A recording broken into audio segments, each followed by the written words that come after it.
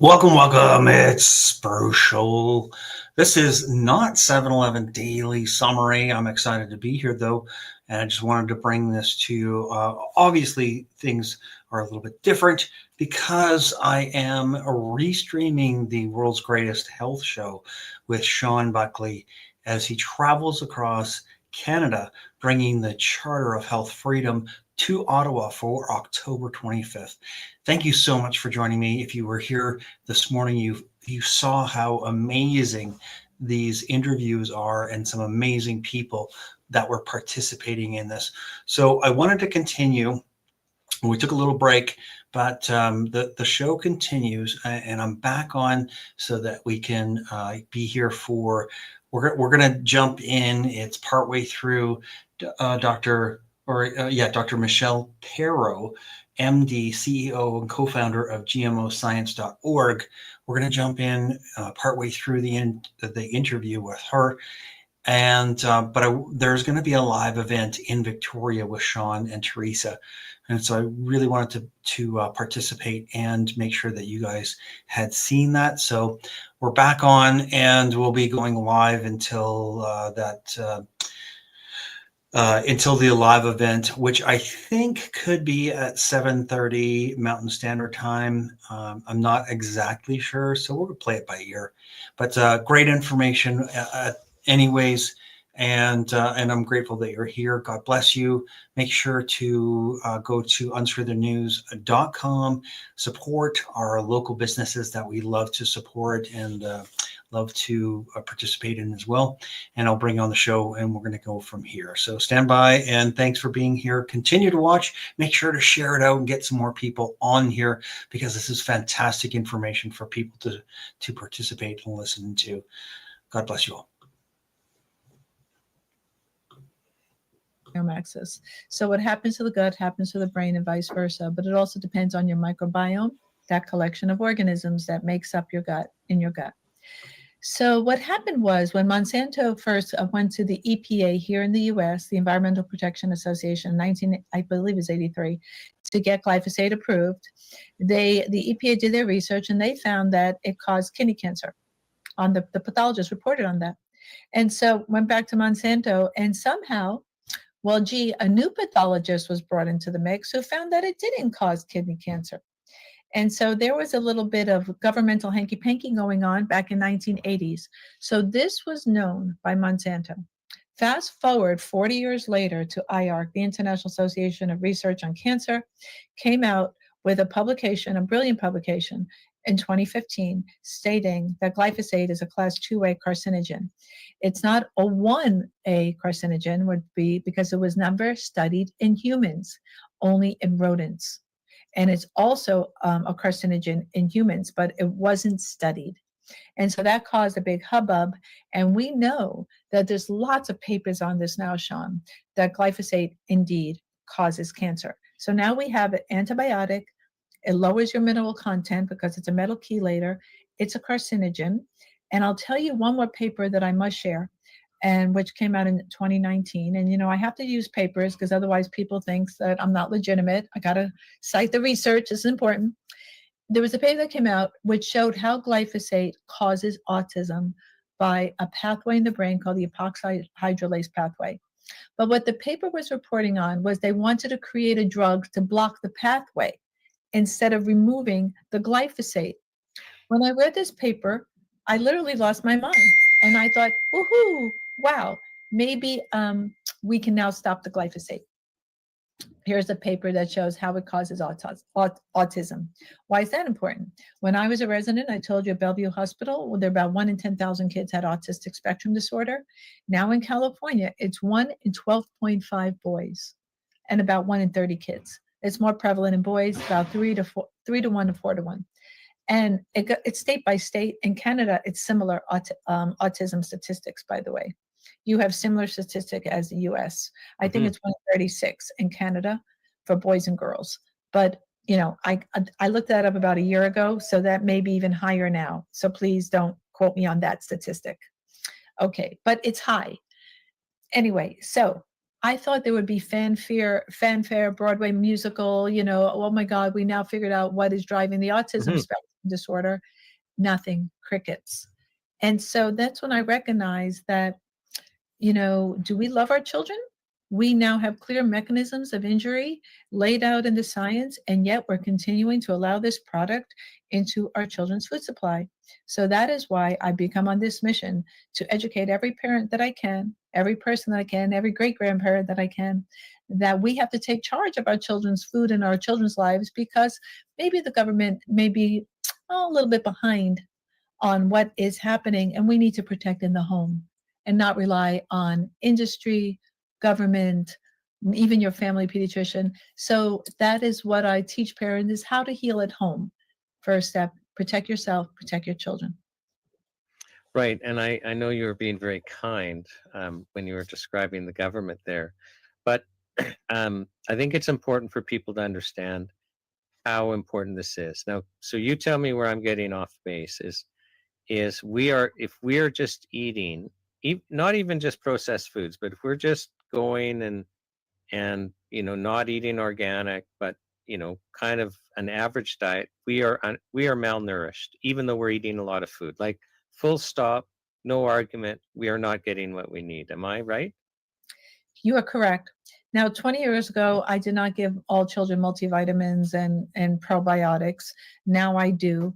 And I'm a big fan of giving children, what I do with a lot of children now is, I mean, you can't eat enough food to get enough nutrients in. Children, a 2-year-old is just not going to eat that much to get the quality and the amount of nutrients they need. So I've been having parents add in like green supplements, organic supplements of greens, like a powder into their smoothies to kind of enhance the nutritional content, which should be in food. I don't love synthetic multivitamins, Sean, and I also worry about how clean they are and make sure they're not contaminated with toxic metals and other things. Mhm. These things worry me. So I try to have parents buy organic greens, and there are different products out there on the market. I'm sure you have them in Canada, and add that. And smoothies are a great way to get kids to get more nutrition, because you can drink more than you can eat. So if parents, here's the tip: if you get these organic greens, and you put in some veggies like celery, very mild taste. Beets, they taste kind of sweet, have to be organic, otherwise they're a GMO. And you put in, if you want a milk, I love coconut milk because those fats are super healthy for kids' brains. And throw in some ice. You can make it into smoothies, and in the summertime, pour it into popsicles, and you can freeze it and make the kids popsicles. And those you can, and then if you want to help your child detox a little bit, throw in some fresh cilantro. And I have all the parents do this on a pretty regular basis to try to keep their kids clean, nutrient dense, detoxing. And so send them to school with a smoothie, in a little jar. So that's what I'm trying to teach, is what are these shortcuts? And parents, drink it too. It's not just for little Susie and Johnny there. You drink it. This is a health tip. So, okay, so we're just making the point. If you're just eating food, even if you're trying to eat healthy, you're not getting enough and your kids aren't getting enough. There's no argument about it. So whether we like it or not, like in a perfect world, our food would have the nutrients that they used to have. Because 100 years ago, you could get it out of your diet, but our Yes. farming practices, you can't. So whether you like it or not, you have to supplement or you're not going to be healthy. Is that? But organic food does have more nutrient density than conventionally grown food. The soil is healthier. And if you combine organic regenerative farmers, that's what I support. The tagline for my website is educate to regenerate. So it's all about organic regenerative. I didn't teach that 20 years ago. Now I teach, like, if you can buy farm to table, go to farmers markets, talk to your farmer, and they're doing regenerative where they're rebuilding the soil. Those are the best foods because they're nutrient dense, and you can taste it in the food. It's in the color of the food. Color is vitamins, and the minerals offer taste. If the food is colorless and tasteless, it doesn't have vitamins or minerals. When you bite into that tomato and it has no taste, it doesn't have any minerals in it. You can just look at the food yourself and see if it's sat on a shelf now because of a product called Apeel, Apeel, where they're spraying this protective coating even on organics. You have to know who's spraying it. That that substance is made from a solvent called hexane and has toxic metals in it. So we've now taken a beautiful organic avocado, sprayed it with a toxic material or tomato, and then it can sit on a shelf for 3 months. This is insanity. Food was not meant to last 3 months. We're supposed to be buying it regularly, quickly, like the French do. I Mhm. know you have, perhaps, I don't know if French Canadians do this, but I remember my grandma used to go to market almost every day to buy fresh meat and fresh bread and fresh produce. This idea that you buy it and it lasts in your fridge for a couple of weeks, that is crazy. You want it fresh. Farm to table is ideal. And to use these CSAs and to use your farmers markets, I know you have a shorter growing season in Canada than we have in Yeah, I the think US. it's 2 weeks. Yeah. So I'm just kidding because we're entering fall and we're all getting antsy up here. I know you're getting into.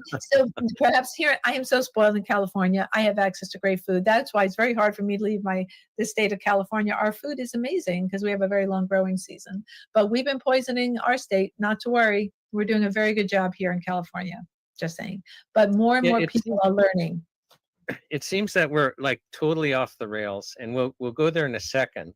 But I just wanted, and I'm going to say this with a straight face, although it's totally I don't believe it at all, and I want your comments. But fortunately, Dr. Perro, our baby formula is safe, right? Oh, baby formula.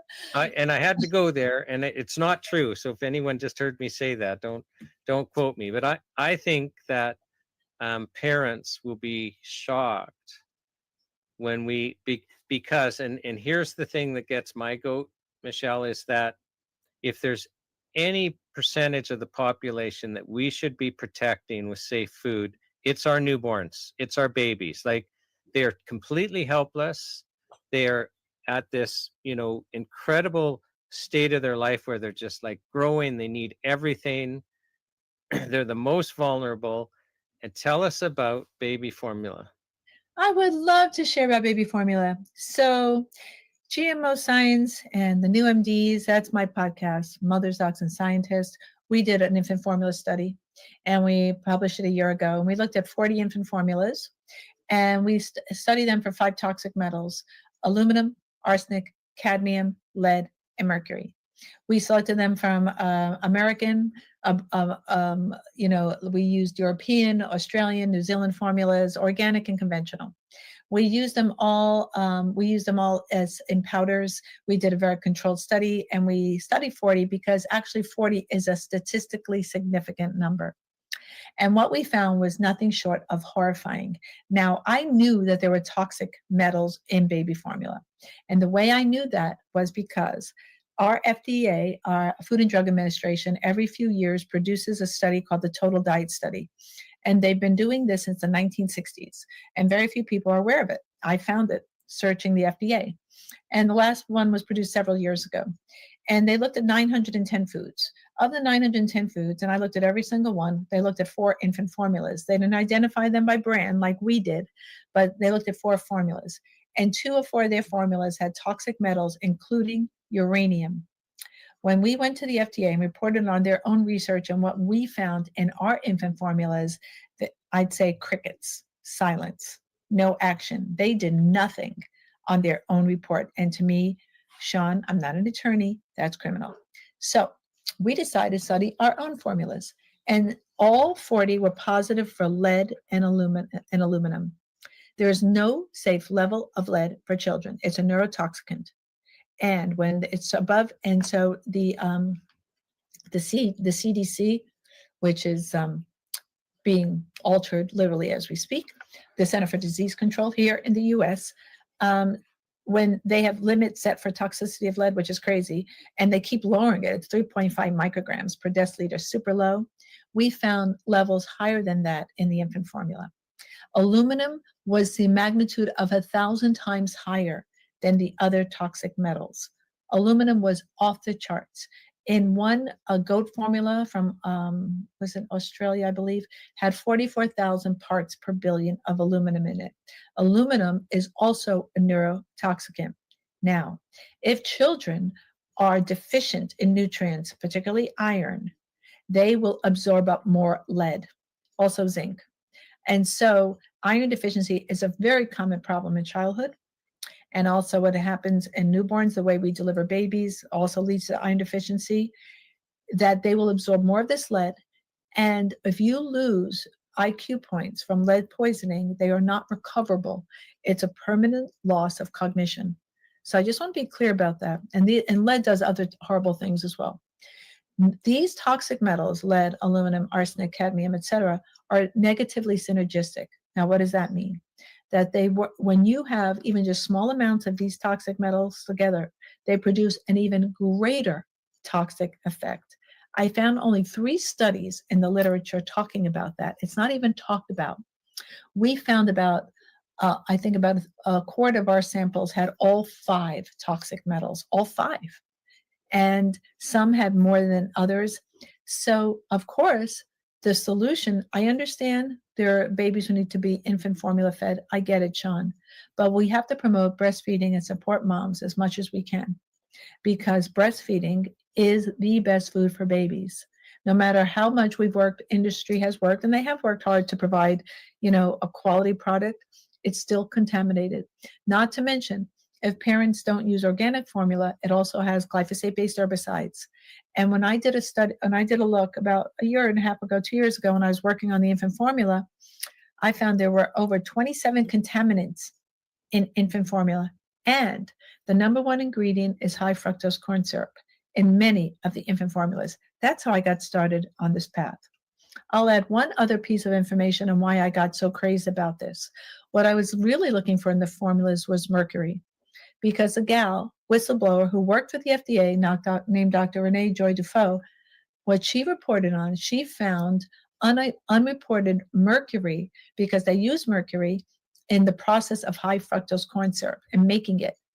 And so what I was looking for in the infant formulas was mercury. And there was mercury in the formulas, for sure. Maybe about 20% of them have mercury, 27%. There was mercury. But so that's what I was looking for. And when I found all of the metals, the toxic metals and the aluminum, I literally lost my mind. The other thing that parents may not know, is that when babies are born, they have what we call a physiologic leaky gut, which means their gut is permeable. Things can pass for the first month of life. And what shuts that down is colostrum. Colostrum is what's in breast milk. So if babies are not breastfed, my theory is that they can persist with this leaky gut for a very long time, which means nutrients and toxic materials can pass through this leaky gut. It's like this. So we have a situation here where we know we can do better. We can make a better formula, no doubt. And I have something on my website called the Got Milk series, and I've written about ways to make a better formula. I've researched it, looked into it. We can do better. There is no reason why we have to have these toxic metals in the baby formula. We can chelate them out. However, so what we need to do is to support mom's breastfeeding, work furloughs, support for mom. They do it in Europe for sure. And really, women, if women can, as long as women can breastfeed, they should. Okay, so let's, I'm just going to try and emphasize some things. So step one is women should breastfeed. The breast is designed to give baby what baby needs, including this colostrum. And so we're trying to kind of second guess a natural system that we know works. It's not deficient in any way. Correct. And what people may not know is that there's something in breast milk called human milk oligosaccharides. And they said, what is that?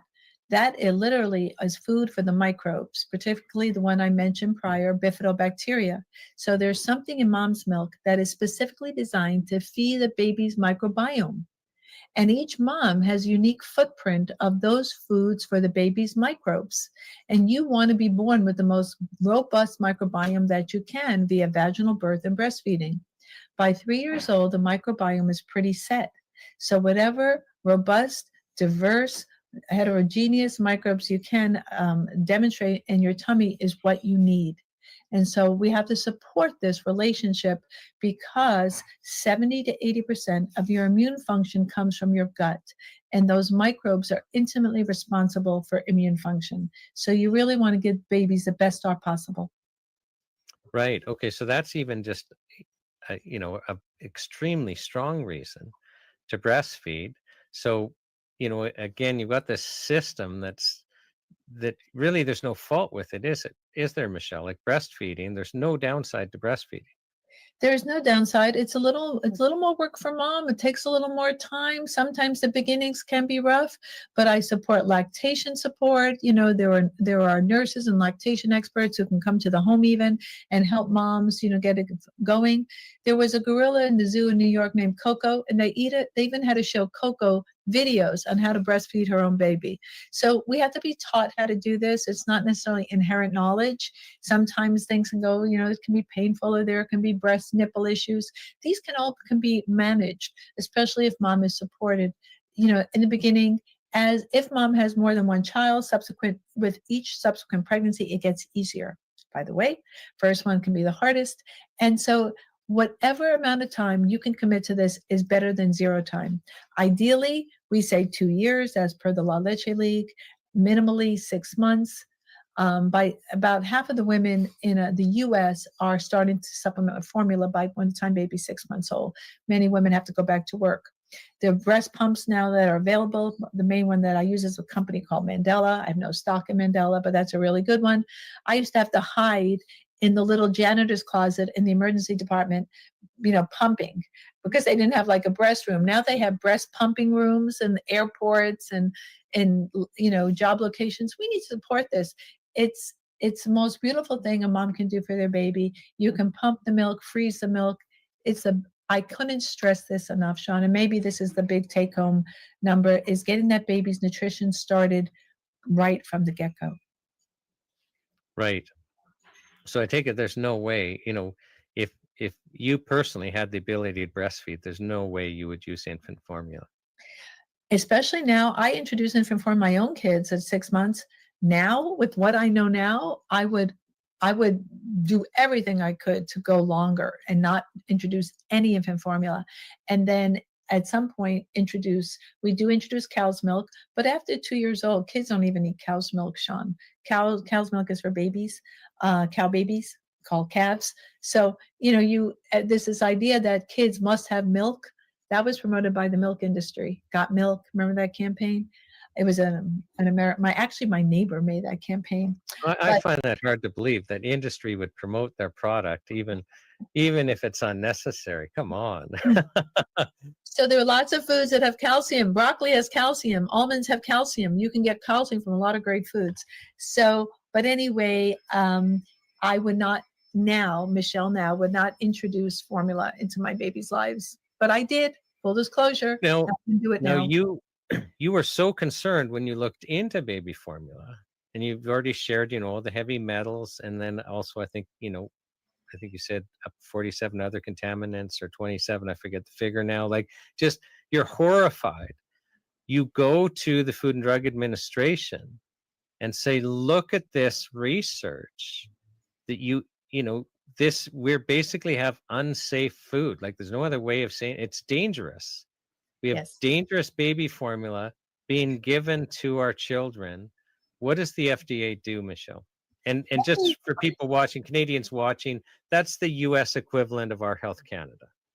Yes, the FDA, Food and Drug Association, did nothing, and administration, Food and Drug Administration. However, since that time, Robert F. Kennedy Jr. is the Secretary of Health and Human Services here in the U.S., and he does have our data. We have given him our data on infant formula. And also, every state in the U.S. has their own Surgeon General. And in the state of Florida, it's Dr. Joe Ladapo. I have been in communication with Dr. Ladapo, and he has taken our infant formula data.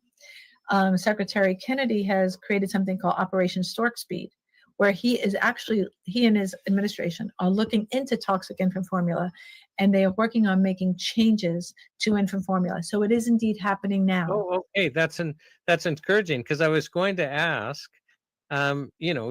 what are your thoughts about, whether our food guidelines, because Canada and the US have really similar guidelines. in, what chemicals are allowed in our food, in, allowing processed foods, in what dyes we allow. Although you guys are tightening up dyes and we're not. And basically, our food and drug structure is surprisingly similar. Mhm. And do you think that our government agencies, can be trusted? That we can rely on them and not take responsibility ourselves? Baby formula Yeah. accepted. In my opinion, unfortunately, I don't have trust in these organizations, and that's based on my own experience and my own clinical work. So I believe that empowering families to take the best care of their own families is the way to go forward, and not to rely on outside agencies. Now, I still give them my data, support them doing the right thing for all children, because not everybody is sitting here listening to our brilliant podcast here, Sean. So I would, but I still feel that it's not been enough. There's been too much support of big ag, big pharma, big telly, big food, and what I support is big family. Families empowered to do the right thing, to know how to take care of their families without government influence. That's my opinion, and that's what I try to teach parents. That's what I adhere to. I don't think the government has done a very good job in supporting our public health. And I think we can do much better by our children. And until these changes happen, I see change afoot here in the US, and I hope it's going to happen in Canada. But until then, families, take charge of your own health, because no one's going to do it for you. Yeah, because I think some parents would be surprised with the baby formula discussion we've had and with some of the other food discussions. And I hope one of the takeaways is, because we all want to take care of our kids. We all want to take care of ourselves. And I think step one is learning, well, how do we best do that? And which is why I'm really appreciating our conversation, Dr. Perro. Um, in Canada, in the US, you guys call, vitamin and mineral supplements dietary supplements. In Canada, we call the exact same things natural health products. So, and you've kind of made it clear you can't get what you need for your kids or for yourself without dietary supplements. And again, you got to do your homework and make sure you're using, the healthiest ones possible. But do you think there would be a health risk if we were to lose access to our dietary supplements, or what we call natural health products? 100%. And supplements and natural supplements here have been under attack here in the US as well, where they've been tightening the noose on getting rid of supplements or changing how they're monitored. People need to have 100% access and have medical and health autonomy to choose what they want to choose and when they want to choose it for themselves and their families. I strongly oppose legislative action controlling dietary supplements, natural health supplements, or natural health products, whatever you'd like to call them, and allow consumers to make choice. This idea that people cannot choose for themselves infantilizes a population where people can choose for themselves. I believe in medical autonomy, food autonomy, educational autonomy, that people have the right to make these decisions. For example, when we didn't label genetically modified food, we told people that they didn't need to know what they were eating. Who decided that? That was in 2016 here in the US. Then people have the right to know what they're eating and make their own choices based on what they know. So I strongly oppose this legislative crackdown on nutraceuticals, these natural health products, dietary supplements, and allow parents and people to choose for themselves. I feel very passionately about that. Our FDA has been after homeopathy since we mentioned prior in the earlier part of the show, since 1910. It went underground, but never completely gone. It reemerged in the 1970s. The FDA has been going after it for years. Let's talk about that. I think maybe that'll be the last subject we covered. But you had brought that up earlier, and then I mentioned the Flexner report. I think maybe it's important for people to understand, and I'll just give you a context, Michelle, that because I'm 60 now. I didn't even hear of the word homeopathic doctor or homeopathy likely till I was in my mid-30s. Like, you didn't have naturopathic doctors, you didn't have homeopaths, you didn't have traditional Chinese medicine practitioners. And I remember, this is probably 25 years ago. I used to have to do a lot of driving for work, like midnight, 1 in the morning. And, she just listened to the radio, and I'm listening to, a CBC documentary program on homeopathic medicine. Can't find it on the CBC site now for love or money because we've got this war on homeopathy.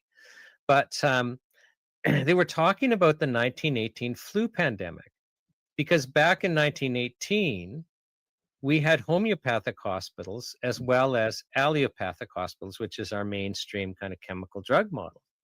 And what the CBC was reporting at the time was, well, in 1918, if you got the Spanish flu and you went to an allopathic hospital, you had an 80% chance of dying. But if you went to a homeopathic doctor, it was reversed. You had an 80% chance of living. And I remember clearly thinking, oh my gosh, I wish we had homeopathic hospitals in case we ever have a viral pandemic, because antibiotics don't work on viruses. So, and we only have a few, critical care beds in any hospital. So, boy, if we ever had a viral pandemic, I sure wish we had homeopathic hospitals, because that's where I'm going, right? And so it's just kind of interesting, but it was suppressed. Do you want to tell us about that? Because it's not just in the US, in Canada, that's when the natural health community, as I call it, started coming back. Like, now every mall in Canada has a health food store or a supplement store. Well, you used to be hard pressed to find one at all. And now there are homeopathic doctors and naturopathic doctors. So it's come back, and we're just now experiencing Health Canada trying to squish it again, and the FDA trying to squish it. So what did happen? Tell us about kind of the history of this. Indeed. So at the turn of the 20th century, there were 900 homeopaths practicing here in San Francisco. And now there's a handful. So something significantly happened. And that was due to John D. Rockefeller, who was the oil tycoon. And what he found was that he needed a place to put the products of his oil production. And what he figured out, and he's a smart guy, where he can kind of like redirect his end products of his process into pharmaceuticals.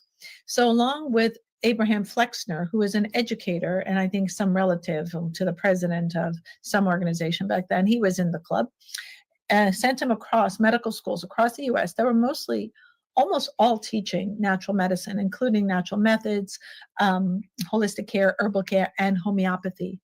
So here on the west coast of the US, we had so many homeopathic hospitals, including UCSF that I mentioned before, and Hahnemann, Samuel Hahnemann, the founder of homeopathy. There was a Hahnemann Pacific Hospital, and there was a Samuel Hahnemann Medical School, was the biggest one in the U.S.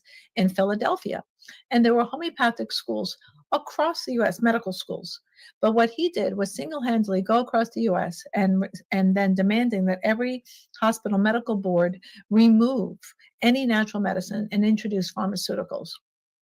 How they were so successful, I don't know. What tools they use, maybe financial, maybe they gave these centers money. I don't know how they did it, but they managed to eradicate natural medicine and turn homeopathic practice, which was throughout the US, into quackery. And they specifically targeted homeopathy, not as much herbal medicine. Chiropractic medicine also got the same treatment as homeopathy, because both these healing modalities were very effective.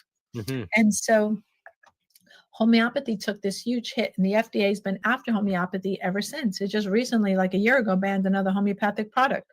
Whole Foods stopped carrying single homeopathic remedies on their shelves about a year ago. So the targeting still persists today, 115 years later. The interesting thing about this is John D. Rockefeller's family was cared for by a homeopath. He used homeopathy. Queen Elizabeth used homeopathy. Paul McCartney used homeopathy. Mother Teresa used homeopathy. So in India, you throw a stone and you hit a homeopathic hospital. Homeopathy is widely popular in India. I've actually trained in Mumbai at some point in my own career. Went to school there for a while. So it took a nosedive, but it never completely died, and it resurfaced, as I mentioned, in the 1970s, and now it's becoming more mainstream again. There's a film out about homeopathy that's available that people can watch. I'm teaching a parent course in a few weeks on homeopathy because I feel that every parent needs some tools at home. Nutrition is important, and you can use nutrition to boost your child's immune system. What's the film called? I blocked on the name of the film, and I think the producer's Amanda Moore, isn't she? That's the film that included the Cuba experience with. yes, I'm rather embarrassed that I can't remember the name of the film. I've seen it; it's excellent, and Sean will get it in your links of references for your listeners. So I And if I apologize. got the producer wrong, I apologize to the producer. That's just what came to my mind. So, yeah, okay. So it's just kind of been suppressed. Can I just share an anecdotal story? Another medical doctor that I've interviewed for the health show, Dr. Stephen Malthouse. So he practiced as a medical doctor for 45 years, but about 11 years in was forced just from personal, you would call it serendipity, but he he ends up looking into homeopathy, and then he ends up training as a homeopathic doctor, and so he goes about 25 years of his practice where, like patients can access both models. But he was really clear. I mean, he got better results, especially for chronic illness, using homeopathic medicine. So you're the second medical doctor who has practiced for, you know, a long, long time. That well, basically, both of you have over 4 decades of experience practicing as medical doctors, and but a long time, decades practicing this also with homeopathic tradition, who have said they get better outcomes. So the cornerstone for my treatment in children with autism, and I reversed, I think, all but one of my cases of kids with autism. The cornerstones were nutrition, diet, and homeopathy. Those brought in other things as well, but I'd say almost every kid was on homeopathics to help them reverse their autism.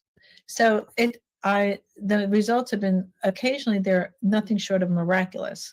I still surprise myself when I give somebody a certain remedy and it works. I go, wow.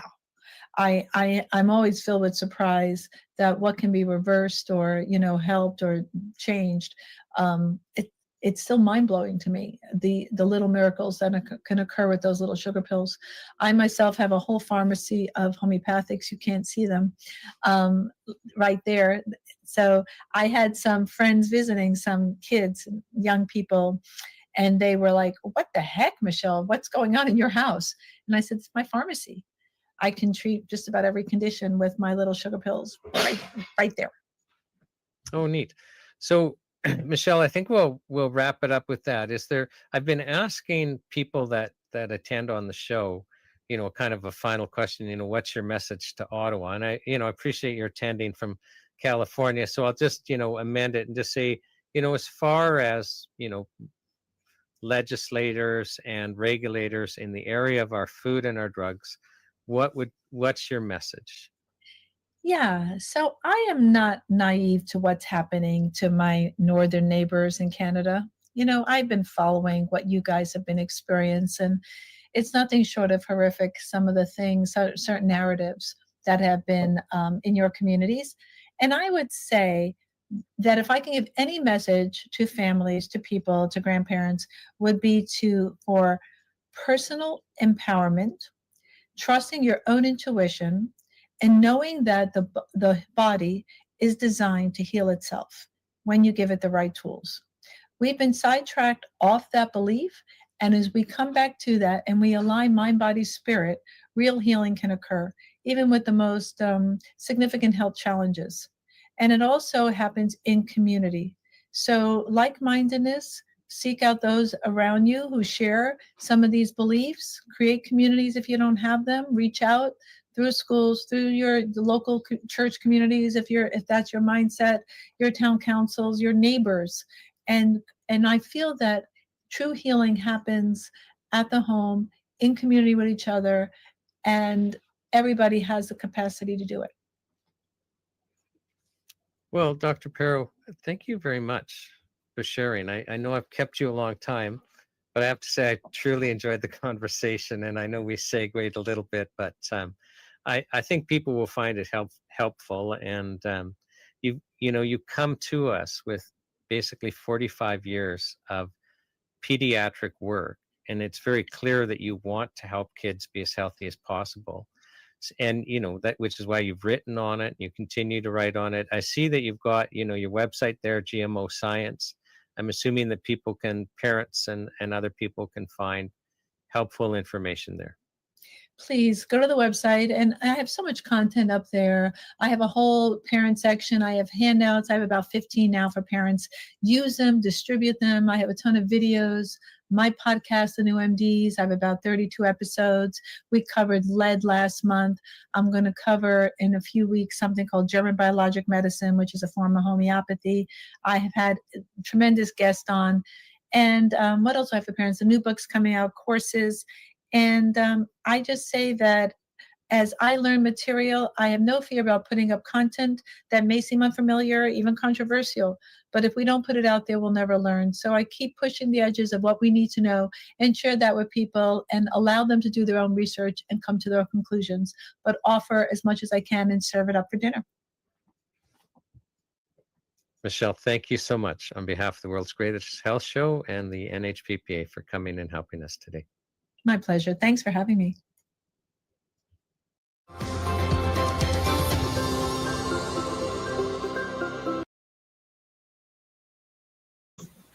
Thanks for watching. This is Unscrew the News, and I appreciate you being here. Make sure to share this out and get some more eyeballs on this information. Stand by for a short message from our sponsors. Gold continues to surge to new highs as stocks fall. The threat of a global trade war is here, and you need to protect your savings. Stop trying to time the market and start buying today. Nuggetstacker.com.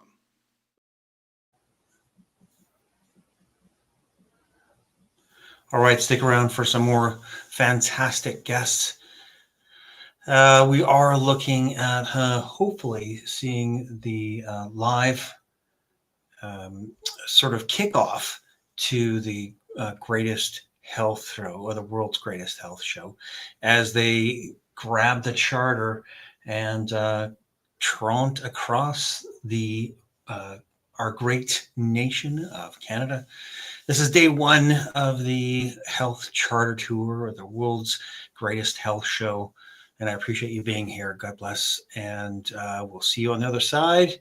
Stick around. Make sure to share it out. Take care. Health products and the traditional practices and the other low-risk treatment modalities that the Charter regulates are presumed by law to be safe, and the government is only to interfere with them if the government has evidence of harm. And this is just to reflect that these treatment modalities are such low risk that it would be inappropriate to start with the legal presumption that they're dangerous. Now, by way of comparison, the exact same products, so what we call natural health products, in the United States, their law, they deem them to be safe. So this is not something out of the ordinary or unusual. It's just when you look at the low risk profile, as Congress in the United States had done years ago, it's actually appropriate to start with that, because there's also a danger to removing products that are effective that people are relying on. So we need to be very careful and have the proper presumptions, and that's what's happening in Section 8.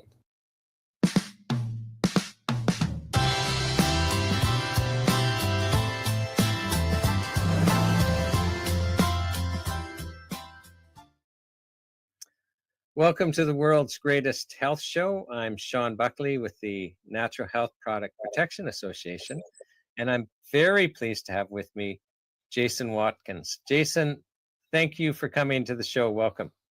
Thank you, Sean. Good to be on.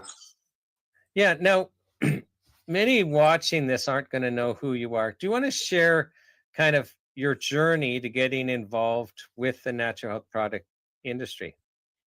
Yeah, so over 30 years ago, I was really interested in how you age.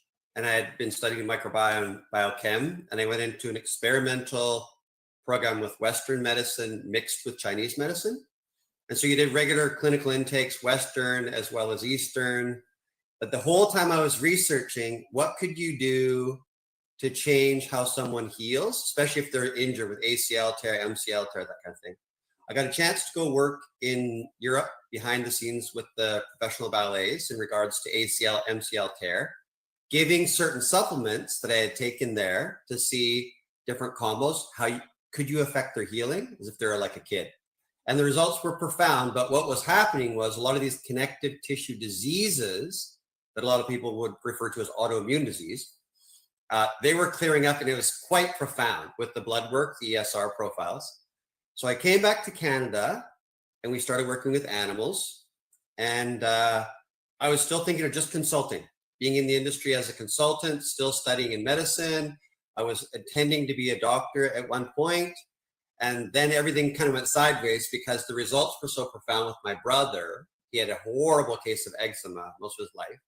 He was taking the stuff I was giving him, and it cleared it completely up, and it never came back. So it was seriously profound. That Can I just slow you down, because I think it's important for people to appreciate when you say your brother was suffering from eczema. You know, we might think, you know, he had a rash under his underarm or something once every 3 months. That's not the case. So this is eczema that at times is head to toe. He can't even go out, right? Because people are thinking he's contagious. Like, it's almost like modern day leprosy that he was experiencing. Yes, and because he was in the public eye where he worked at the time in a bakery, in the grocery store, people thought he had a contagious disease. Finally, he had to go on stress leave. His was, you know, the whole up his hands and arms, it was thick from constant scratching, and even staph infections formed. Sometimes his eyes would shut so he couldn't see, so he couldn't leave the house, all over his face, his neck. So anyways, gone. It was intense. He was in the hospital a lot trying to figure it out. That's what started us. People were saying what it did to the horses, and then what it did to my brother. You guys need to be putting this out to the public. Okay. So that's how it starts. And again, I just want to slow this down. So your brother is getting medical attention, but they can't solve this eczema. They even brought specialists. We're on the West Coast. The specialists would come from Manitoba, and they would try every 6 to 8 weeks. They'd be trying a new experimental drug on him, and sometimes they would work really well, and then quickly it would just fade away. So it was constant, year after year after year, getting worse and worse and worse and worse, to the point where you're not supposed to eat this, don't eat this, don't eat this, but it never cleared up. And then, like you said, it was getting so bad that you could tell people didn't want to go near him. They would veer around him or not even look at him because it was kind of intense on his face. It was like burns and everything. And then, he took this. It didn't have a name or anything yet. And then, like I said, people said, that's never seen anything like that. You got to do it. The German MD said, I've never seen anything like this. This guy should have a drug for him. But again, I didn't want to do it. I wanted to stay in Europe. I ran out of money and came back to Canada. Not that great with money back then. Anyways, it turned into what became Purica. The problem was, and we formulated the product, became Recovery.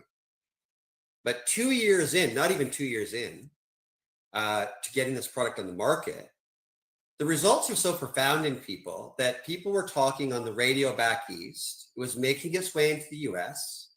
And as you're privy to some of the things in our case back then, 2001, this was, there was drug companies complaining that we're a drug just because it works so well. And it was semantics. We didn't have enough. It was either food or drug. And then it just got really ugly fast. I'm going to slow you down, Jason. So yeah. So the product Recovery, it's purely natural ingredients, right? Like, so I don't give your proprietary blend away, although it's on the bottle anyway. So what is it, and why is it effective? And then we'll go into the regulations and or lack of regulations and what happened. So what I was looking to do with the product is look at, can you address how connective tissue breaks down and the type of collagen that forms over time, that as an athlete, because I was in hockey and track, that makes it so that you can't heal the same as a kid. Why is that at the basic level? And so then I was looking at all the research on these different compounds, like for instance, compounds from grape, compounds from green tea, things like magnesium, hyaluronic acid, glucosamine, MSM, all these different compounds over 6 years, kind of experimented with these different things to try to rebuild tissue, number one, but also change how cells receive things so they behave more like a young cell. And that's how you heal. Your different types of collagen laid down. You don't have the same amount of damage. Everything you see in a kid, when they heal, how they still seem to be fine. We get injured, could take forever. That turned into recovery, but it took about 6 years, a lot of experimentation with people and in our family, with the dancers in Europe, with animals that we had. And it turned out something way beyond what I thought, but again, all natural. And the idea was there's no drugs in it. But as you know, back then, they were using semantics to say, well, you can't mix this herb, say, with magnesium. You have to split them up and take them as separate. You're allowed to do them both, but they can't be together.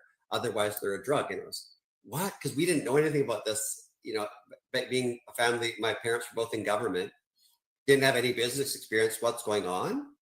And then the results were so profound that a lot of pharmacists, rheumatologists, orthopedic surgeons, sports medicine were really pumped on it and integrating it into those patients that wouldn't respond to drugs, because there's all these protocols, right? They're in the with the regulators. You have to give them this drug next, no natural things. You don't promote that. That's outside of the box. But in rheumatology and dermatology, like my brother, and even in orthopedic, they're allowed to experiment a little because a lot of those drugs are really toxic and are not tolerated. So they're the specialists that were really starting to promote us, because the results they were seeing were seriously profound. They could see it in the blood work. But that's when they went across, like I said earlier, that's when they started complaining, drug companies, that we need to go through the whole drug app process. That you've corrected me on this, but I remembered it back then that it was going to cost at least $2 million to go through the app process. And then they said we needed our product taken off the market for 5 years to do the studies, as if it's some type of dangerous thing like a drug. And they knew that they were basically going to take us out. And then it ended up resulting, I don't know how fast you want me to go, but it came down. Well, I actually want to slow this. I want to slow this down so people understand. So this is back in like 2000, 2001. Yes. And so people understand. So we've got regulations that were meant for chemical drugs. Yep. But they expanded the definition of drug in the Food and Drug Act so broadly that it can be read as including anything taken for a therapeutic purpose. So either to prevent illness or to treat illness. So no word of a lie, if I said to Jason right now, Jason, oh my, you look dehydrated. Like, can you drink some water? I've now turned water into a drug because I'm having him use water to prevent or treat dehydration. Now, Jason, it's funny, like this year I was going through, whenever Parliament debates a change to a law, it goes through 3 readings in Parliament and then goes to the Senate for 3 readings. So I was actually reading this year, the Hansard, I think it's like 1948 or 1949, where they expanded the definition of drug to include basically everything. And there was hardly any debate, but there was a question from an MP to the health minister saying, well, this could include anything. This could include mustard packs, which is a natural product. And the Minister of Health said, no, that's not the intention. That's not the intention. It wasn't meant to cover natural health products. But Health Canada said, what we know the reason is because now we're competing with the drug industry. Yes. And they don't want that. Yeah. So there are no regulations you can comply with back in 2001. The whole industry is unregulated. And they're signaling, you're singled out because of complaints from drug companies. So what happens? But I just want everyone to know the whole industry is unregulated. They're just trying to take companies out. Yes, and so we went back and forth briefly with them. I even used the founder of modern medicine, Hippocrates, saying, "Let thy food be thy medicine." So to that, but also we put a lot of data behind what we were doing. They didn't respond, and the next thing they did is they came into Cowichan Valley, where I live on Vancouver Island, in our facility, and they stormed it. They brought RCMP with them. They came representative from Ottawa and people from Vancouver, and they seized everything in the building. People were freaking out in the building, running They literally took off because it was so scary. Almost everybody just took off. My brother went, it was so stressful underneath his desk and hid there the entire time because it was so intensely stressful. And then myself and our VP at the time, we just stood there and said, what is going on? We have been trying to get communications with you. You won't communicate with us. They just seized everything. They said, and then they said, this is crazy. This whole thing I was trying to say, I need to get this released. We'll sell it to the States. We sell it to the States. They have no problem with this. It's totally fine there. It's a regular dietary supplement. And they said, no. Then and Rod, the other fellow, was being more like the good cop. I'm sort of like the bad cop. Say, I need to see this evidence. I need to talk to your boss. We need to get this released. We only had one product. They knew they were going to take us out. It's one product. That's it. And so then he was trying to be mellow. Then all of a sudden they made a mistake and they said, whoa, don't be so formal about this. Just relax. They just seized everything and they said, we're not selling. And then he turned and said, what do you mean don't be so formal? Everybody has mortgages and everything. This was like a beautiful thing. We're helping all these people, all these animals and all these different things. And you're trying to tell us that we're some, anyway, they just stood their ground. And then it just turned into like a wake-up call for me. What the heck is government actually for? What is Health Canada for? It blew my mind because I'm like one of those Canadians, and we watched the TV. We thought that we could trust everybody and everything, and it just turned me on the thing to look what is actually going on here.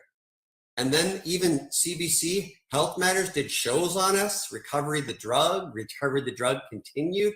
All this crazy stuff made it sound like we were adding drugs to our product. It was all semantics, trying to make us look like we're this bad people. And my family is the opposite of that. We're just we love all the stories we're getting are amazing with the animals, with the horses included, with the small animals, pet, with people. And then all of a sudden you're a villain. And then they put you on the news. They did literally, I think, 2 10-minute exposés on us on Health Matters to try to make me look like some kind of villain that's selling drugs. So let me put this in context because I'm really enjoying this, Jason. So you basically develop a natural product, like green tea extract, grapeseed extract, stuff like this. And just so everyone knows, right now you can go to the health food store and buy it. Yep. Recovery, Health Canada's, it's been there for years. It's been there ever since. So we're talking the same product that everyone agrees is perfectly safe. So everyone needs to understand this. So it's a product you can go to the health food store right now and buy, and nobody's excited about it. And Health Canada knew all of this back then, and you and I know this. We'll go into it.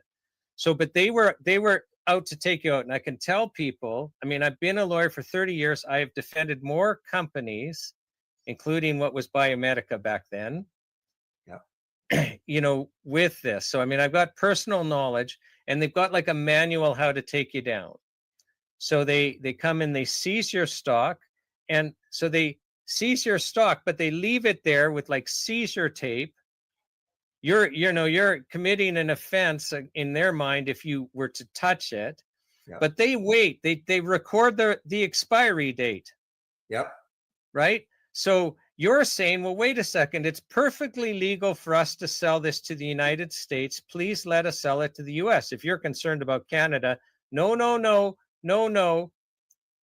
And then but as soon as there's the expiry date, they say, well, it's expired. You better destroy it. And that's an attempt to take you down.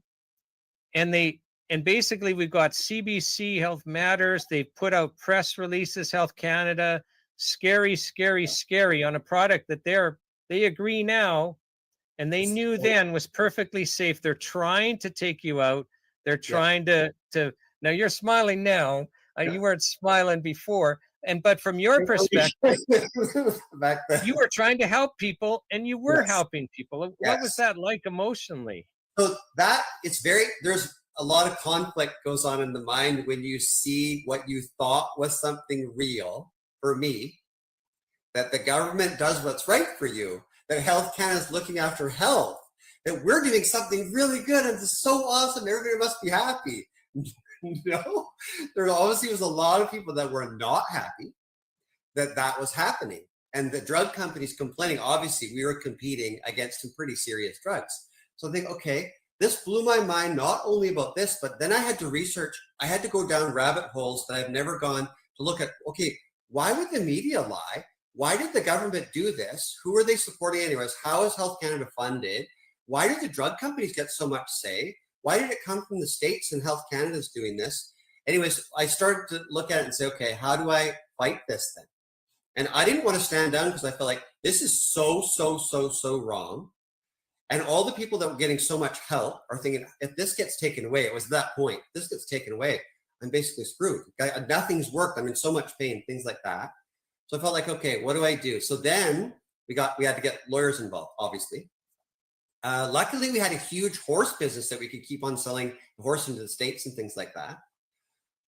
We went through mediation, I think. There's a whole bunch of things that happened, but the mediation part was funny because what you were talking about, that how safe this is and everything's fine, how it's all regulated. So when we went to mediation, that was a government mediator, a federal government mediator, that's now mediating between our company with our lawyers and Health Canada and their lawyers. And at one point, the mediator got so confused, not confused, but I'll say he's a very intelligent fella. And he looked up to the side like this and he said, okay, so let me get this straight. I'm going to ask a question if I may, and everybody's quiet. And he said, so what you're saying is that if you're in a grocery store and you have a fruit and vegetable section, and this is a fruit and vegetable section, that's fine. And if everybody goes in, you buy fruit and vegetables, knowing that they're healthy for you. That's why you're buying them. And then at the time, the National Cancer Institute said eating 5 to 10 servings of fruit and vegetables can help prevent against cancer or whatever, those kind of remarks, different things that they were promoting themselves. That if you put a sign in that area that said fruit and vegetables are good for you, can help to prevent against these different conditions, that then you would need to have a pharmacist in the produce section. And without even blinking an eye, the head person from Ottawa said, exactly. And it was funny, the response of the mediator, it was almost as though he was stunned when you don't expect to hear an answer because you expect to hear at least some type of reasoning behind it. He just went blank in the face. And he said, but are you serious? She said, yes. And that's when the whole thing really turned and the lawyers started having fun with it because there's no sense whatsoever. They were even fighting in the meeting with each other, Health Canada West and East zones, with each other about what you could say in the meeting. And that if there was any agreement with us, it became obvious to the mediator, which he said, it's obvious that you never came here to Health Canada, that you did not come here to find a solution. You just came here to state your case and waste everybody's time. And then they sat there. It was nothing about mediation. Can I say something, Jason? Like, I think you'll agree with me. It was clear that Health Canada's involvement with you, was to shut this down. 100%. Like, they weren't interested that people's lives were being turned around. And I can say that, there is somebody that's is sharing their story in the health show that was completely disabled, but for recovery. It's literally a life and death story. And I know personally that their lives turned around, not just your brother. So Health Canada wasn't concerned about that. They were trying to shut you down.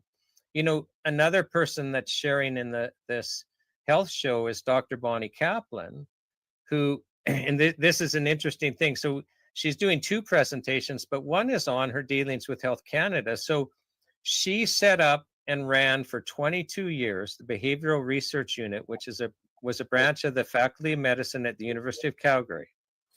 They're in Children's Hospital. They do clinical research. So for 22 years, they're running double-blind clinical trials, case series, other things, with a heavy bias on nutrition. So they're experts on running clinical trials in nutrition. They're running a clinical trial on True Hope's Empower Plus, which is vitamins and minerals. You can go to a health food store and buy it, the exact same product that we're talking about. The Alberta government is funding. The Alberta government is funding. This is in the year 2000. A double-blind clinical trial run by the Behavioral Research Unit in Children's Hospital, and Health Canada shuts it down because there's publicity that this product is and this is what Bonnie Kaplan said to me during the interview, something like, well, she's having dialogues with high ups in Health Canada who are shutting down this clinical trial. And basically the communication is, this is about something else and you're not going to win. Go away. Right? Like this, there's something else going on. You're not going to win. So these, my belief is, because I was counsel for True Hope, I was counsel for Biomedica for what you're talking about, Health Canada trying to shut you down. And my belief is what, you know, Dr. Kaplan's belief is, but she was told directly, is they get directions from above to shut a company down. You take this product away. It has nothing to do with what's good. And so you guys are actually charged criminally, and I'm acting for, and I obviously have permission to talk about this. So, but remember, we had to fight to get disclosure. Like we had to fight to get their emails. We had to, like, literally we're days in court and we get their emails. And the Department of Justice lawyers are being told by Health Canada, this is dangerous, this is dangerous, this is dangerous. And the big offender was MSM. What's that, Jason? So MSM is a naturally occurring substance, methylsulfonomethane, also called dimethyl that occurs in plants before they dry and oxidize all the haze and all that kind of thing. That basically what a chemist and a veterinarian were fighting over a patent on it. To put it simply, it's needed in the body and it's associated especially with pain and proper cell functioning, with relieving pain. But it goes so far beyond that. That's where the scary part comes, because they talk about DMSO, which is related to MSM, that the DMSO fraction, as a serious anti-cancer product. And because it sounds related to MSM and all these different things, they've really targeted it super hard. You're starting to get more and more info coming out of that. And that's when I know you know this, but I started to see how much money is in that big industry and the levels of control in that big industry that we all know that we're up against. And I was thinking, well, how can you go up against an industry that has that much money that's trying to put you down, like those two pharmaceutical companies in the States for us, is how do you do that? I feel like, to me, some people get scared, so I can't do that, they're going to target you. It's, you know, when you get that thing in your mind, and I know you have it, Sean, you feel like, I don't care. There's something inside me that says, this is so wrong. It is so right to be sharing this kind of information about ancient wisdom practices that have been suppressed forever, that I'm not standing down. And also, we had nothing to lose because they were trying to shut us fully down. They even came down with maximal pressure. I feel one is the psychological or emotional, like a terror, is that they came at the company just before Christmas when they did that, when they raided us, which is the perfect time to make everybody feel so emotional, everything's caving. And I just felt like, no, I'm not standing down, and I didn't have anything to lose at the time. Plus, I love this industry and I know these things work, and all these traditional medicines, they have been proven to work over thousands of years. Otherwise you lost your job or they'd be gone. So I felt like this is time for me. I got to stand up. My parents know what I'm like. I'm not going to, if I feel like this is right, we're going to do it. But the process that we went through with you and I of disclosure, I want to say one thing about that before I turn you on to it is, you know, when you watch a movie, Sean's seen this a lot, obviously being a lawyer, but I had not. You watch a movie and there's somebody investigating some crazy thing, and then the government finally releases the documents and everything is blacked out. You might see one word here, one word there. Literally, we had 7 or 8 7 boxes, whatever we got, big boxes. Everything was blacked out. Just everything blacked out, black page after page after page. What are you supposed to do with that? And you have to pay them to research that. But then there was things left in there that probably shouldn't have been left in there. Or why did you leave them there for us? So here's how it works. And I see it file after file after file. There might be 5 people in an email chain. All 5 are having to disclose their emails because a court's ordered it. And 4 of them will black it out and 1 will forget. Yes. Some of the times, often that's all blacked out. So, so I just have to share, so the Department of Justice lawyers are being told by Health Canada, like, this is a serious health thing. Like, the Department of Justice lawyers, they're committed emotionally to taking this product away. They have no idea it's helping people because Health Canada is saying this one ingredient is dangerous. And then there's an email. And I mean, Jason, it's 25 years ago, but I think I can almost direct quote it. So there's an email between, if I recall correctly, Dennis Shelley, who's the head of Western Operations Enforcement for Health Canada in the West, and it's Sheila Wheelock, I think. And if I've misnamed and picked the wrong inspector, I apologize. But my memory today is it's Sheila Wheelock, and Sheila Wheelock and Dennis Shelley are having an internal Health Canada dialogue about the danger. And the problem, if I recall correctly, the problem is a different product, and I think it was SAM-E, had the same ingredient, and the Canadian Food Inspection Agency had done a deep dive into it, and they concluded this is 100% safe. We have zero worries at all. And so Dennis Shelley, who he's the guy in charge in Health Canada West on an inspection or enforcement. So he's the guy that's, saying it's okay to be prosecuting, and they're telling Department of Justice, you hammer Jason and his company to the wall. He and Sheila Wheelock, one of the inspectors, are discussing how, oh, wait a second, this isn't a dangerous ingredient. And I think Sheila Wheelock emails to Dennis Shelley something like, well, SAM-E, they say it's not a problem. Doesn't this make a mockery of our prosecution of Biomedica? And Dennis Shelley, the guy in charge here, replies something like, you make me laugh. Yeah. It would be funny if it wasn't so sad. Yeah. And yet they're prosecuting you. They're still prosecuting you. The whole thing is a fraud. They know it's not dangerous, and they're telling the Department of Justice to go ahead. And the Department of Justice continued going ahead, not knowing it was a fraud, until we filed our notice that we were going to ask for Section 3 to be declared unconstitutional. And then when they have something to lose, they back down. And Jason, it makes me mad when they're defrauding the court, they're defrauding the Department of Justice, saying that there's a danger when there isn't. And emotionally, my brother lost over 30 pounds in 3 weeks. He'd never had anxiety or anything before. He started getting panic attacks, couldn't leave the house, didn't even want to talk to people. That's how intense it was when they raided. And then we had to spend hundreds of thousands of dollars to fight something that inevitably they sent their lawyer, which you said earlier, when this disclosure information came out that was obvious they were going to lose now after 5 years or whatever it was in. I had been going to the courts the entire time. They had been coming there, DOJ, and they've been looking at it like I was a criminal. Like literally I was a criminal. And then that last day I knew they were going to drop it. Like you said, they could have just called and dropped it, but they were mad at Health Canada. They sent the lawyer there. I took my mom and dad with me because they had to go through this whole thing, watching their sons. It was crazy. And their entire life and everything looked like it was going to be upended. So they came knowing it was going to be dropped.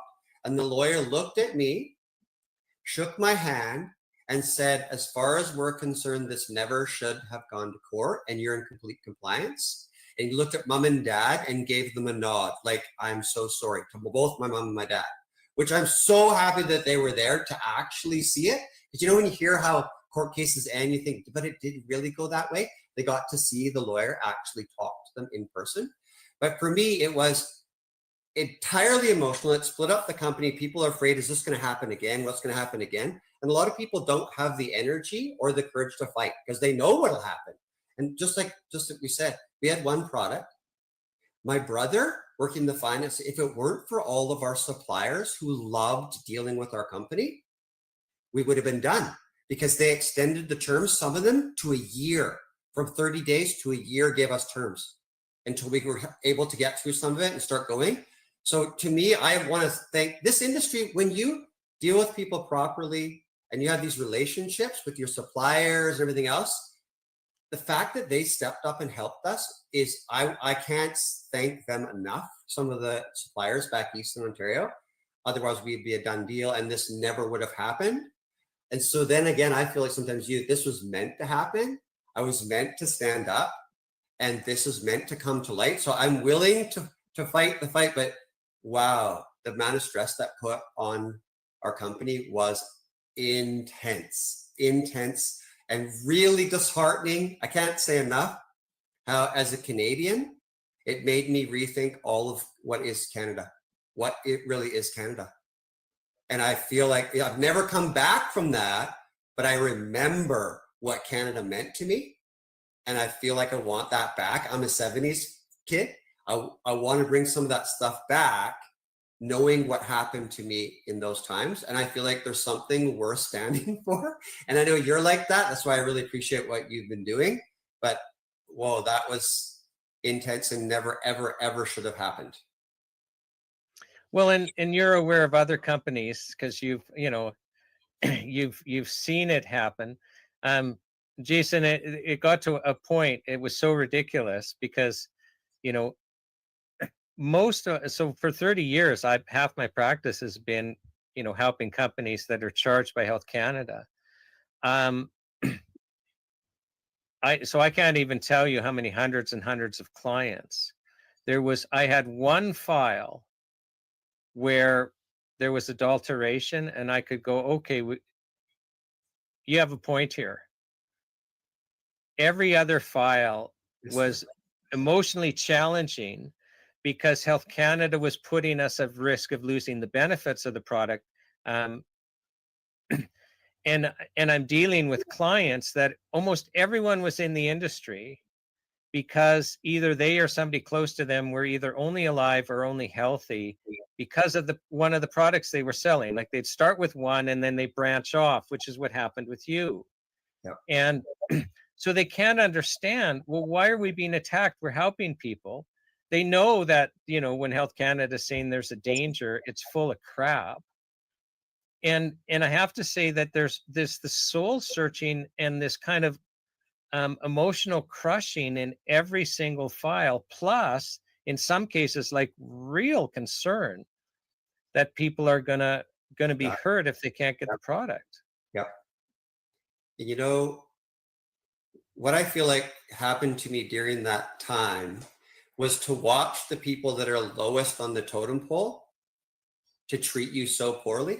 People that are younger than you, or that if you met them face to face, you would have a great conversation because you feel like you like listening to people. I like people, but watching how they treat you without even knowing the background or even asking for your input in a discourse, I feel like my idea now would be anybody who follows an order blindly is fair game. That's what I felt like. If they're going to treat me like that and they're lowest on the totem pole, they don't even communicate or converse with like a human being, then you should be named in the lawsuit. And then every single person, for me, I feel like, bring them into the lawsuit, put them under the limelight. Then they're going to turn on their superior. Because anybody who treats people like that is not a happy person, number one. And secondly, I feel like there's a lot of cowardice in that. And so they're not going to be able to stand firm if they get named. And then they start turning on each other. I just feel like I never had that kind of mentality before, but now I feel like I do. If you have people that just follow orders blindly without talking to you like a person, you're not a human, you're not a member of the community as far as I'm concerned, so that you need to be opened up and say, look, you're part of this process now then. Defend yourself. I don't know why I said that, but I feel like that part of it, for me, it's always disheartening to watch, obviously government free, but to watch how poorly some people can behave when they don't even understand anything that's going on. They're just listening and doing what they're told. And then they use the excuse, I was just doing what I was told. Sorry. That's what I felt like during this cause, is that, you know what? No, how much trauma you put my family under and all of the people in our company, how much trauma you put just so you could try to close down something for what I believe is another entity and industry that you're tied to. that no, I think people have to pay. People have to stand up like you're doing, and to know if we do stand up, there's a silver lining. Because I do feel the groundswell. It's a silver lining event. The tipping points are coming. I honestly really believe that now. And the fact that you're out there talking and that I'm willing to talk about it again, I think something's happening. So I'm really happy to be part of this part. And hopefully the people in the NHPD in that now don't behave like they did back in the TPD days. And people use their open mindedness and critical thinking and say, this does make sense what they're saying. Can I hear something? Yeah, sorry. Can I segue? Because I think there's another aspect that people need to understand. And it's a disconnect as a lawyer that I've seen writ large. So, here you're being attacked by Health Canada, and they're saying you need to stop selling this product. Now, this product is helping people. In fact, I'm gonna ask you even about saving lives, let alone because people go from being completely disabled to well. Jason, as a lawyer, I have another challenge, is that, somebody will come to me, like you or like True Hope, saying, well, Health Canada's telling me to stop selling. Health Canada's basically saying take the product off the market because they say I'm violating, our drug laws. Yeah. But that's not people's only liability. Like, as a lawyer, I've got to give you advice. And under the criminal code, our criminal negligence sections, you can't put a product on the market, a health product, have people come to rely on it, and then take it away. If anyone dies or is injured, you are now committing criminal negligence, causing death or causing bodily harm. And then you also have civil liability. Because our civil law basically puts an ethical obligation. If somebody's relying on a remedy and you hurt them by taking it away negligently, now you're civilly liable. But Health Canada doesn't care. And then we also have there's a moral responsibility. You see, because Jason, the reality is if you are helping somebody with a product and you take it away and they're hurt, then now you've breached moral lines.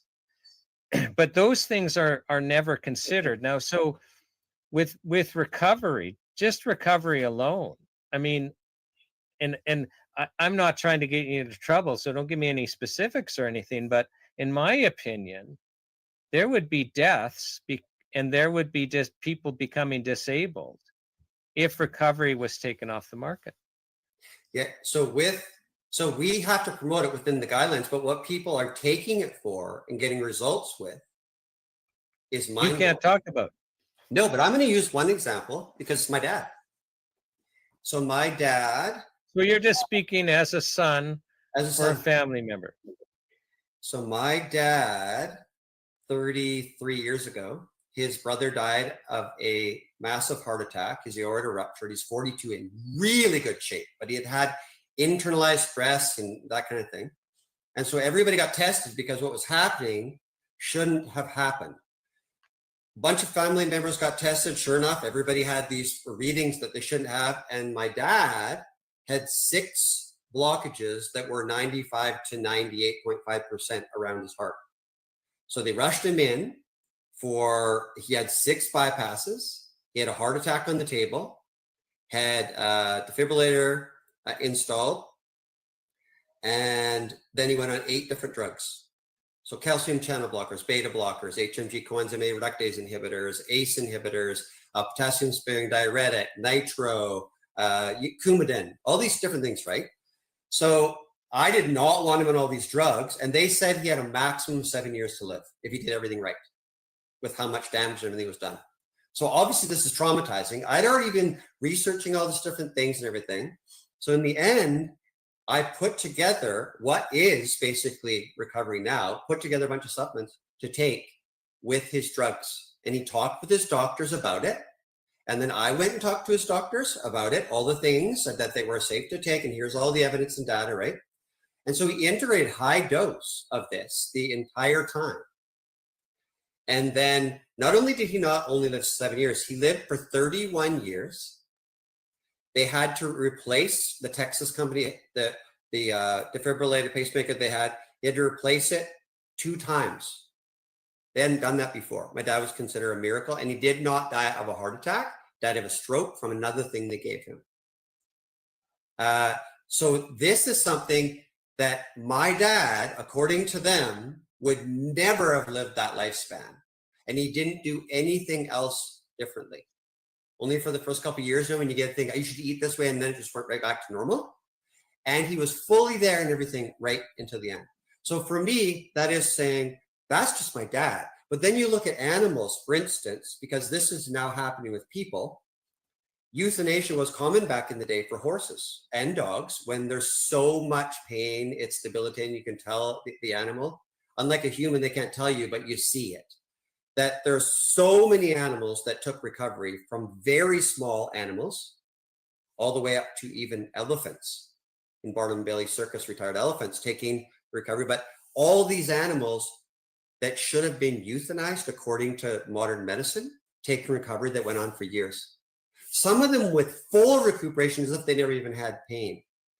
Now, to me, this is where it gets big. A lot of MAID is done because of chronic debilitating pain that modern medicine can't handle, or that the person can't tolerate the drugs because they're so extreme. In the DMARD class, or the biologics, or just regular NSAID class, they cannot tolerate them with gut bleeds, everything else. That recovery, they're taking that and having unbelievable results. So how do we know how many people that could not respond to regular Western allopathic medicine that are responding to something? And then you start to look into it when they keep saying, there's nothing we can do, nothing we can do. And then you look into ancient Ayurvedic medicine, Tibetan medicine, Chinese medicine, all the ancient shamanic medicines. You see these super powerful ingredients that now they're admitting work. Yeah, now that they're losing all their patents, right? So I'm thinking, wow, these products in this industry are not just like picking herbs from the ground and boiling them in a little bit, and you find this and that. That's fine. It can work really. We're talking about really strong ingredients in our industry that are really helpful and really safe. Why wouldn't you turn to that first?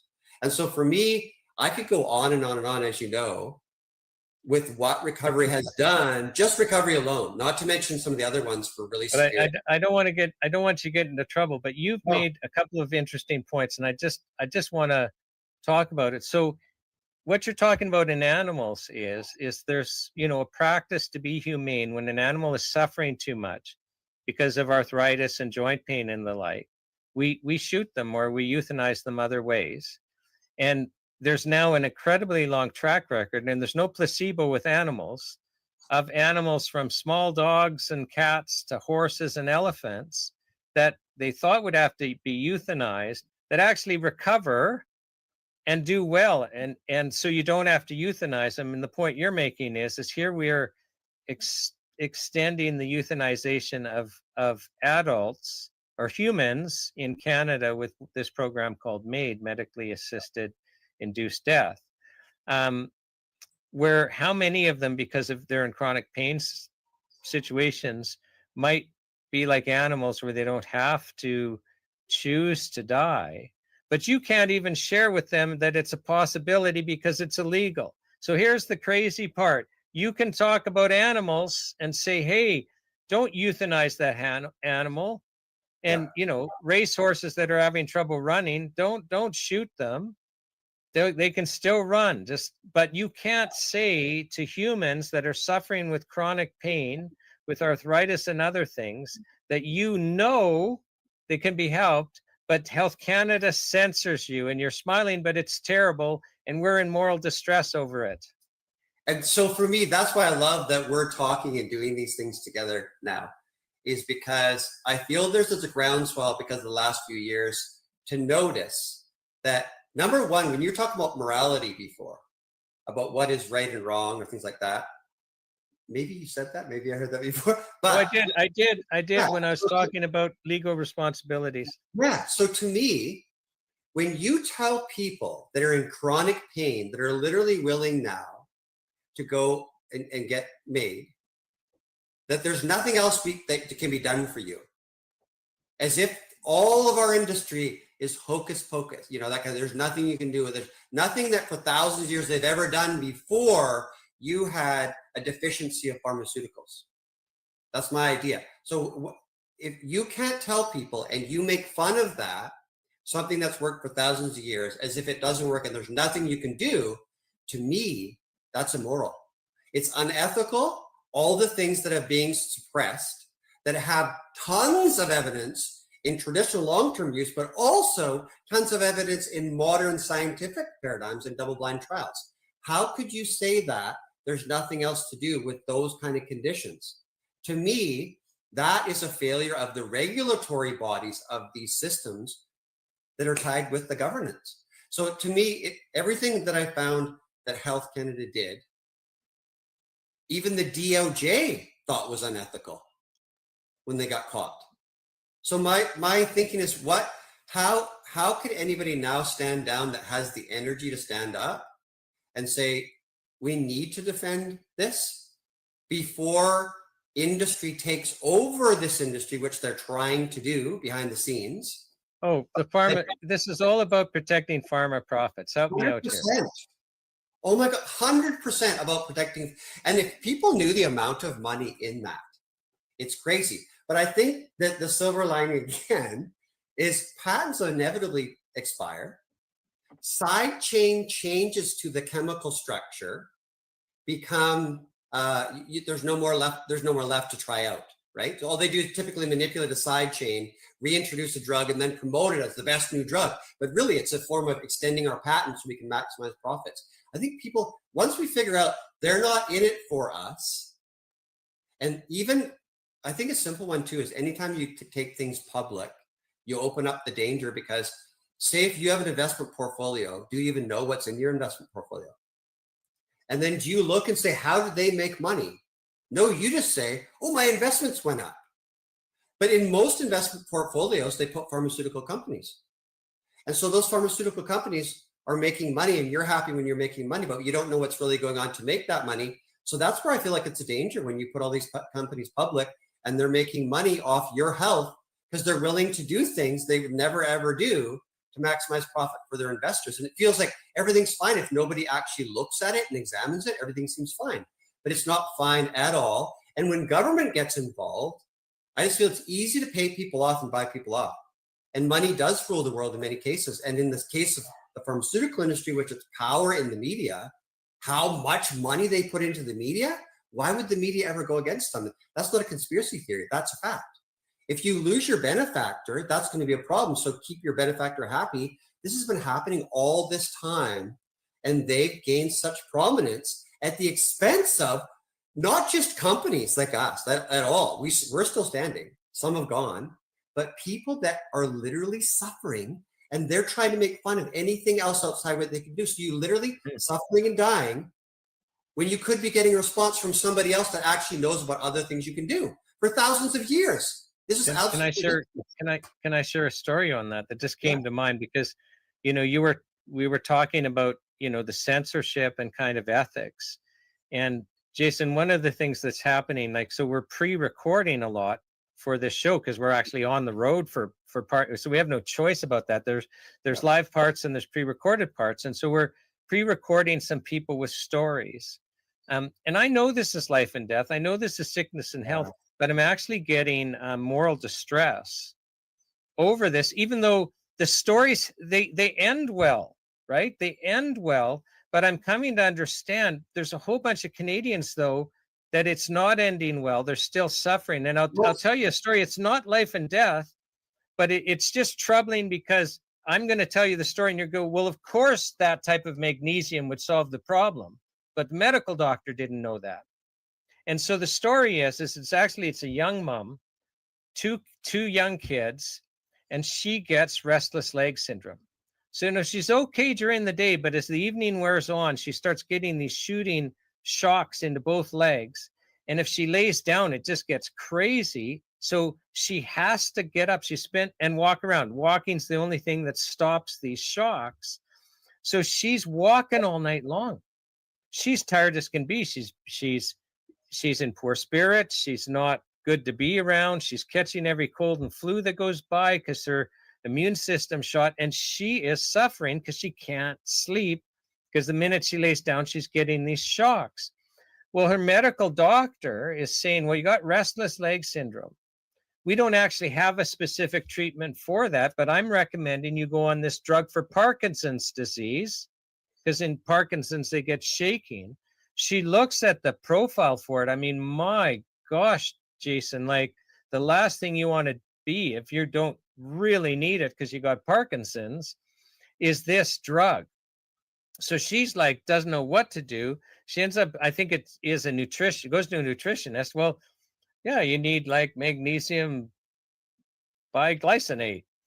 And you're shaking your head because everyone in the natural health community, any health food store, that's likely their first recommendation, because if it doesn't solve that, you need it anyway, and it's not going to hurt you and it's cheap. Well, bang, it solves her problem. So she's not having to, like, that Parkinson drug could have killed her, or she could have suffered she could totally like gone down the wrong path. So she became a nutritionist and is, hungry for knowledge. Yeah. And it's kind of like, I'm hoping that some people that watch this show, because the manufacturers that know this story of the magnesium and the practitioners that see these absolute turnarounds, it's illegal for them to share this information. Listen to us, people. It's illegal for those people that know the stories. Jason knows story after, he can't tell you. Health Canada is going to shut him down. There's going to be there with the RCMP machine guns again. It's illegal for you to be told these stories. And that's why we're having Canadians tell the stories, because Canadians can tell what happened to them. And if we don't give them a forum, then somebody who's on a Parkinson drug for restless leg may not know that there's hope out there, Jason. That's what blows my mind, is just the hopelessness that is given by modern medicine, the way it's practiced today with the cookie cutter 5-minute thing. And then people say, how could all the doctors not do this, like the last few years, right? How could they all think that? They don't actually think that. If they think anything differently or try anything outside the protocols of medicine, they can lose their license, or at least get fined, or sometimes go to jail. So it's the regulatory bodies that are the government bodies for that organization, like pharmacists, doctors, like whatever, that they're regulating what you can and cannot say. So you're not supposed to think outside the box because you're part of a system. I think that's what people are starting to get it into their brain to, what's going on? If this is the way I'm supposed to think, and look what that's done to society. Sorry, that I think this way, therefore you are evil if you think different than me. That is absolutely ludicrous. That is nothing like what society should be. But that's what we've turned into, is fighting each other because we're told to. The pitchforks versus shovels idea. So the idea for me is, yes, you can see why people would do it, because they will get in severe trouble if they go outside the box. That's why I was saying earlier, rheumatology and dermatology, because the drugs are often so toxic, people can't tolerate them, they are allowed to experiment outside, just like veterinarians do. And that's where recovery gained really strong prominence, is because you had all these animals supposed to be euthanized, or they're in severe distress and they didn't have any other options, so they tried recovery. And that's one of the first stories for us, was a horse was going to be euthanized in 7 days. There's vets at a lecture that I did. This was over 25 years ago, before we were in a company. And this was not a product yet. Said, you can take these different things. Why don't you try it on a horse you're going to euthanize? And so sure enough, one of the vets there, the horse, the people that had the horse were there as well with the vet. And they said, can we try this instead of scheduling the 7 days? So scheduled to be killed in 7 days, because it had 3 legs that wouldn't move. And the horse was in 10 days. So 10 days, they called and said, it's moving around like nothing was ever wrong with it. But it's chasing all the other horses away, because apparently it was pretty aggressive racehorse. But still, the idea is that wouldn't have happened if you weren't allowed to think outside the box, like a vet, like a rheumatologist, like a dermatologist. Most physicians in all other areas are not allowed to recommend outside that. So that's why this happens. And I think that's what I wanted to make clear to a lot of people, is that's why you can see everybody apparently thinking the same. Well, they don't think the same. They just don't want to open their mouths in fear of, going against their peers and the regulatory body, getting fined, getting shunned. And you saw what happened last few years to anybody who thought outside the box. It was intense. So, I mean, but this is still happening. How do you stop that? when the pharmaceutical industry has control of that body. And they do. That's because that's what it is. It's basically pharmaceuticals and surgeries, basically almost everything that's done in that industry. We need to get back. This is what I wanted to appeal to the NHPD, the Health Canada, anybody who feels they have a heart, they want to rise up again and feel the power, is that there's so much to offer in this industry. You know it. You know it's been used for thousands of years. You probably use it in your own families. You just can't talk about it. Why don't we all get together and try to find a way that we can merge these things together and start to transition out of that old model? That's the only way I think that we can do this. And that requires respect, mutual respect, and then see where we can drop a whole bunch of things that are dangerous. Well, but also, it requires asking the right question, because right now, Jason, if you want to get good health outcomes, the question should be, how do we get good health outcomes? yes. And in the area of natural health products, that would say, well, not just because Health Canada is all risk, risk, risk. We have to regulate away any risk, but they're regulating away the benefits. And if you want good health outcomes, you go, well, what are the benefits? What are the risks? And how do we manage these two to get the best health outcomes? But they're really just trying to get rid of our industry. So I wanted to ask you, because when you started, we didn't have to get government pre-approval. We weren't subject to these regulations. We don't need government pre-approval in the United States. So they're like the way we were before. And everyone agrees, let's prevent fraud, let's prevent adulteration, let's, have reasonable manufacturing practices. But, aside from that, what do you think about how we're doing things? And as a manufacturer, what is it like? Because it seems to be ever stricter. And so there's the thing that's unique with us. We actually do manufacture our own products. Most companies in the industry are marketing companies that go by private label manufacturers. So they are somewhat dependent on the private label manufacturers and the distributors.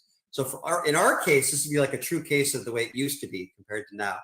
And it is now, is we would have fun formulating new products, because you could release them if they were all safe ingredients, put them together, put them out just like they did in ancient times, try them. If they work really well, then put them to market. Now it's literally like, even if you put a single ingredient, if you want to go out what's accepted as a standard monograph product, in other words, they've accepted these certain claims, these certain doses. If you want to branch a little bit outside of that, it's going to take more than a year to get even the app approved. And you're going to have to pay someone to go through the app process. If you combine products, forget 1 year. It's going to take a year and a half or more. So it's and be expensive. Yeah, and really, and then you think, what's the point? Why do I even want to do that? Why don't I just put out silly foods or whatever, or just put out single things that are already accepted? So it crushes innovation. And we used to be one of those small companies, which I want to support in a big way. We would like to call it co-opetition. We learned that from a store in Victoria, that we need to get along. I want to support little companies. We were little companies because they have a lot of innovation. They're usually built on drive. For instance, everybody in the health food industry, you go to a store, you think about almost everybody that's in that store, working in that store, is in that store because they had a result with a natural product and they had some serious condition. So even if they can't talk to you, like Sean said, just think, everybody in this store has come here because they probably had a result, or their loved ones have had a result, or the animals had a result with something that shouldn't have happened, and it blew their mind, and then they moved into the industry. Even though you don't get tons of money in our industry, that's not what it's for.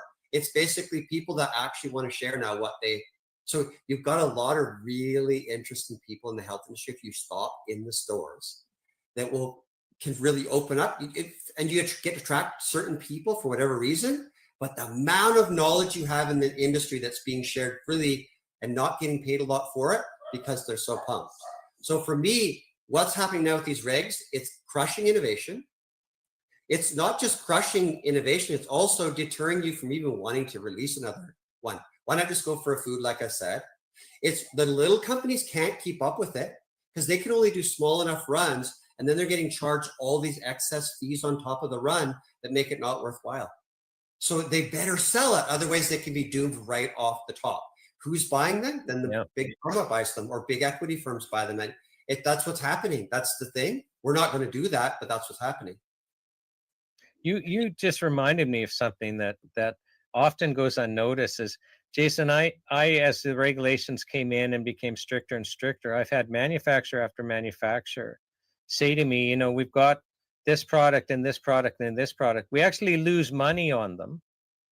But we know that there's a small number of people that totally rely on them and get total relief from them. So we still sell them, we still make them, even though we lose money doing it. But it's now getting so expensive that actually it's going to put our business in jeopardy, and we can't. And you know exactly what I'm talking about. Yep, 100%. It's just basically you look at these items and you say, okay, everything's gone up in cost. What you can sell it for, you can't really make what you were before. So you're basically, like you said, taking losses. Then it becomes to the point you just have to take it off the market, or you realize that they're gunning for a certain ingredient now that you've had out forever with no reasoning. For instance, we had in our horse product. In the horse and dog product, after 25 years of being out there, totally safe, super effective, they all of a sudden decide you're not allowed to use green tea extract. No reason given. You're allowed to still use the whole green tea in the horse, but that's illegal because it has caffeine. You can't use that in equine sport. So they effectively eliminated an ingredient we've had for 25 years with no reason. This is the kind of thing that I think really unnerves, especially the small companies, because what if you only have one or two products and that ingredient is getting gunned for and it's in both your products? How are you going to pivot? You can't pivot. And so then you're dependent on another thing is if you're getting manufactured by another private entity, which most companies are, and that private entity sees that this could cause legalities if they manufacture for you, they can stop even before you'd like to stop, even if you want to fight it. They won't do it because they'll put out notifications to the private label manufacturer, you can't manufacture this product for that company. So then hands are tied all over the place. And what is that for? These are not toxic ingredients. They've been out forever. Why are you doing this unless there's an alternative agenda? I think that's why I feel like people are waking up to that. What is the agenda? The agenda is money. The agenda is money, money. Even if you don't know it, it's even, like I said, even in investments, you don't know where you're getting your money. It's just going up. That's great. But what if you look at it and say, oh, look what I'm making money from though. I don't really like that. Most people don't even know what's in their portfolio. They depend on that. You not looking. Once you look, you can't unlook. Like that's what happened to me. Once I looked, I cannot unlook. It's off. And then you start to see everything, how it all connects and everything. And you're thinking, this is not conspiracy theory. That's conspiracy fact. The idea of collusion with government and industry to make a lot of money. Well, economists have a name for it. They call it rent seeking. So anyone can Google rent seeking. It's so common that if you get an economics degree, you will study how government and industry start to collude together and why they do it and how it's in both of their interests to actually create ever stricter regulatory environments. Oh, is that what's happening? That's what's happening. So that basically you get rid of the small and medium players, that there be a handful of big players that can withstand the extra costs, but it's actually to their benefit because it gets rid of the competition. They end up in quasi-monopoly. And so if you're on the board of one of these big companies, you're actually ethically duty bound to support this rent seeking, even though it's hurting. The problem though, Jason, is people suffer and die here. 100%. I want to talk about innovation. Like you were talking about how these regulations, now that we need pre-approval, stop innovation. And I believe this has cost lives because before these regulations came into force, I mean, there's three products that come to mind that I was lawyer for that absolutely save lives. And you know, one of them, Empower Plus, the court found that Health Canada restricting access cost lives. So that's a product that saves lives. You couldn't innovate that today under the regs. Yeah. Strauss heart drops. I mean, I had at trial, I had access to thousands of people that were only alive because of that product. And, you know, by what was then Biomedica Pure Recovery, no question, now it's Purica Recovery, no question it saves. And I'm saying it, you're not, so Health Canada, oh, sorry, you can't come after me. I'm a lawyer just talking. I'm not selling the product. I'm so sorry. I wish you could attack me. So, yeah, but it's just, it grieves me. But innovation, so now these life-saving products can't enter the market. And Jason, the market used to be wonderful in telling you if a product worked. So people would start coming into a health food store kind of with a different issue. The store reps would communicate to the manufacturers, we have a need here. Somebody would, research it. Yep. And try a product. Well, if people weren't buying that second bottle, it disappeared. Because then you knew it didn't work. Because if I buy something in a health food store and I don't notice a difference, I'm not buying a second bottle. So, okay, the market told you it didn't work. It disappears. But if it worked and then sales are taken off, people are buying the second, third bottle. Now other companies are making it. And before you know it, there's like shelf space with 2 or 3 different products for that condition. And now people are being helped and you got competition. And you know exactly what I'm talking about. Oh my goodness.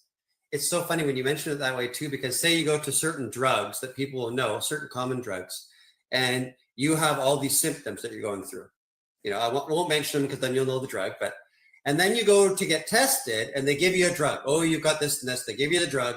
And then they keep monitoring different blood levels of different compounds to see if that drug's working. And then, oh, this is great. This is this level up. This is down. Everything's perfect. Great. You're happy because the doctor's going to be happy that the drug's working. And how come you don't feel any different?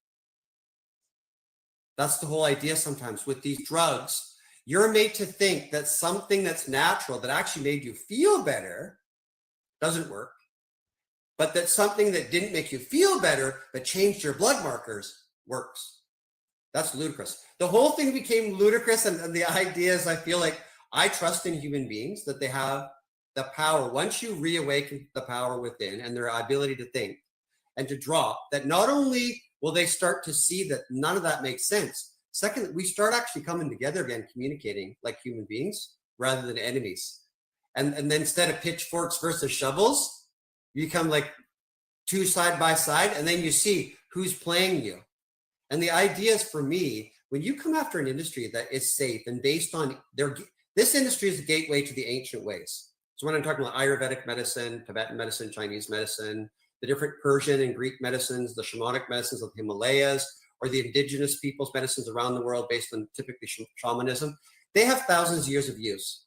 And if something didn't work, it was gone. That's science. You keep on trying things and seeing how they work. That's a form of science. It definitely is. When you have a science that says it changes these blood markers, that's a true healing one the old way. Changes blood markers, but you don't actually feel different. And then you have to go on more of this or change that. That's not actually science. That's a pseudoscience. In my opinion, it's a pseudoscience, because you're not actually healing the person. You're getting them dependent on something, and you're not working with the body to try to achieve balance. And I feel like that's what we got to get back to, is the idea of balance. It's the ancient way. It's coming back. With that, though, it's going to be a lot of pain at seeing systems that we trusted and looked at as effective are not only not effective, they were manipulative, including of their physicians, manipulating them to think that this is the best way and everything else is bunk. Literally being manipulated and everything censored, and putting blinders on even the clinicians so that they're made to feel like their way is the only way and everything else is superstition, old, and when they didn't know stuff.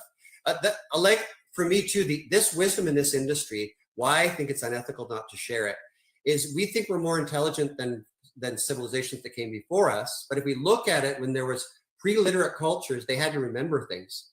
If you look at how much they can remember, including in civilizations where they don't read still, like in ancient Tibet, there was people that could memorize books that were this thick, word for word, because we actually have that ability in us to do that. We've been made to believe that we don't have that power and just to trust authorities and to do everything else, whereas they did that before. So that, to me, if you look at them and you put them side by side today, the amount of memory that we have because of habit, and you compared it, you would feel really unintelligent by comparison. Well, So I think the point you're making is there's wisdom from the past. I mean, it's not like all of a sudden we're smarter. In fact, as soon as we put electricity into our homes, they measured that our IQ dropped. Yeah. And it hasn't been increasing. As we increase our technology, our IQ is going down. So it's a little bit of hubris to think that we're smarter than our ancestors. And like because you've been defending all of us for so long, is to see not just a little bit of wisdom, but an intense amount of wisdom. And sometimes getting back to innovation, like you said, some of the most excited people are coming into it because they've got really deep into some form of ancient medicine, and they've developed off maybe an ancient thing, something, a modern twist on it, right? There's innovation. It's basically modeling on an ancient model, but innovating for modern times and with our ability to concentrate and process things, making them stronger. So it's like, it's not only honoring an ancient system, but making it sometimes really powerful with better absorption. That could be put to market, and that's generally the little small companies or pre-companies that really are going to start off, and then they just basically take the legs up from them before you even start, right? Or some big person then gets their idea and takes it. Like you said, these big companies can then absorb that and take it away by chance from somebody who could have started an unbelievable business, and that I would have felt like, yeah, I like this person. They're enthusiastic, they drive, and they share it with you because they know what they've done. They respected the ancient time, they see it, and now they've done something they feel that even the ancients would stand up and go, yes, thank you. Nope, they're just taken out. It's way too difficult, way too costly, way too time consuming to ever even start now. And that's because of all these ridiculous excessive regulations, or just at a whim taking something off the market because they say, oh, it's got this comfort, or just don't want it in the market anymore. And they think, who took that off the market? How'd that happen? Like case in point, you go back to, what is it, L-carnitine. Look that up. Why did that go off the market for so long in Canada? Because it was competing with all these drugs, and then it took it off the market. And it finally came back. In the US, they had it the entire time. You could ship it from the US, totally safe. Well, that's the paradox, isn't it, Jason? And Canadians need to understand. So, they'll let, they attack recovery, they attack L-carnitine, they attack nattokinase, they attack Cava. I mean, the list goes on. And yet we're perfectly free to import them from the United States, where they're freely available without any harm. Yep. And Canadians you can legally bring them in, yep. But my gosh, we better not have a Canadian manufacturer making the same thing and selling to Canadians like that. It makes no sense. It's not that we can't have them. We just can't have them from a Canadian manufacturer. We can't go to our local health food store and get advice on them. We've got to order them online without advice. And that's kind of a good point you just brought up, because everybody going to, we want Canadian, want Canadian, want Canadian. Well, then tell your government we want Canadian, because they're stopping you from getting Canadian. It's just, you make a good point. Yeah. It's crazy. Politically, Canadians want Canadian products. Well, let them do Canadian products. Mm-hmm. And do you see all these deaths from all these different things? No, but you can go buy Tylenol and aspirin in a gas station where they don't know anything about it. And that bottle there, if you took a whole bottle of any one of those ones, not even a whole bottle, it can kill you. Can cause liver failure, kidney failure, kill you. And you just buy it in a gas station. That's fine though. But not actually natural medicines that are totally safe, where you can take tons of them, used for thousands of years, sold in a health food store where people are educated on this stuff. It's crazy. It blows my mind. Let me just put that in perspective for people. So, the brand is Tylenol, the original brand, but the drug is acetaminophen. And acetaminophen not only is in painkillers, it'll be in cold remedies and the like. And my understanding, Jason, is that on average, 1 person per million in Canada dies a year from acetaminophen, and not even abusing acetaminophen, that basically your liver shuts down and you have no warning. So before you know it, you're done. You're fatally injured and you're going to die from acetaminophen poisoning. Well, that means, like Jason, 40 deaths a year in average, because there's 40 million of us, caused by a single over-the-counter chemical drug. Jason, I've been at this 30 years. I'm yet to see a credible report of a death caused by any natural health product in Canada. So, but even, if there were 1 or 2 a year, it would mean the whole industry was safer, like so dramatically safer than just one over-the-counter chemical drug. And yet Health Canada doesn't attack acetaminophen, but it sure attacks natural remedies that are helping people without risk. And you can buy those in a gas station or even from vending machines some places. Mm-hmm. That to me blows my mind and shows you there's zero logic in this. This is an agenda.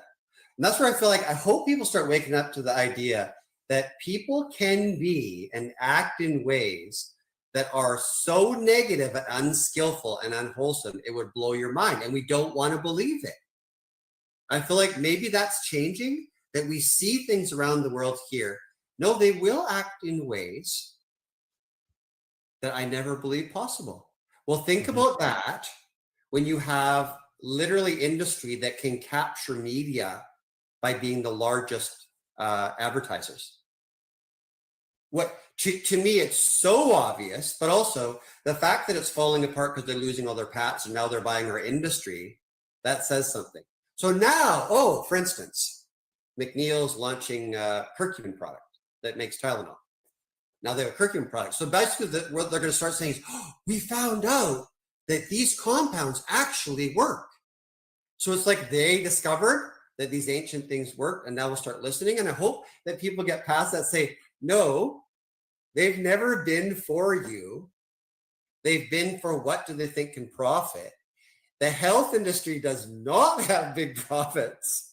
There are people that are so happy, like I said, that they really want to share things. And like Sean said, even at the store level, they feel like they should shut their mouth. Oops, did I say that? Did I say that? Is there going to be an inspector here? When they're literally trying to sell, my mother took this and it cured her of cancer. She was stage 4. She was supposed to die. They couldn't believe it. They said, it must have gone into remission. It's like a fluke. Sometimes that happens. Like, what? No, it's because she took such and such thing. And you think, why could they ever stop people from doing that? They would never have had that in ancient times. They would have talked to clinicians and shared that. The clinician would have then worked with things and tried out and even attempt to make things better and better and better, more palatable, more easily absorbed, all that stuff. That was all part of the ancient way. And like you said, anybody from the horse industry knows this. If something does not work, it's going to spread faster than the internet. And then you're done. So you better produce something that works, otherwise you're done. Yeah. Right? And where you try to market some other area where they don't know you yet, but even then you're going to keep falling. So anything that is in the horse industry that's big and lasts for more than a few years, you know that it must work really well because they have to take a lot, cost a lot. So that's the way the ancient world was. It was about does it work? Proofs in the pudding. Does it actually work? Not does it change a blood marker of such and such, but you still feel like crap. Nope. So and also to me, the ancient way versus the modern way. Modern way is about stimulate or suppress, cut, or whatever you need to do. It's not working with the body. It's working against what they think is some type of disease process that's taken over your body. Whereas in the ancient way, we're looking at the body's in balance. It's trying to do something. Something's wrong. Something you're taking in or something in your mind, the process of fixation, just to help you blend out and achieve balance, harmony. And those are words that you think, balance and harmony, flaky. No, they're not. They made you believe that those words are flaky. But if you actually think about it, what does it feel like to be in balance and harmony versus stimulated or suppressed? It's obvious the ancient way was actually working with things that are common sense to you. So if you make somebody think that things that are common sense are ridiculous and hocus pocus, and don't say that or you sound like a crazy person, then it actually became that. That's what we became. Well,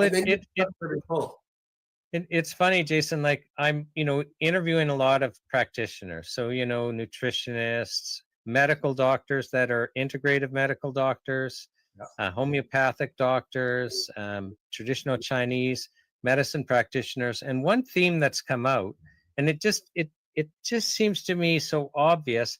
I don't know why we're having to fight for this, but, the human body needs certain nutrients to be healthy.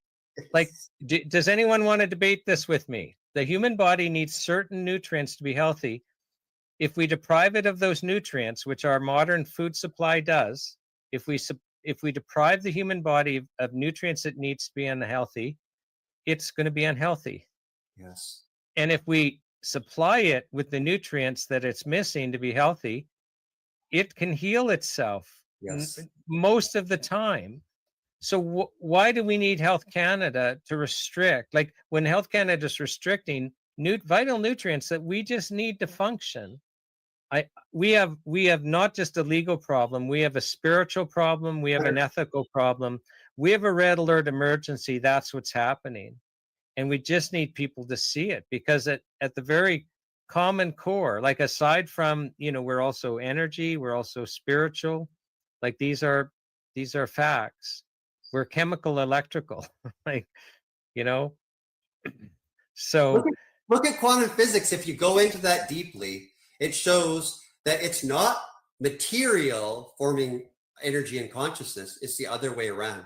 Materiality is illusory according to quantum physics. It's like this field of potential and probability in relation to observation, right? So then what does that mean? It means that nothing is as solid at all as we think, and that the mind has an entire interface with what we think of as our whole body.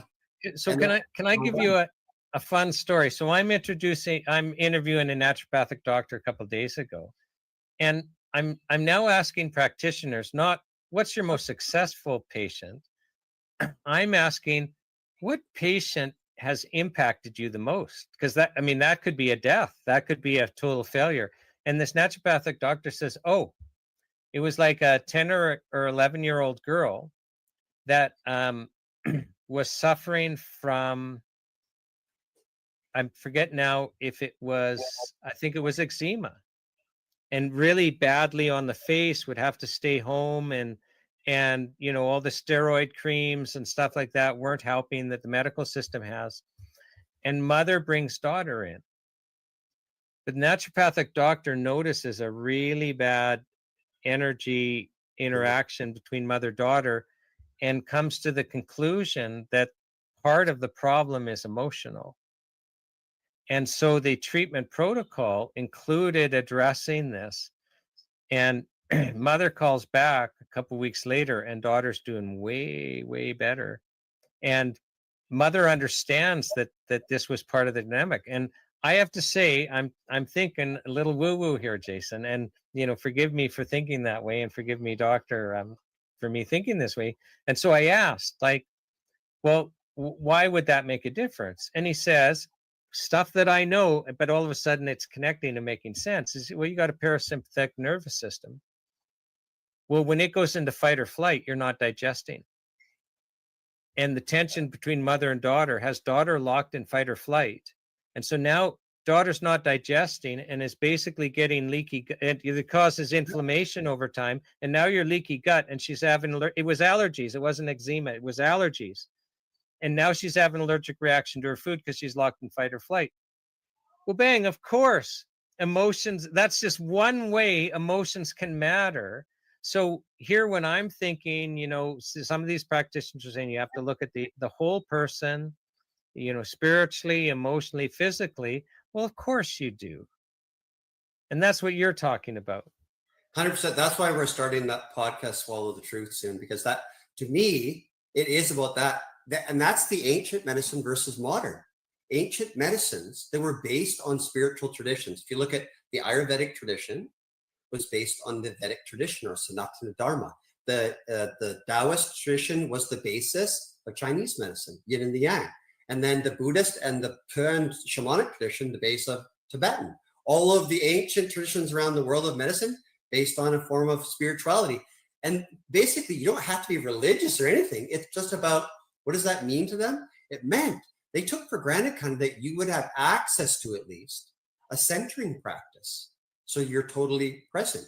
And they also all acknowledge, especially in India and Tibet and China, those regions, that your mind wasn't like one thing. It was perceptual, how you perceive things.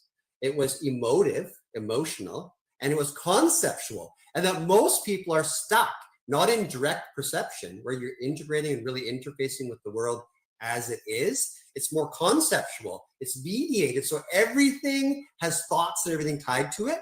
And then it becomes extremely emotive because you're all fixated and tied, and that affects your whole physicality. So the way that we express is tied right to the root. And the ancient systems address that. Like you said, of course, you actually help people to deal with their emotions, to look at how they're conceiving of things that are not actually true, and then to see what is barefaced reality like without all these concepts tied to it, and thoughts trying to grab onto other thoughts and tying yourself up in a rest. All those things are part of what the healing process was. They would help you to find ease so you could relax. And like you said, then you're not in fight, flight, freeze, or fawn. Your body's not breaking itself down to fight or run. It's actually conducive to absorption, assimilation, nourishment, anabolism. Then you can heal, even with really, really serious conditions, like you think of cancer, severe heart disease, blocking in the arteries, autoimmune disease, can all just be tied at the core to that sense of restriction. And that's to me, like what you're saying. At a deeper level, you can call it spiritual or contemplative, whatever it is. It's way deeper, and they had access to that. And that was like a science of mind. And we just discount all of that as if everything's a chemical process so we can dole out drugs. Like they would, like you were talking about the idea that, of course, if you take nourishment and you can actually absorb and assimilate it, that you are missing, that's going to help your body because it depends on those things. But instead, they make fun of that, don't even talk about nutrition hardly in modern ways of thinking. And they just basically say, you're deficient in a pharmaceutical. So in all these thousands of years, we were deficient in pharmaceuticals.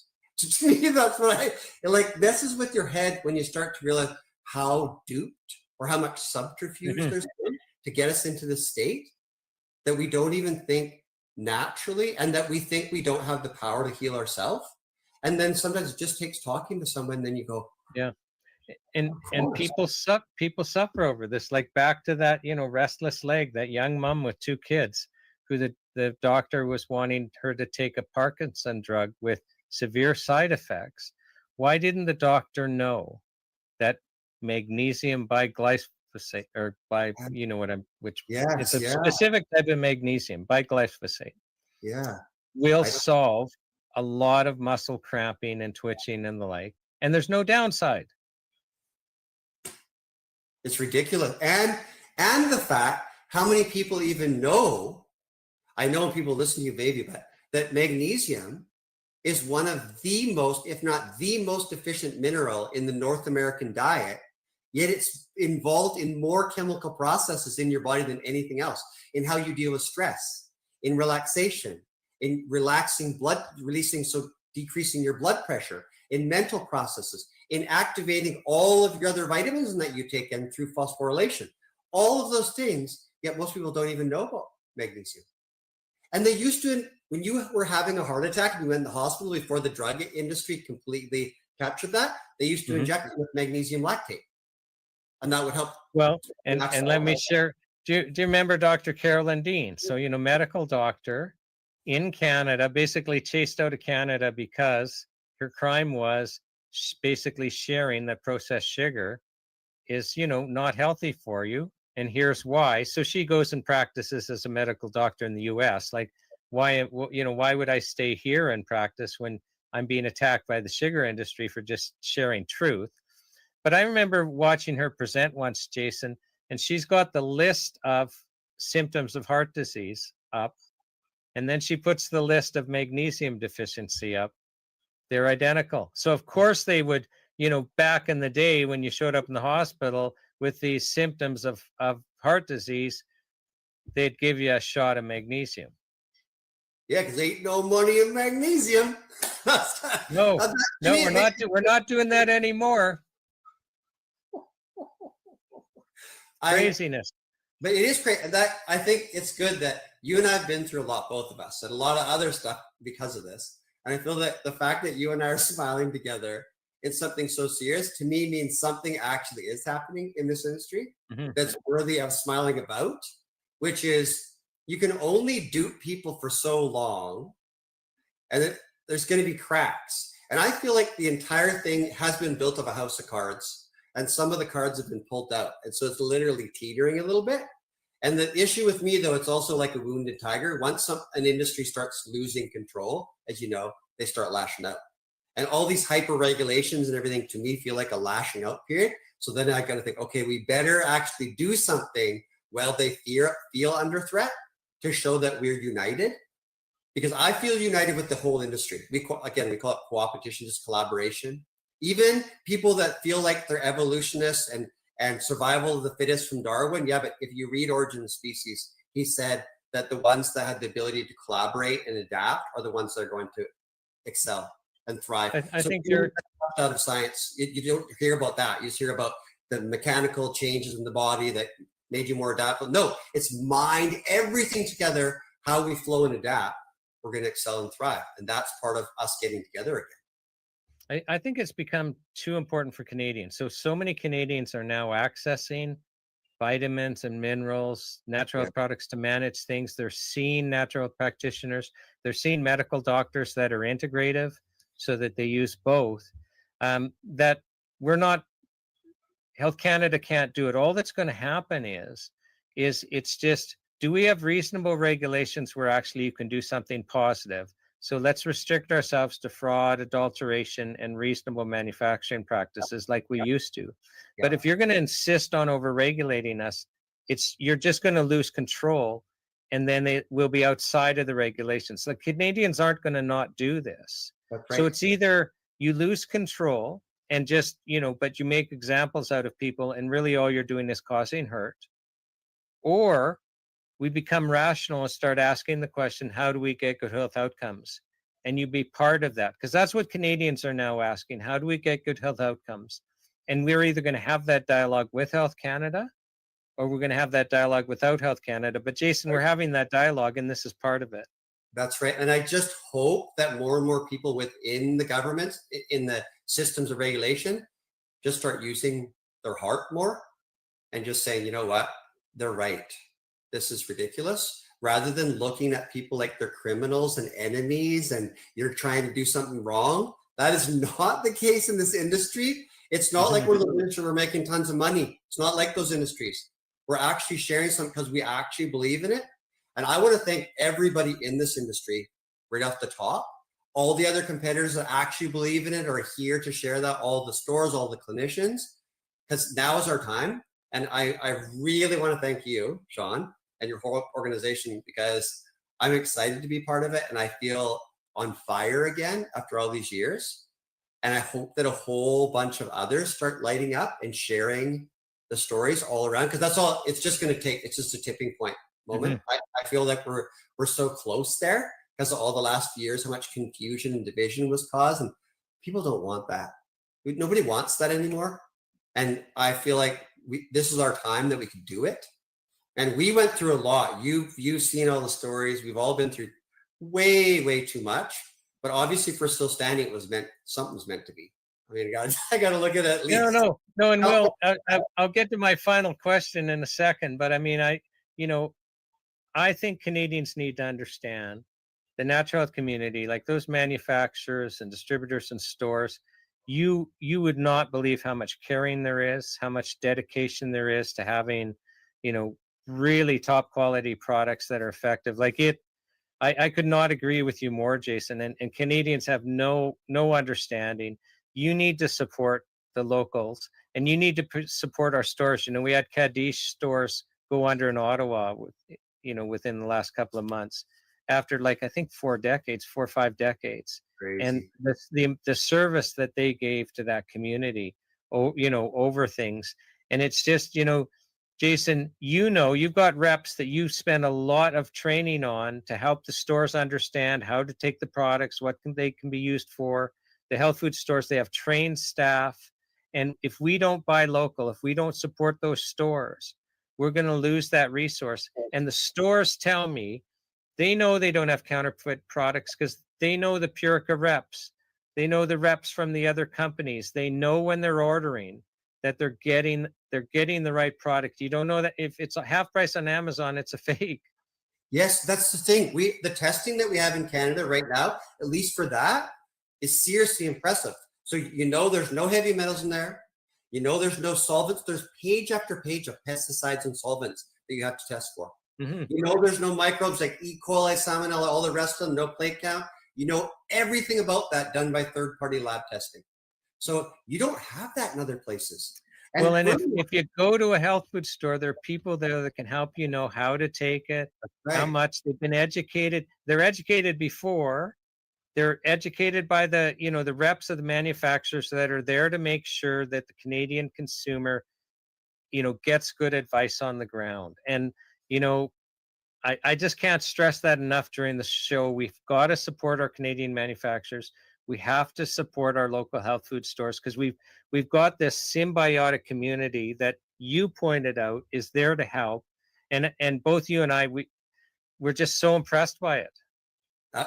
And right off the top, you know how big addiction is in our society today, of so many different things, not just drugs, but addicted to so many things to distract us away and try to find some semblance of ease.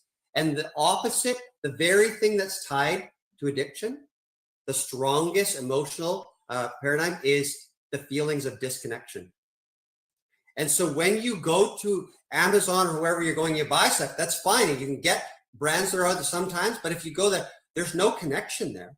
But if you go to the store and there's a person, everybody knows this too, that because you had to do all these Zoom calls, but when you're actually face to face with someone and you experience that, there's something happening there that you can't explain that's beyond you. But also sometimes it's just the conversation and seeing someone and their facial expressions, body language to make someone feel hopeful again. There's nothing that replaces that buying online. And then you also can find a person within those stores or wherever you're going, clinics, that you feel a connection to. They resonate on some type of wavelength, don't even know why it is sometimes. That's part of the healing process, is connection. It'll rewire your nervous system, your hormones can change just by feeling understood or listened to, or that you connected with someone for real again, that actually cares and is enthusiastic about sharing it with you, and that is not getting paid a lot of money. They're not just with you because they're getting paid a lot. That's not the case. They actually are excited to talk to you about it. And they want to see you have a good outcome. I just feel like there's nothing like that at the store. The store is here. And I keep talking. I'm so happy that the people are still here, even through all of that being made fun of for all these years, when it was that the big, and being the black sheep of the family and everything, everybody making derogatory comments, that's all going away. Because now everybody is seeing, no, this industry actually does something, and the other industry, I'm losing faith in it. So for me, this is exciting times again, because now this industry is rising up. They're all the clinicians, the health food store employees, and nutrition, everything there. They can actually feel like, I'm finally going to be someone that people actually want to know things from. And now we get to share, and we're not being attacked nonstop. You're always going to get that for sure, wounded tiger thing, and people that just follow whatever they're told. But I'm talking about all these people that are waking up to the idea that the ancients did have something to offer. There is something powerful in this industry. I need this. I want to regain the power myself to heal myself. And I want people to facilitate that I can trust and that I connect with. That's what excites me about going to the store or the clinic level that you can't get online. That's powerful. That's very powerful. Jason, I want to ask you a final question. So, and we're asking everyone this question, and that is, what is your message to Ottawa?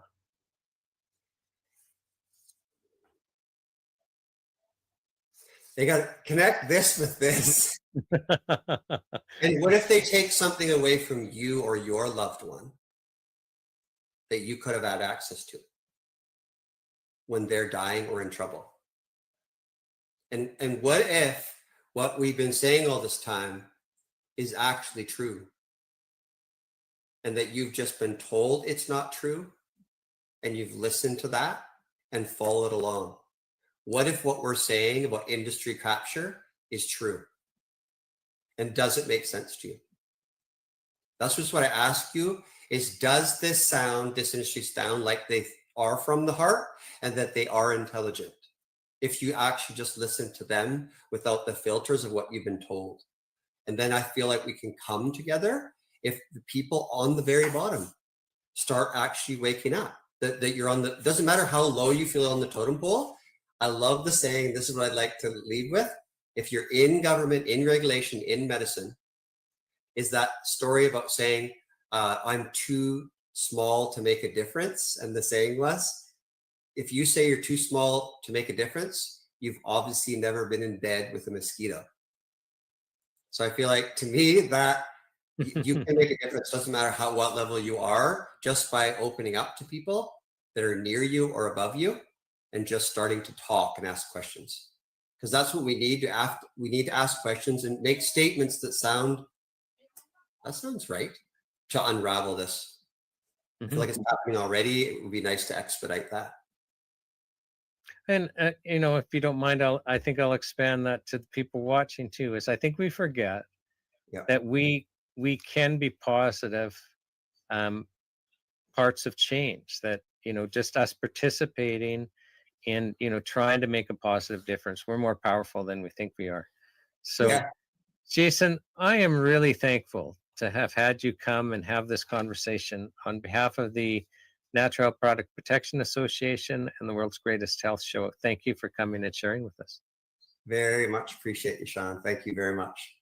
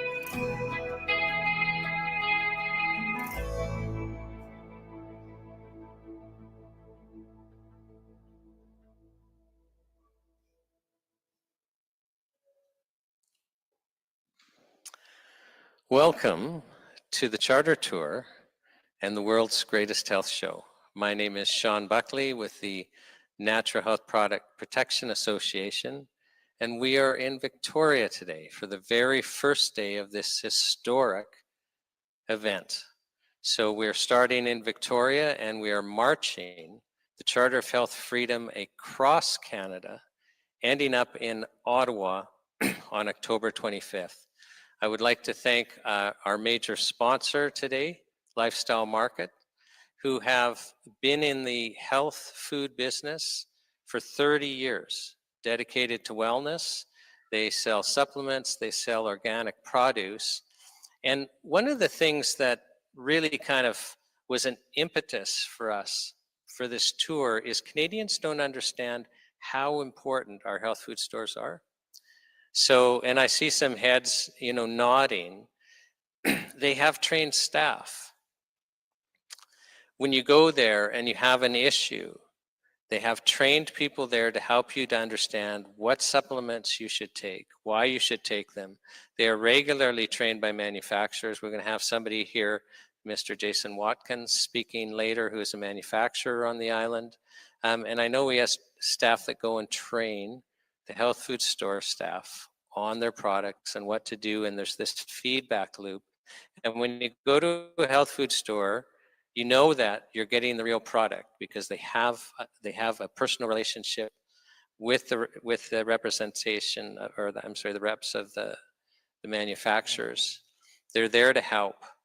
And many of them are part of this Health First network. They have buying power. They have their own brands. You can't assume that, oh, I'm going to get it cheaper elsewhere. But we need to support them.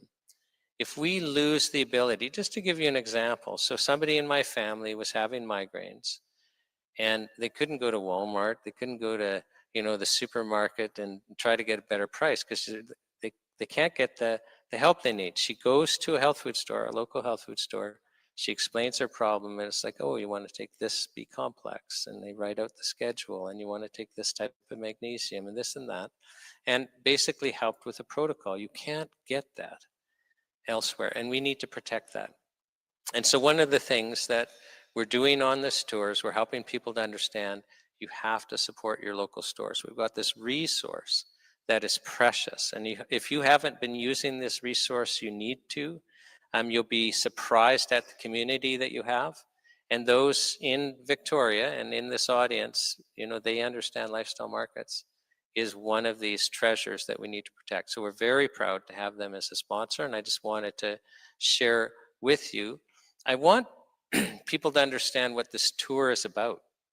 And maybe people like, what the heck is the Health Charter? Which is a really brilliant question. And now I'm a lawyer. I've been basically, want to say fighting Health Canada because that's what I've been doing. I've been fighting Health Canada for 30 years.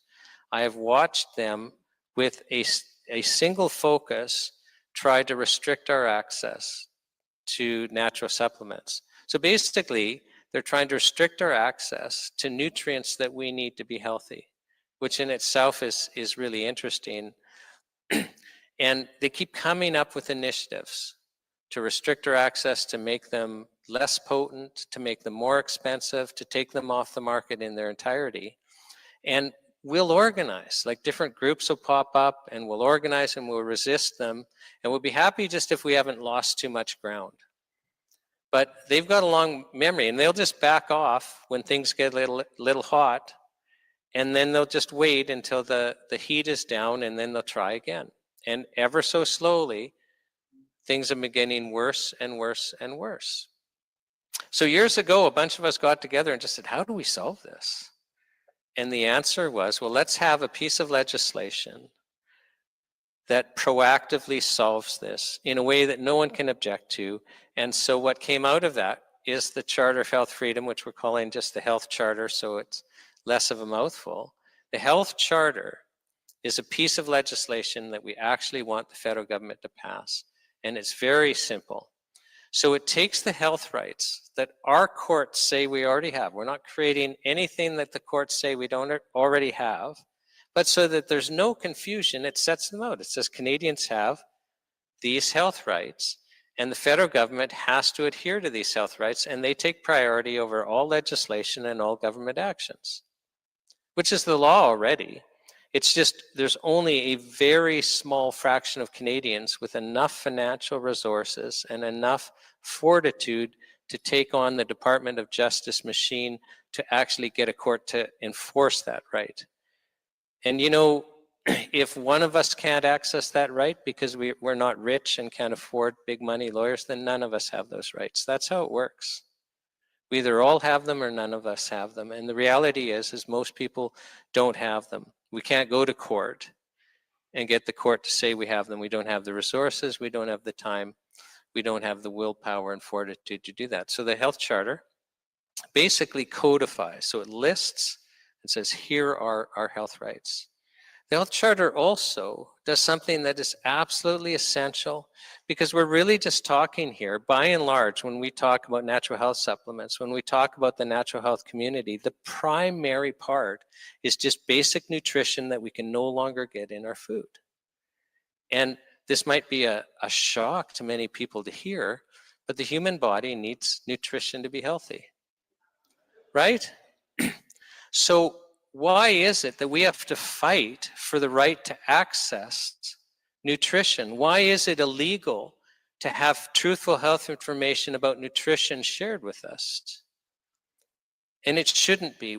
Our government should actually protect and promote our right to access nutrition and natural health supplements, and that's what the Charter does. It actually creates a legal duty to protect and promote our access. Oh, then that's an interesting idea, isn't it?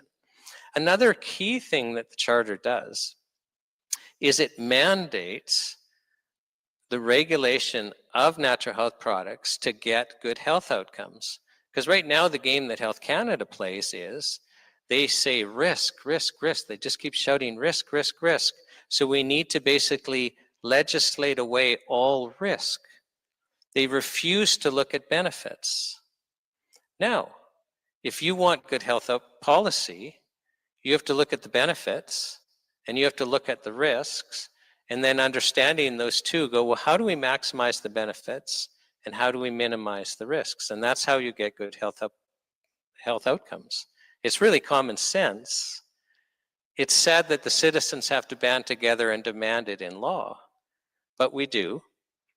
And that's what the Health Charter does. And then Health Charter creates a new ministry, the Ministry of Wellness, which is the ministry to protect and promote our access. So this is what the Health Charter is all about. It's basically to solve the problem so that we no longer have to fight for access to vital nutrients that we actually need to be healthy. It's strange that we even have to be having this conversation. And the whole purpose of this tour is to start an honest conversation about our health policy. I'll talk a little later on about kind of how we're locked into a chemical drug model. So, but I just wanted to introduce what the Charter is. And then as we're driving across the country, and this is the very first event in Victoria, we're driving literally all the way to Ottawa.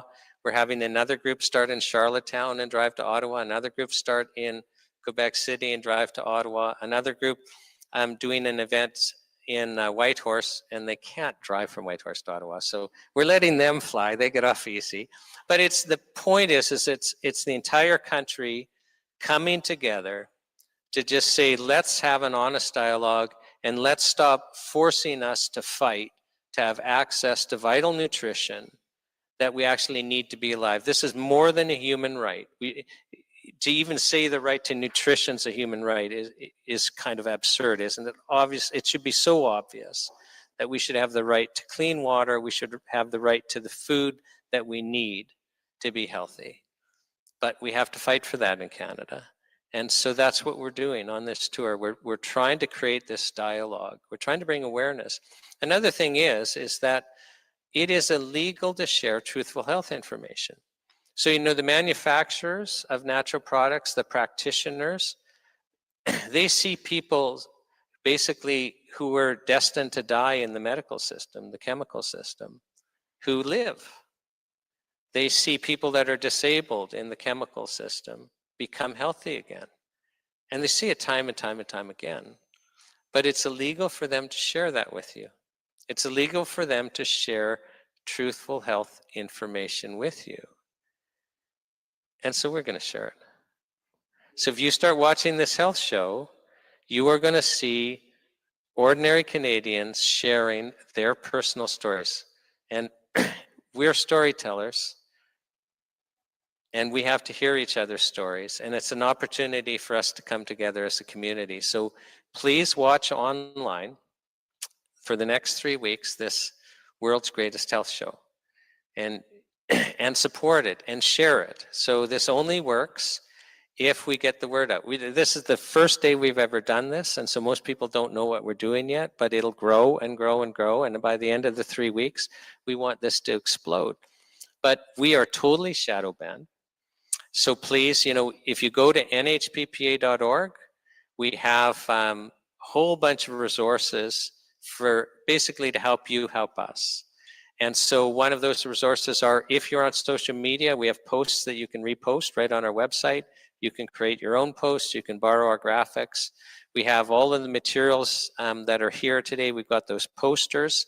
Now there's Victoria-specific posters, but there's just posters that, hey, this is an online show for 3 weeks. And hey, we've got 3 weeks to get people to watch. So put them in your library, put them up, you know, on telephone poles. If you're a business, hand them out, right? Like, let's make this happen.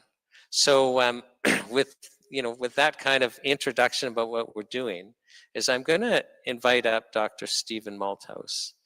And he's got just an interesting story to share. And just so you know, he's also a speaker on the online health show, the World's Greatest Health Show. And so I'm going to invite all of you to watch for his presentation there. He's going to go into way more detail there. And it's just going to fascinate you. But Stephen, do you want to come up and share with us? Yeah,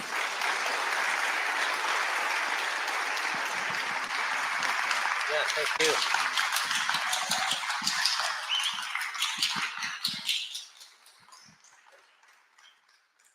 Stephen, it's obvious that you're a local hero here, and you should be. Yeah, and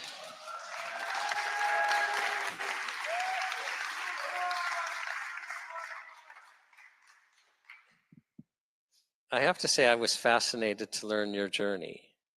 And so can you share with the online audience basically who you are, how you trained as a medical doctor, what the experience was like emotionally, and then kind of what led you to look a little broader? Yeah, thanks, Sean. Well, I think, I'm a medical doctor. I trained in London, Ontario. I did my internship here in Victoria at the old Victoria General Hospital. And then I did relief work for doctors for about 11 years. And I think I was considered the granddaddy of locum tenens at the time, because no one else in the city had ever done that long a stretch of locums. That's kind of where you take over a doctor's practice while they go on holiday. And when I look back, I kind of understand why I didn't really slot into a regular medical practice. It felt like it was a bit of a dead end, a bit like there was the essence of really good medicine, in my opinion. So this is my opinion, not the opinion of the doctors anywhere else, or even the College of Physicians and Surgeons. So my kind of feeling was there was something missing, and I didn't even know what it was at the time. And so that's kind of where I was for about 11 years, and I just practiced like a regular doctor. But things started coming my way, and I started paying attention. I think the first was Linus Pauling came and spoke at UVic about vitamin C, and that kind of twigged my interest. And then I met my wife, and she introduced me to homeopathy, and that's where I would say the veils fell, and I could see that there was a lot more beside what was inside the conventional medical box. In fact, I think what we're looking for is to get rid of the box entirely. So there are some good things, and I still use them or know of them, and I think they're useful for healthcare. But there's so much outside the box, and I was very fortunate because I kind of ran into it without really knowing. Didn't really do it intentionally, not really knowing where I was going. And then later I realized that that was what's needed to make a well-rounded physician. Am I right that, so you're practicing as a physician, but emotionally you were kind of feeling challenged because you thought when you went into medicine that you would be having more of a positive impact in basically solving people's suffering issues? Well, to tell you the truth, Sean, I didn't realize that regular medicine is like a revolving door, because we don't have the tools to cure people in many cases. We may see at end stages of things where we may, do surgery and so forth, but even some of the very basic chronic diseases such as osteoarthritis, we didn't have the tools. And when you're brought up in the conventional system, you don't realize that there's nothing in the toolbox. You kind of think that's all there is. You've got some anti-inflammatories, you've got some antibiotics. And I must say, though, you also have the tool of reassurance, and that you can tell when something is going to go well for a patient and so on. And there's sometimes where you don't need, a drug to solve the problem. But when it comes to therapies, we really didn't have very much. But you know what? For 11 years, I don't think I realized that. And then I was kind of fortunate to have some experiences which made me think that, yes, there is more. You got to share this with us. You can't say I had some experiences and not share, because what happened is as a medical doctor, you came to understand that, wait a second, I should be considering some different treatment paradigms. And you actually then later trained as a homeopathic doctor. And so you had to have some steps along the way. Can you share maybe a couple of meaningful moments that made you realize, wait a second, there's something else that I need to understand? Well, the first thing probably was orthomolecular medicine, where I started seeing that by using things such as vitamin C in larger doses, they could be used to treat conditions. But I think, and so orthomolecular medicine, I did train in acupuncture as well. I thought, well, that's something to learn about. But again, I kind of let that go because I felt unless you really focused and did that a lot, you would not become good at it. So although you may have some success, you may end up putting patients off because, you weren't good enough to treat their condition. And someone else who was more skilled in acupuncture could do a better job. So you might discourage someone. But I must say that, and there's so many other things along the way that I started hearing stories from other doctors, what they'd done to treat, different diseases like Alzheimer's and so forth, that all those things I sort of filed away. But when I came to homeopathy, that's when I really saw the curative power of medicine. And it's a complete different paradigm, because unlike conventional medicine, which, Hahnemann, the founder of homeopathy, coined the phrase allopathy, meaning against suffering, against the disease, where you try to block the symptoms that the patient's expressing, whether it's a rash or a cough, just to block it, and then to see that as a cured case. Whereas homeopathy saw that the symptoms that the person expressed that you used to make the diagnosis, those were really the unique symptoms of the underlying struggle that was going on. And so by taking that roadmap of symptoms, you could then track back and find a therapy which would actually cure at the most profound level, the level of the vital force or the chi or whatever it's called in different types of traditions. So when I saw that, then I saw some cases that had been cured actually I just kind of attended a weekend down in Seattle. My wife got me to do it. And so really, all the credit for my lack of making a lot of money and being a successful, high-profile medical doctor to my wife. But in front of every man, yes. Yeah. But anyway, just even a couple of days, I think I was prepped in some way. And that when I saw doctors, including the Queen of England's homeopath, presenting cases, a veterinarian presenting cases, medical doctors, real MDs, presenting cases of cured cases in homeopathy, there was no denying that it was doing something. And these were often very, very difficult cases. And when I saw that, suddenly I was ready to go. I don't think there was, at that point, I was kind of off and running and I couldn't go back. Once you see what natural products or what something like homeopathy or acupuncture, Chinese medicine, osteopathy, any of those type of non-in-the-box therapies can do, you can't go back. It's really not possible. It's like once you've seen it, you can't unsee it. And so then I started training up in homeopathy. And I think I told you a while back about a couple of cases that I saw in my practice when I first started out that really showed me firsthand what homeopathy could do. Do you want to share those? There were many, many years ago. And one was a case of tendonitis in the wrist, that the person had been off with workman's compensation for some time and probably not going back to work because nothing had improved with physiotherapy and so forth. And at that time, I had just been to this weekend and I had a little box of remedies and I was really enthusiastic, not knowing anything. And I thought, well, what I'll do is I'll give this person a remedy for their tendonitis, right? And so I gave the remedy arnica, which many of you in the audience may know. It's a great remedy for blunt trauma, but it was the wrong remedy and nothing happened. So if you think about it as a subject of one study, it was a good one because I gave the wrong remedy, but I was enthusiastic. I had the same sort of encouragement to the patient that I would have given if I had given the right remedy. Anyway, she came back, about a week and said nothing had happened. And I said, okay, well, and then I had another remedy thought, I'll give her homeopathic Rus toxicodendron, which is very good for arthritis, which is worse with immobility, better with movement, better with heat, and it has an aching type of pain. Very common for osteoarthritis, but also for tendonitis. And I gave her that. And within a week, her pain was so much improved that she was ready to go back to work. It was amazing. And the medical system basically was not resolving it at all. No, this person had been off work for, if I recall correctly, about 6 months with no resolution.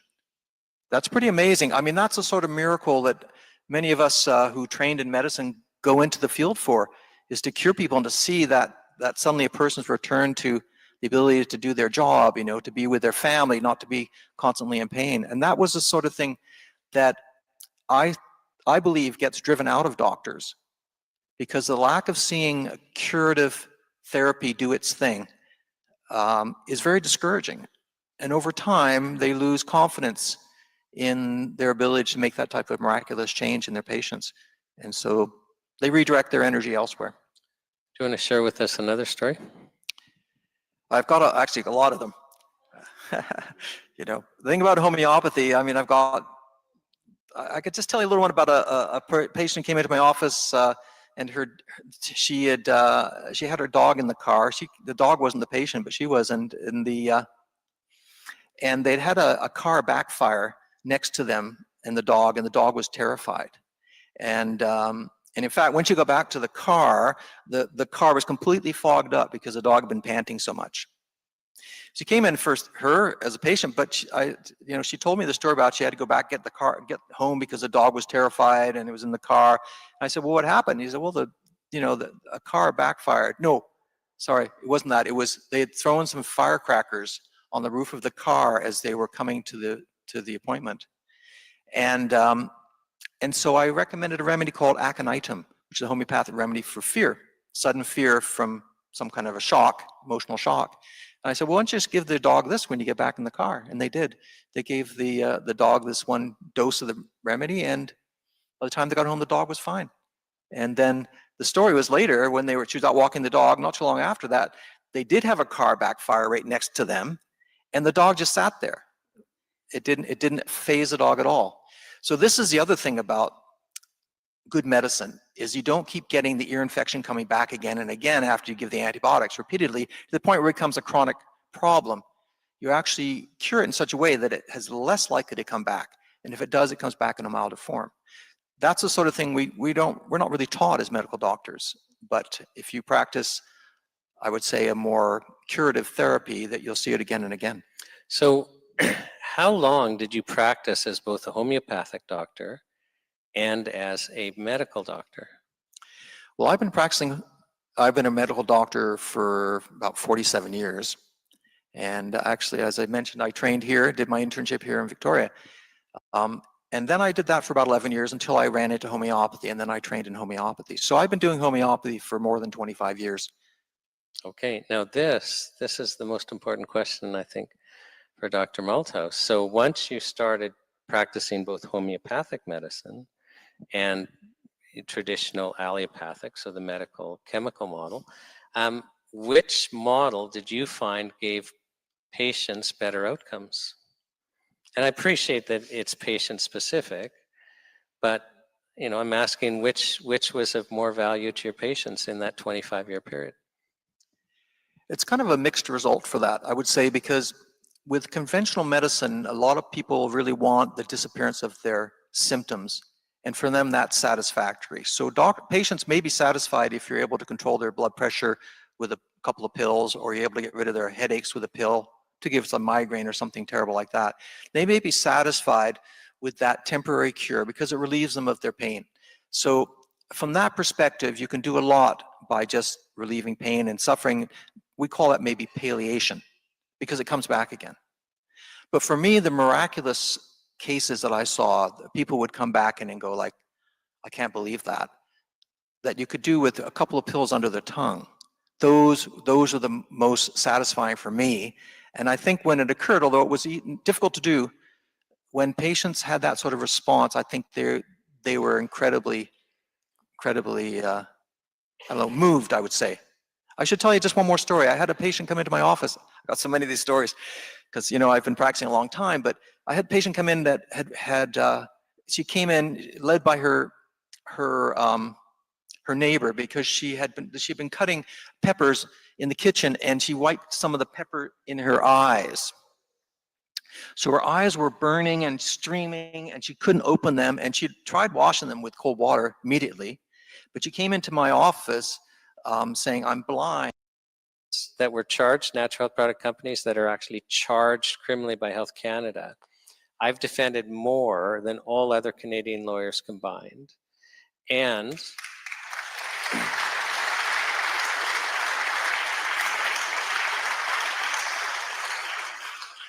Health Canada does everything they can to destroy you without charging you. So they'll, seize your property. They will, they will have the media run hit pieces on you. They will, threaten your suppliers. They've got this whole kind of handbook on how to destroy you as a practitioner or as a natural product company, short of actually going to court and charging you. But where I was going is I saw company after company after company that actually they were either saving lives, like we're talking people would be dead without their product. In fact, in one case, found died because they lost access to a product, or literally it was the difference between disability and health. And so I wasn't kidding, because I got in the practice that when I saw Health Canada was attacking a product, and so it was hitting the news, I would write down the product name and the condition in case I ever got the condition, right? So for example, when I had, started getting kidney stones, I tried to seek out Carter kidney drops, and they were gone. Health Canada had taken them away, but I knew that they would work because Health Canada took them away. So there was actually a method to that, is it seemed that if you weren't effective and you weren't a threat to the chemical model, that they wouldn't go after you. So that's where that came from. Yeah, it's a little bit like you're getting the flak because you're over the target. Mm-hmm. Right? And certainly homeopathy, I think, has been attacked repeatedly. It's been attacked repeatedly because it's a shift in the paradigm of thinking, how people think about disease and how it starts and how to treat it. And there are other systems which have similar type of paradigm. In other words, looking at the regulatory system that is invisible to us, but can be accessed through different therapies. And homeopathy, acupuncture would be another good example of that. And because the paradigm is completely against what we're seeing in conventional medicine, it's a threat. And because it's a threat, it's constantly being attacked or trying to regulate it in some way that reduces patients' access or people's access to it. And I think homeopathy is often, even among the integrative medicine doctors I've known, they'd say, oh, homeopathy is the low-hanging fruit, so we should maybe just not, let's not back it up, because that would bring us, put a target on us and make it too easy for them to go after us. But in fact, homeopathy, I think, is one of the greatest threats. I mean, when it comes to supplements and so forth, that's also a threat to the pharmaceutical companies and to Health Canada, whose job, I believe, is simply to protect their patents. But homeopathy is a shift of the way of thinking and how to treat disease, which is a complete revolution, I think, of how we get people well. And if I don't know if you're like me, you've been seeing that there seems to be a concerted effort to keep people in a weakened, sickened state. Either it's to sell more products to, or because we're more compliant that way, more easily manipulated and more open to programming. But if you have a healthy populace, that's a dangerous populace, because they may not take too well to what other forces, government, pharmacy, big pharma, let's call it, Health Canada, all these different regulatory bodies who are trying to keep us maybe controlled down by making us sick. They might not like that very much. Can we just pursue something a little more? You mentioned it a little earlier about allopathic medicine, and some people watching might not understand. I just want to correct you. It's allopathic, A-L-L-O. Okay, thank you. That's okay. So they may not understand that allopathic medicine it's a tradition that doesn't seek to cure the underlying problem. It seeks to address the symptoms. And so let that sink in for a second. So our mainstream medical system, so our government funded system, the philosophy behind it is not to cure the underlying illness, but it's to address the symptoms. And in the drug licensing world, which is the world I live in, the chemical drug companies basically apply to be able to treat the symptoms. When they run these clinical trials, they're not curing depression. They're not saying to Health Canada, oh, well, you give them this and people aren't depressed anymore. It is a reduction in the symptoms. Are you aware of basically cures in the chemical drug model? Well, when you say the chemical drug model, it's a little bit confusing, because there are chemicals which are used in homeopathy, for example. Like we may take homeopathic penicillin, like potentized penicillin, to get the reverse effect of someone who's had a toxic reaction to penicillin. So in a way, I wouldn't split it up with chemical or non-chemical as much as what goes with the body's attempt to cure itself and what actually blocks it. So I think that's really the difference there is, but I don't, and if someone is cured, what I would say is cured, in other words, if let's say someone had a bowel issue and you gave them a sulfur antibiotic or something that has sulfur in it, but you were giving it as a conventional medicine available, which we do have for things like irritable colonic diseases like ulcerative colitis, and the person got better, and they actually got better in a holistic way. They didn't just drive the disease into a deeper location or move it somewhere where you kind of lost sight. It was not in the bowel anymore, but the person had heart disease or some type of severe mental dysfunction. Then yes, they could be cured, but it would usually be something that was in that medicine that did the curing. So it might be the sulfur in the drug, which is just a part of the molecule that actually did the curing. So that would be possible. But in general, I would say it's very infrequent. You can give an antibiotic to treat a bladder infection, and the person may be well for years afterwards, but the trouble is it will keep coming back, and then if you keep approaching it with that same type of temporizing action, it'll become more frequently, and then they'll have something like interstitial cystitis, and then they'll have inflammation constantly and so forth. So in those cases, there's the appearance of cure because of the time difference and maybe the change of location, like cortisone on the skin for eczema going to asthma in the lungs, if you drive it in, that may appear to be cured. But if you really take the whole person and you examine the whole health of the person, then you'll find that really the disease has just been moved or suppressed. Okay, we've got to go into this more because this is important for people to understand. So you just said that it's important to basically look at the whole person. So not just look at symptoms that are presenting and a problem. And you also have basically given some examples in that answer of how, treating an illness in one place might actually move it somewhere else. And I think it's important for people watching to understand what you're trying to explain. Can you just go into that a little more? The importance of addressing things from looking at the whole person, and then how basically, if you're just addressing symptoms, but not looking at the whole person, how basically you could be making it worse or just moving things around. Sure. Well, people may know of a drug that was out on the market called Orudis. It was an arthritis drug. It was actually, some people said that worked really well for my arthritis. But when they did an x-ray of the knees, they would show that there was being destruction of the cartilage around the joint now. So the cartilage is deeper, a deeper structure than the joint space itself. So what they were doing is by getting rid of the inflammation in the joint, they were driving it into the surrounding tissues and destroying the leg, essentially. So that's why it was not a good drug. That's a good example of suppression or driving it in deeper. I think the best known one is the treatment of skin rashes, particularly, let's say, eczema, where you treat eczema with cortisone. That's very common. And then the dermatologist say, look, it's gone. And the people are, yeah, my child's eczema is gone. That's so great. But now they're coughing at night. And next thing you know, they got a cold and they get a wheeze that won't go away. And then they're using a puffer and so forth. So what you've done, if you view the whole person, because this has happened so many times in history of using cortisone, that it's someone who knows anything about direction of cure will understand that you've driven the disease off the skin, a more superficial organ system, which is less dangerous to the child. Now you've driven it into the lungs, so they have asthma.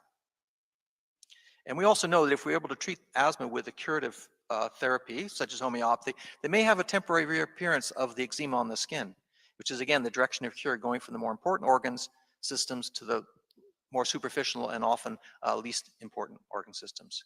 So yeah, this is the idea of suppression and why we think, look, I've cured this person of this. But then if you take the whole person, you'll find that now they've got another problem, like maybe they have insomnia, or they have anxiety, or they have depression. If you drive the disease from a superficial area where the body is trying to get it out, and then you block that exit route, it doesn't mean you have to leave it there, but if you block it or put pressure on it, drive it back in, it will go somewhere else, usually deeper. And so you have a sicker patient, a patient that is more likely to be seriously injured by what you've done. And I don't think this idea of suppression, it's the hardest one for doctors, I speak from my own experience, to accept that you can actually make patients worse by giving them a treatment which is recommended, through the algorithms, and you make them worse because your intentions are good, but what do they say about fools rush in where angels fear to tread? Kind of like that. Now, how much training as a medical doctor did you receive in nutrition? Oh, well, it's a long time back, but I can't recall learning anything about nutrition in medical school. No, and it wasn't a loaded question. No. I ask every medical doctor I come across that question. But now, so it's been 47 years. If I We probably looked at the food guide. We probably saw the food guide pyramid. I would say that would be about it. Okay. And we kind of learned the difference between a protein and a carbohydrate. That was probably it in some science section. Right. Now that you've gotten a whole bunch of experience, what role do you think nutrition plays in the health of the Canadian population? Oh, I think it plays a fundamental role. And I'd have to actually give another shout out to my wife, Elizabeth, who makes us eat organic food in our house.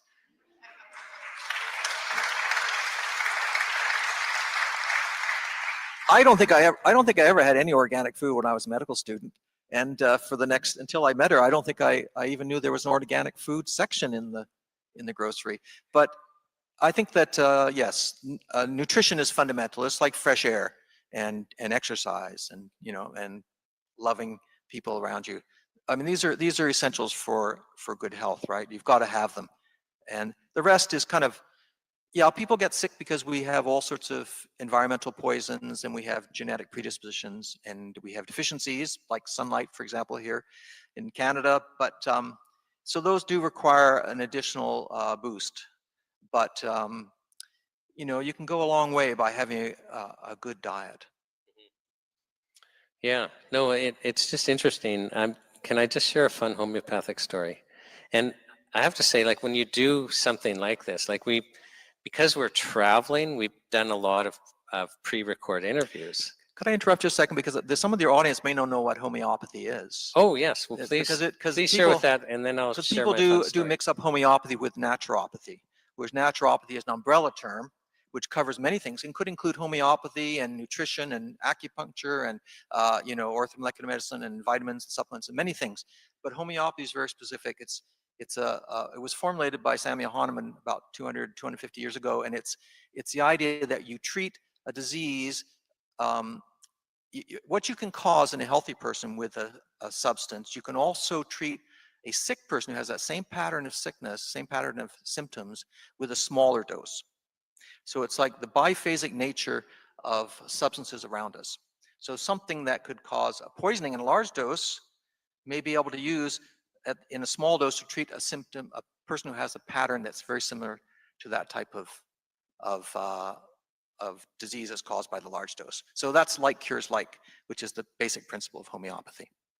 Right, and it's very interesting, and because my understanding is it's diluted and diluted and diluted, but It's not also just diluted. okay. You have to include the shaking, what's called succussion. I was going to say that. Okay. So You have to have both of those, otherwise it does lose its power when you get down beyond Avogadro's number. yeah, but there's something there. And like you've seen instant treatments, you shared the lady with the eyes, you've shared the dog. I was interviewing for this health show, Dr. Michelle Perro. And so she's a pediatrician. She's over 4 decades. She's still practicing as a pediatrician. And, you know, Mount Sinai Medical School, all of this, she's working as an emergency room pediatric physician in California. She's married to a pediatrician. And one of her own children, she shares with us, is having chronic allergy issues, and gets to this croup that won't go away, and she doesn't want to do the steroid treatment, which is what she would, you know, as a pediatrician, recommend. And her husband doesn't want to, and she has a friend who practices homeopathy, and it was like within 5 minutes it's gone. And she said she couldn't get her head around just how, like, some of these homeopathic remedies, not only do they work, but they just work so quickly that, and she, you know, she shares more examples. So, you know, so she, like you, trained as a homeopathic physician and now practices as both a homeopathic physician and a regular physician. And it's just that what struck me, Stephen, is just kind of the similarity in how you shared and how she shared, and just kind of how. And so I actually asked Stephen, can you find me a good homeopathic doctor where I live? And I did ask you that, because in just doing these interviews, I came to realize that there's a paradigm that I'm not using that I've now come to believe I should be using. So it's interesting.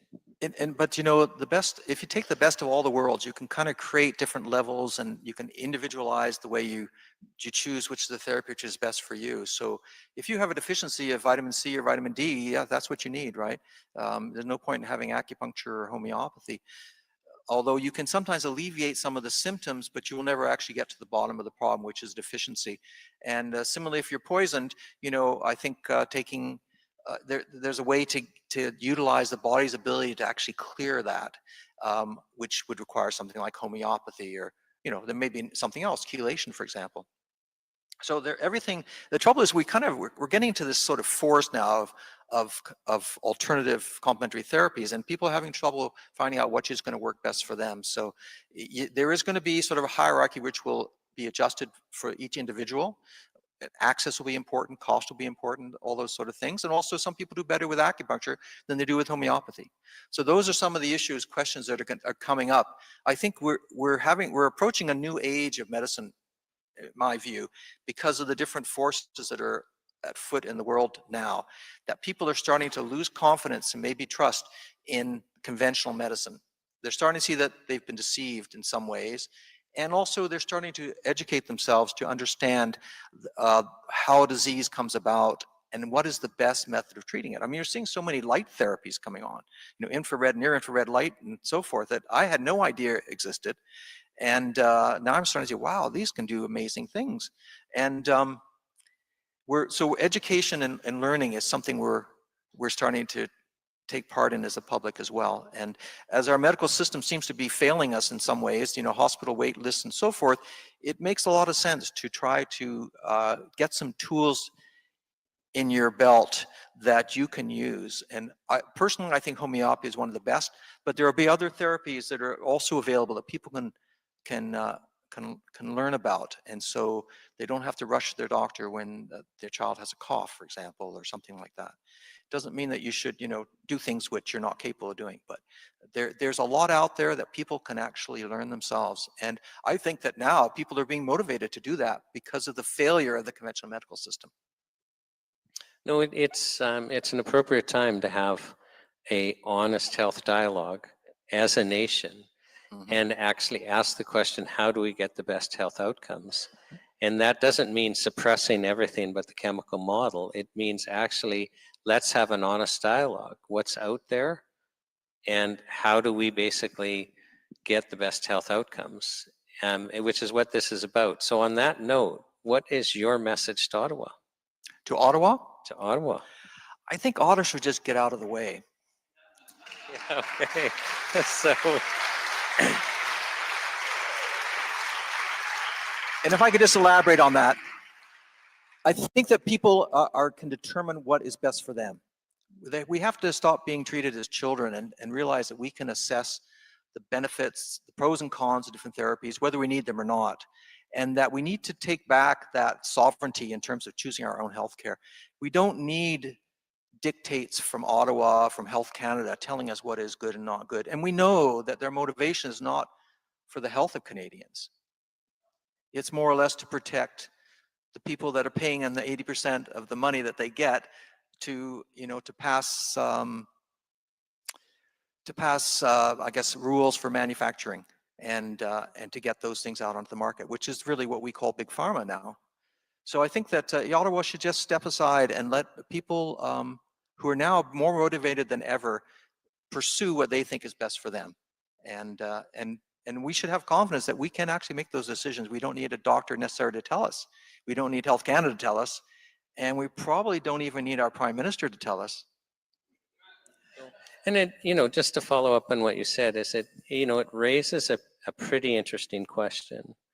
Is why is it that one model, so the government, we have to pay for one model of medicine, and meaning as taxpayers, we're forced into a specific model. And nobody's even asking the question, do we get the best health outcomes by limiting ourselves to one model?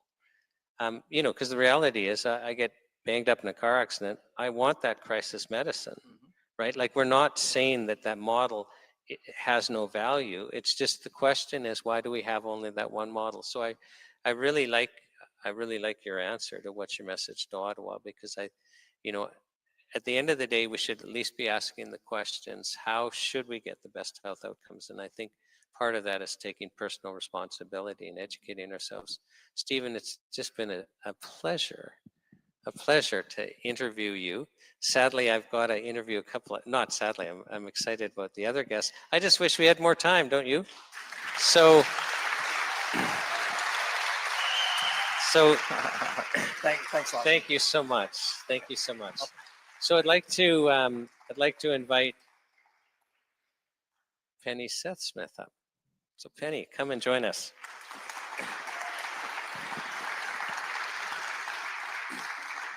Thank you so much for inviting me. Oh, it's just a pleasure that we get to have these dialogues. Now, you're now practicing as a naturopathic doctor, but you didn't start in that paradigm. You basically started with a family that would go to the medical doctors. Can you share with us your health journey? Absolutely, because that's what brought me to naturopathic medicine. My whole family has a dairy sensitivity, a very strong one, that we were unaware of for about the first 20 years of my life. So when I was little, I was all curled up, having tummy pains and having to be dragged to school, although I liked school. My mum took me to Great Ormond Street Hospital, the kids' hospital, the best one in London. And they were, bless their hearts, they were lovely people, but they were no help in telling me what was going on or giving me anything that would make me any better. I liked the rocking horses, but apart from that, it was a bit of a disappointment. And then in my teens, I had depression, and my medical doctor gave me some happy pills that didn't make me happy.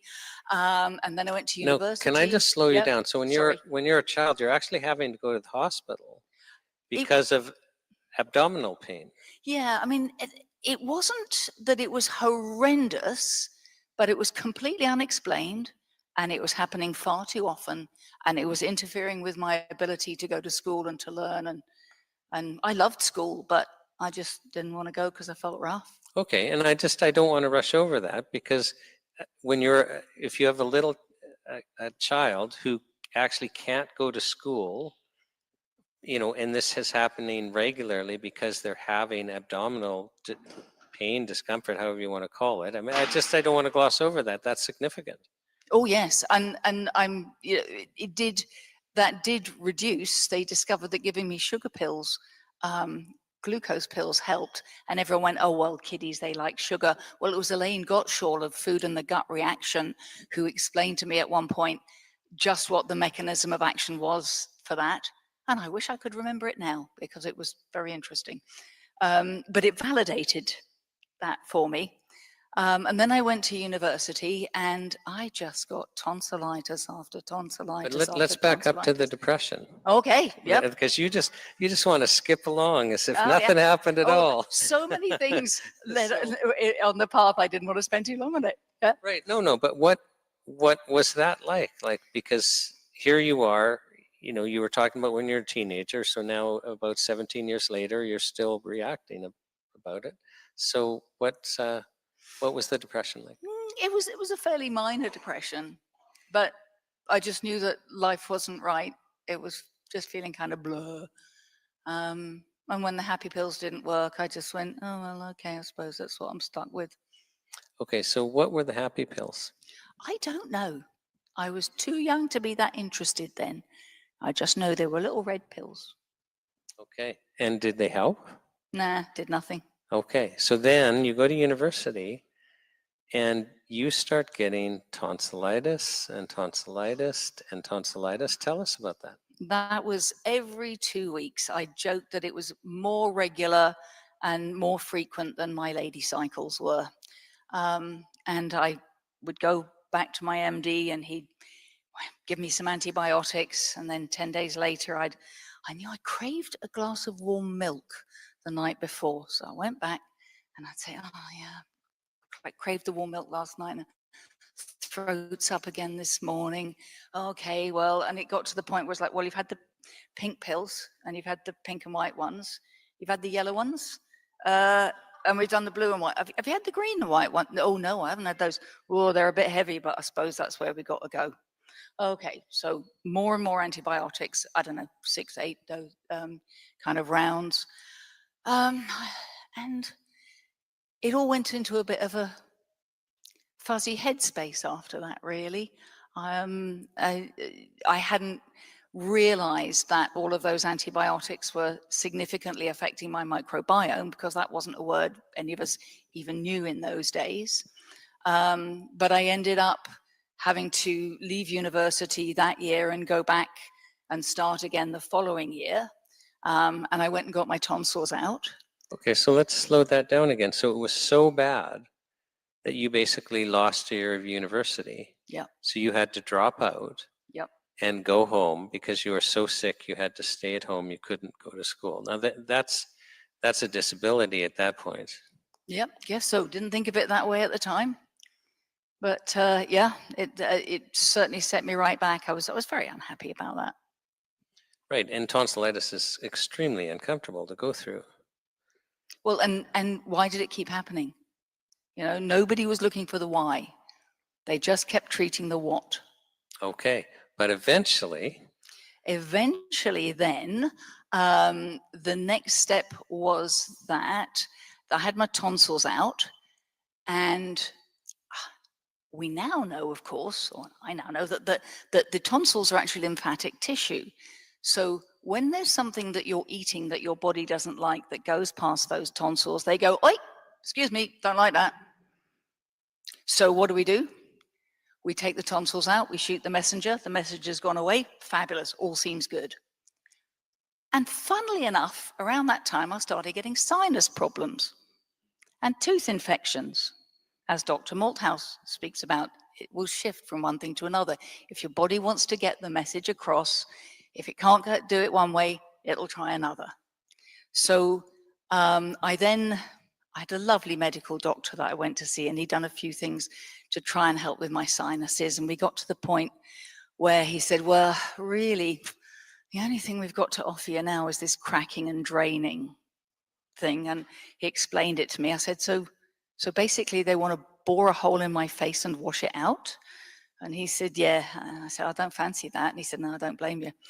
But lovely man, he had just done a weekend's course in acupuncture. So he popped one needle in each hand in points that I now know, fabulous points for such things. And he had me wait in the waiting room while he saw another patient. And about 20 minutes later, that patient left, and I went in and said, yeah, this is doing something. I like this. And he said, what a man of such integrity, fabulous. He said, well, you obviously respond well to acupuncture, and I've only done a weekend's course, so I suggest you go and find yourself a good practitioner of Chinese medicine. Which, I mean, that was 40 years ago now. What a good man. And it just so happened that just around the corner from where I lived, there was this marvelous Chinese practitioner, 7 years training. His English was not very good at all, but it didn't matter, because with acupuncture, tongue, pulse, do the points, help my sinuses.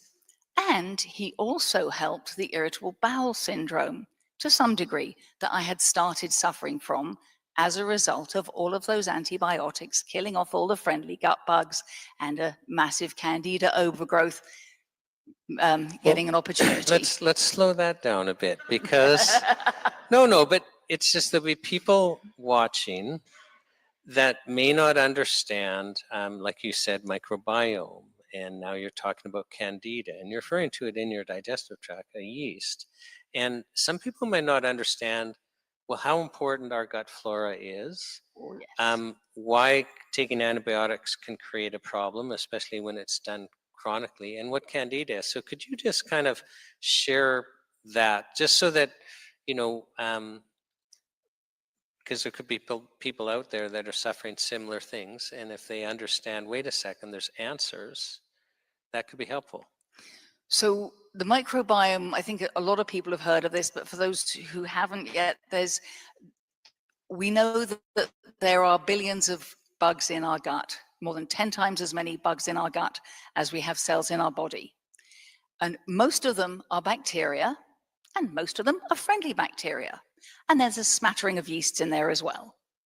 And when you take antibiotics, they kill off those nasty bugs that are giving you the infection, but they also kill off a whole bunch of the good guys as well.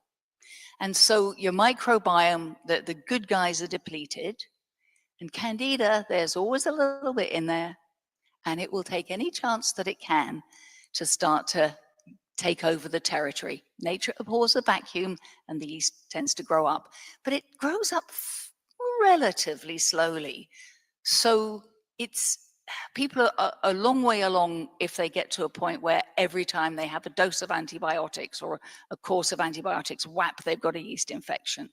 It's very possible to have a lot of yeast growing in your system, in your gut, without having symptoms anywhere else, because you've killed off the good guys and the yeasties are just creeping up. And then you tend to get the foggy head as well, and the exhaustion, often losing words in sentences, usually nouns.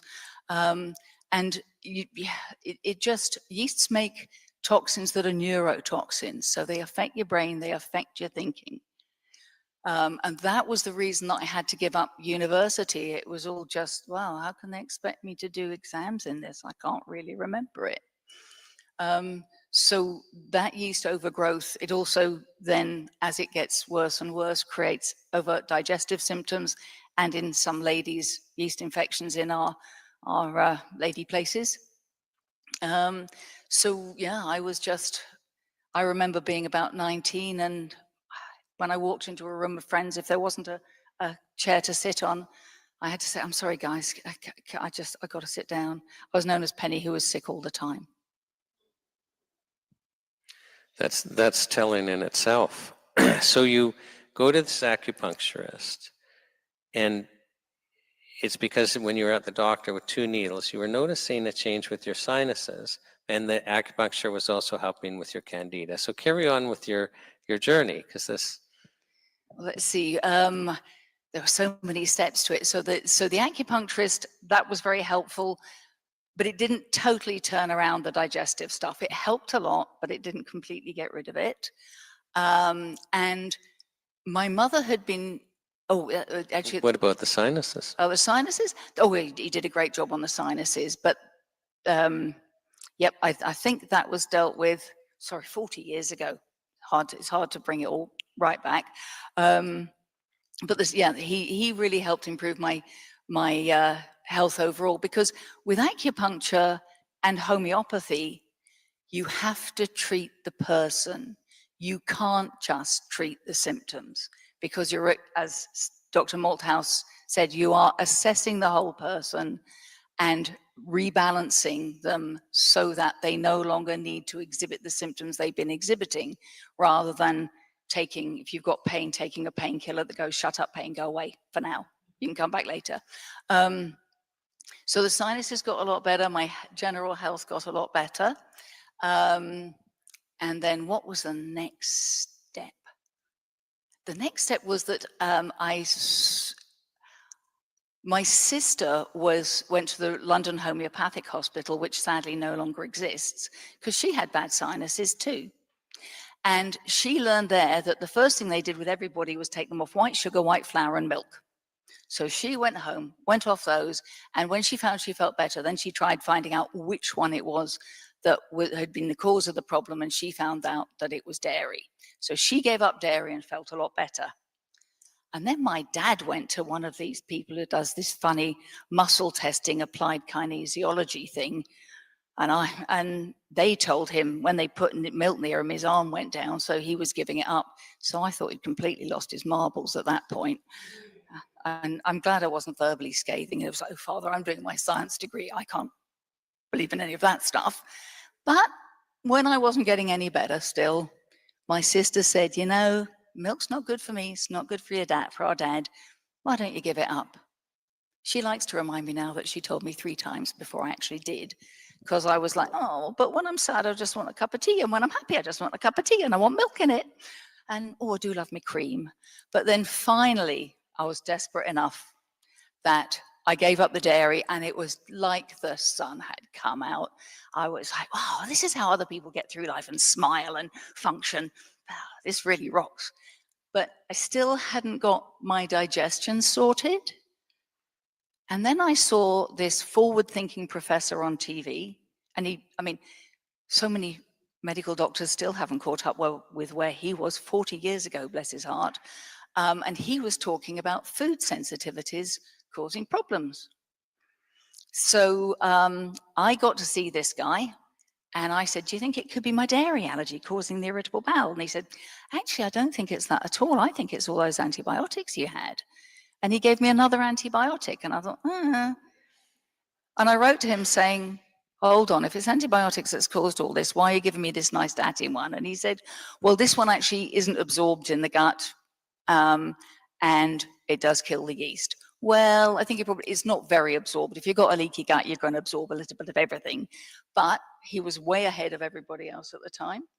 And that really sorted things out for me. And then my mum had been reading Adele Davis's Let's Get Well, which is all about using nutrition to feed your system to get better.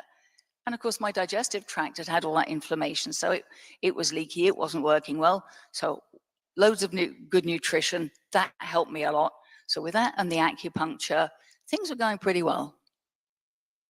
But, sorry, well, can I put another little chapter? I was just going to prod you. So, so but I was still, actually, this was before I got rid of the candida. I was getting flus, and when other people got flu, it lasted 4 days, maybe a week. When I got it, it was 3 weeks in bed. Oh my God. And I knew that it always started with a razor blade sore throat, and I was moving house. The truck was booked. All of my friends were booked to help me move. And the night before, I had a razor blade sore throat. Oh, I was desperate. Went to the health food store. How the guy worked out the right remedy for that, for me, I do not know. Someone was on my side that night. But he pulled out this remedy, and I looked at it, and I was a bit suspicious. But I was desperate, so I thought I'll give it a go. So I put it in my hand, and he said, "Oh, you're not supposed to touch it." So I threw it down my throat, and he said, "Oh, you're not supposed to swallow it." So I went, "Oh, all right. Well, it says I've got to take another one in an hour. I'll do it right next time, and then hopefully it'll work." Anyway, and I'd opened it up, and it was cheap. So, I went to buy that, and I think I bought some vitamin C as well. And I was just walking to the till, and I suddenly went, "I think it's gone." And my sore throat had disappeared. And an hour later, in that amazing way that homeopathy works, and about an hour later, it started to creep back, and I took the next dose, and that was dealt with. So having been desperate enough even to try some of that really wacky homeopathy stuff, I was totally blown away. And so, yeah, that was my journey of finding out all these different treatment methods that could be helpful. and then you trained. Tell us about that. Well, then I came to Canada to visit my brother, and there was this thing saying naturopath. And I went, "What's that?" Having never wanted to be a doctor. Dr. Malthouse may have wanted to be a doctor. I was not interested at all. But I saw this thing said naturopath, and I was, blimey, they do it all. They do the homeopathy, they do the acupuncture, they do nutritional stuff, and you learn all about the basic sciences, the medical sciences. I didn't even know where my liver was. So I knew I needed to understand all of that important stuff, because naturopaths do all the same amount of basic medical sciences as medical doctors do, but the treatment methods that we're taught are different. And having learned that I could do all of those in one place in Canada, I packed my bags, left my job, left my family and friends, and moved to Toronto, which in those cold winters, that was huge sacrifice. That sounds like a very severe candida overgrowth. Made me balmy.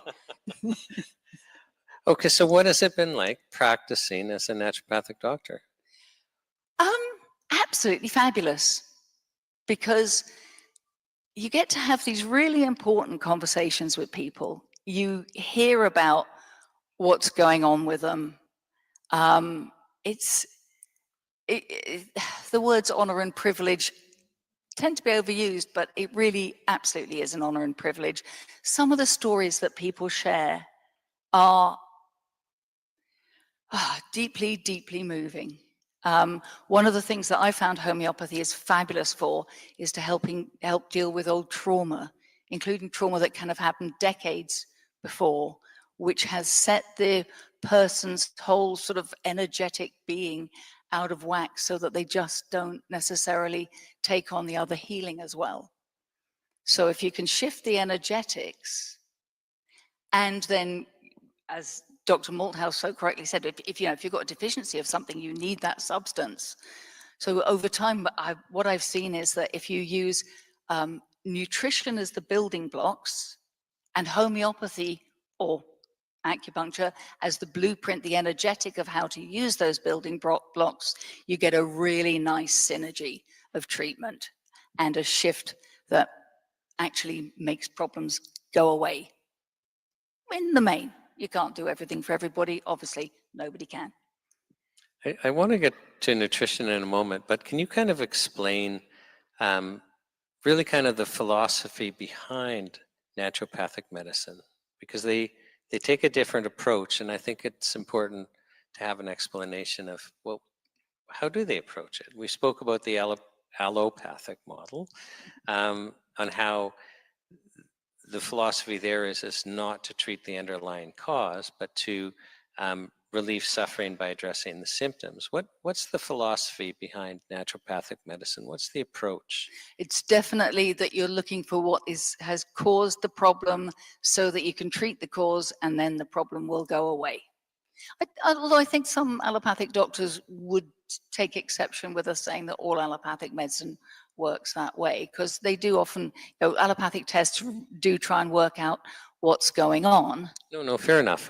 But generally speaking, that is the philosophy. Yes, it's using something other to heal the body, whereas with naturopathic treatments, the idea is that you're giving the body what it needs so that it can heal itself.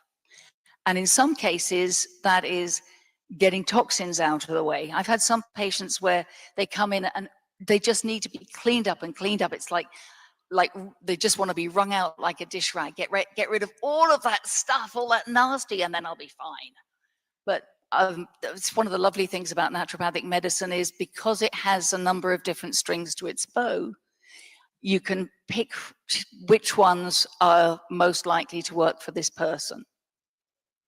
And as Dr. Malthouse said, homeopathy doesn't work for everybody. It works for most people, I find. But some people do better with acupuncture. Some people do better with other treatments. And you also need to be open to what the patient is looking for. Homeopathy is just amazing, but it is understandable that people are skeptical about it because we don't understand how it works. With nutrition, we understand a lot of the biochemical pathways. I used to be able to draw a lot of them.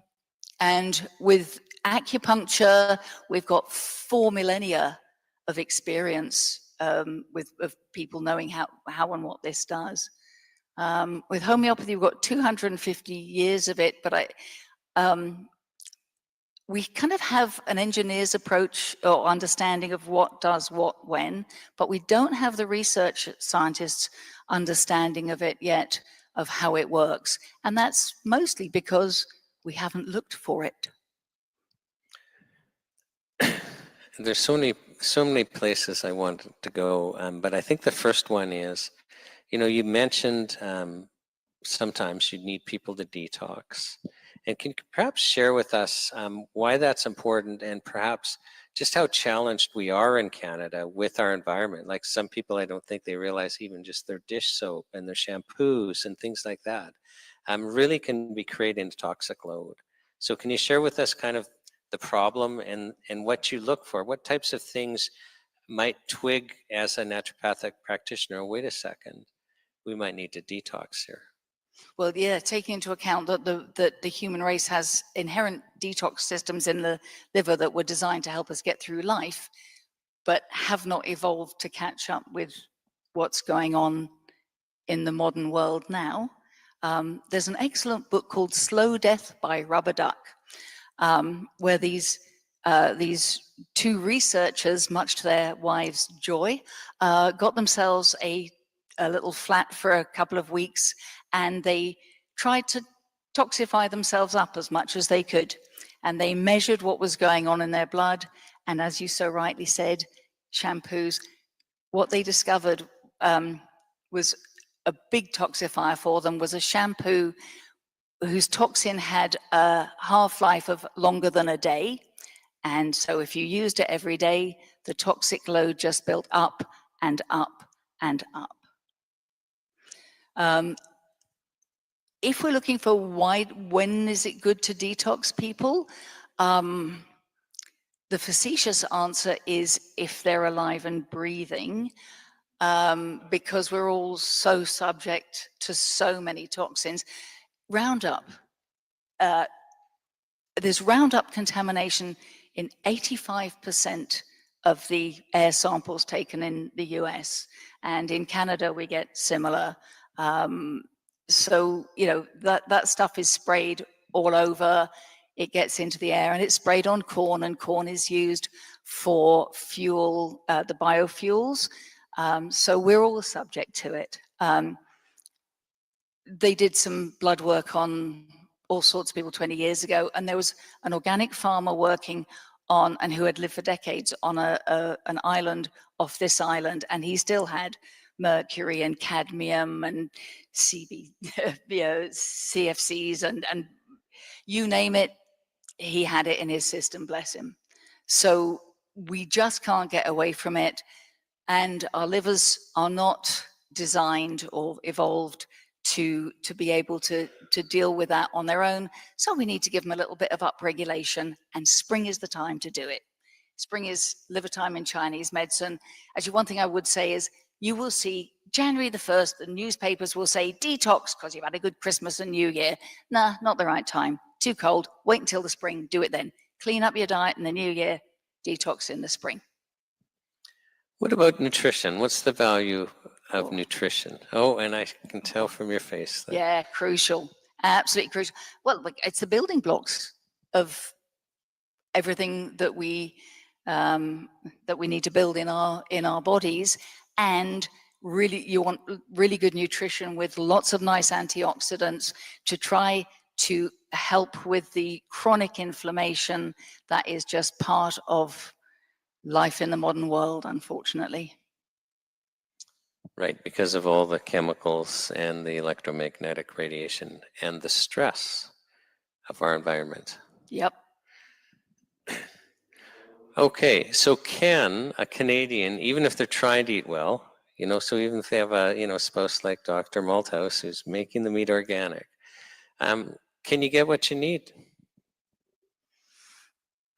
That's a small question with a very large answer, because there are a lot of ifs to it.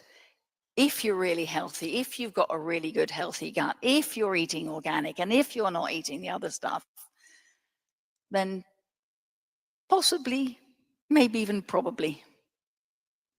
But we can all do, it also depends on your genes and your epigenetics. Now, epigenetics is how what goes on in your life affects how your genes express themselves. And so genetic expression is when a gene makes a chemical in your body, usually a protein, and or your genes have it's like little bookmarks on them.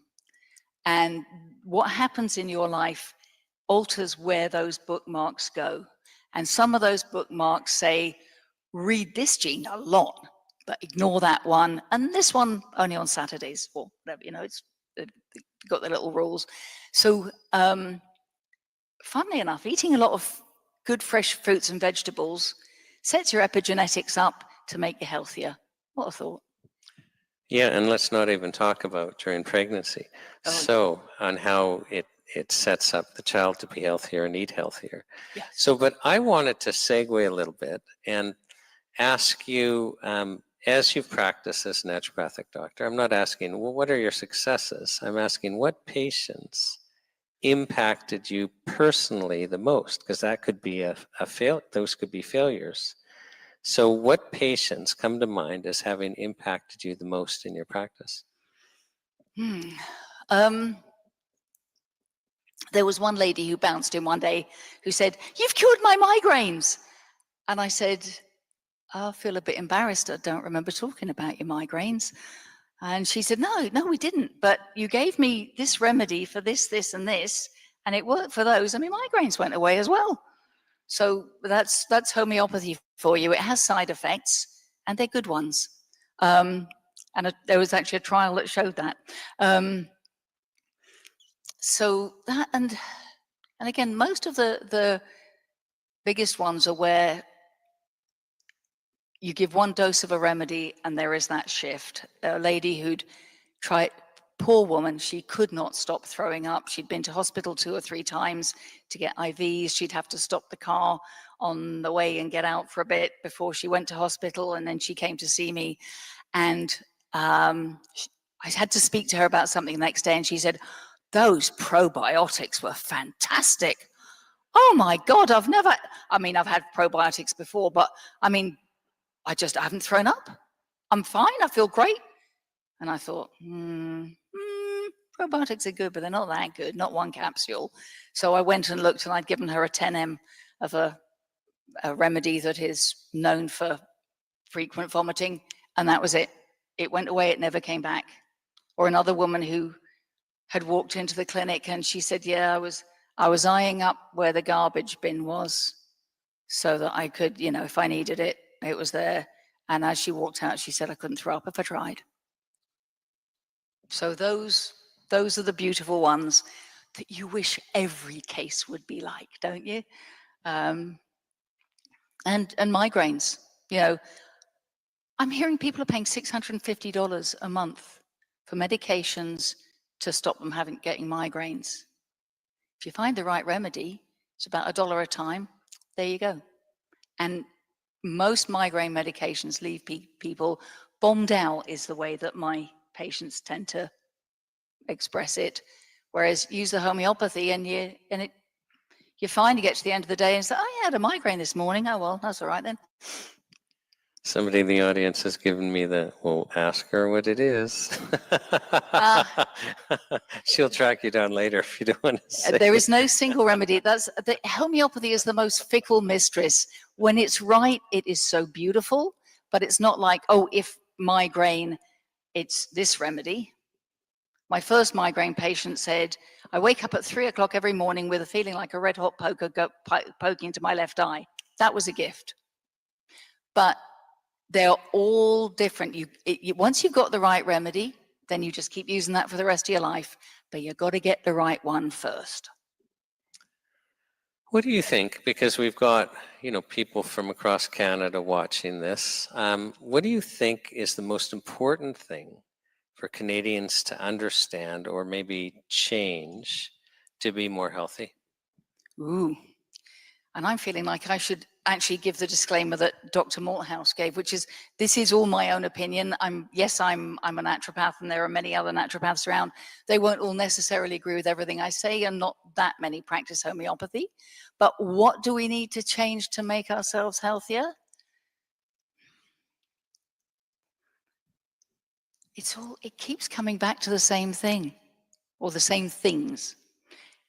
Eat well, move your body, sleep well, have loving folks around you, and it's a good idea to do a detox each spring.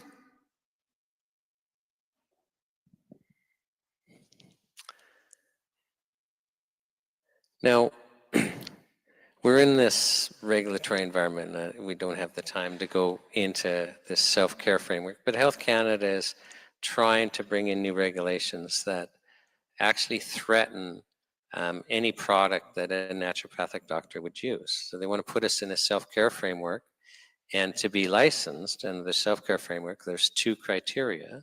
And the one is it has to be completely a self-limiting condition, which they define as it couldn't last more than 60 days. So we're not getting a license if it's not self-limiting, and it can't be a condition for which you would seek the advice of a healthcare practitioner, licensed by province, which could be a medical doctor, a naturopath, a homeopathic doctor, a nutritionist.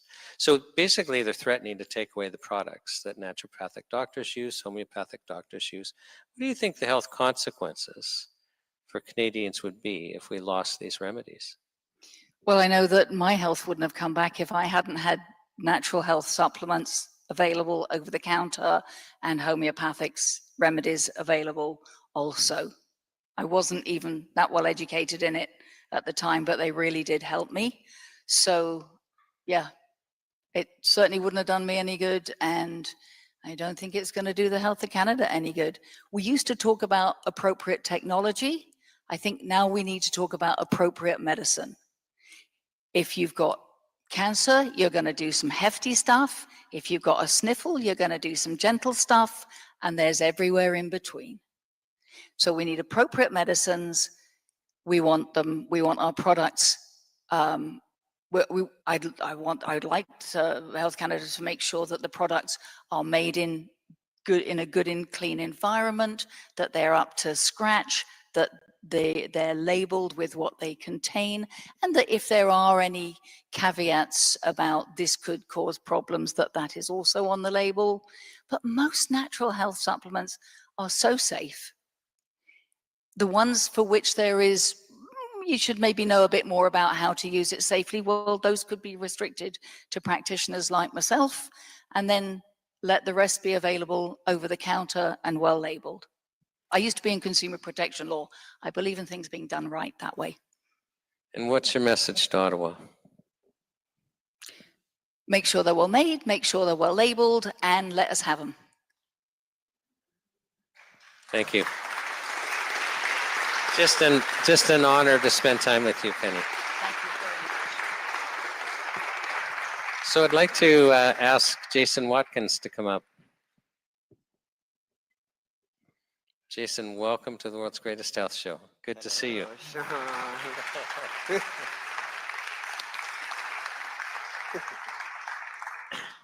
Now, I have had the pleasure of knowing Jason for, I bet you it's over a quarter century. Yes, it is. I think, yes, it is. So I was testifying in front of the Standing Committee of Health. It was probably like about 2002, and you were there as an expert witness, and that's where we met. And so, can you maybe let's just start. You are a manufacturer. You're involved in manufacturing. Your company is Purica, which is based on Vancouver Island, and but it was a personal family experience that got you into this. Can you kind of share your personal journey, your family's journey? So I feel like, first and foremost, everything that's gone on the last few years, if you have a strong family behind you, it means everything. And when I was listening to Stephen talk about Liz and Sean talk about Teresa, my wife, Anna, we went through a lot. I'm going to tell you a few things. And my wife and kids have been, when families fractured, you saw that in the last few years, they stood up for me. And my journey started, I like Stephen and Penny both, and thank you so much for standing up for what you have stood up for. Same as Sean and Teresa, thank you so much, and Liz. So I too wanted to be a doctor. Since I was a little kid, I wanted to be a neurosurgeon. I had an experience early on, just like Penny. I had severe, what we probably now IBS, don't know. They had me in a cancer ward for children. I experienced my first friend. We were sneaking around at nighttime, and my first little friend, a girl, she died that night, and we didn't know, and we were sneaking around, so we saw her. We weren't supposed to see that. So it was really powerful for me. And I think a lot of things that happen in your life, you don't know why you got here. I wanted to be a doctor. I didn't know why. And so I ended up studying microbiome biochem. And then I was in an experimental program of Western allopathic medicine and Chinese medicine. And I'd had an experience in a car accident when I was 16 that I could not explain. And I left it at that. And I'd never talked about it for over 15 years. Just left it at that. My dad said I would try to avoid that spot, whatever. But when things are planted a seed in your mind and something's happening, I didn't know why. So I'm in university and I'm thinking of things that are really crazy in your mind. When they said in quantum physics, he said that the electrons appear and disappear out of existence. And so I asked the teacher, and there's 300 of us in the class, this is going to lead, I'll get back, but he asked us, he said it appears and disappears out of existence, not like the old model that you learned last year. And I never asked questions, but I guess things were in my head. I said, excuse me, and everybody, it was like pin drop silence. I said, where, you said it appears and disappears out of existence. I said, where does it go when it goes out of existence? And the whole class was super quiet. And he said, he looked at me, he was a tall man, looked at me and looked at the class, he said, good question. And it was quiet, and he just moved on. And I felt, but you know what I mean? When somebody plants a seed in your mind, so he planted a seed, I don't know whether he intended to or not, but he did.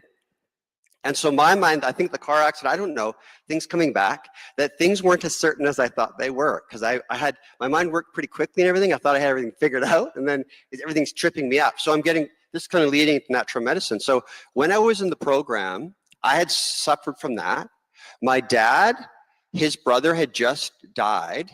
These are all timelines. You know, when you were talking, Penny, everything gets muddled around. But this is, my dad's timeline was, his brother died of a heart attack out of nowhere. He was in super good shape, but he held everything inside, all the stress. He was 42. So my dad got tested, and sure enough, he had 6 blockages right around the heart between 95 and 98%. So they rushed him in for surgery. He had 6 bypasses.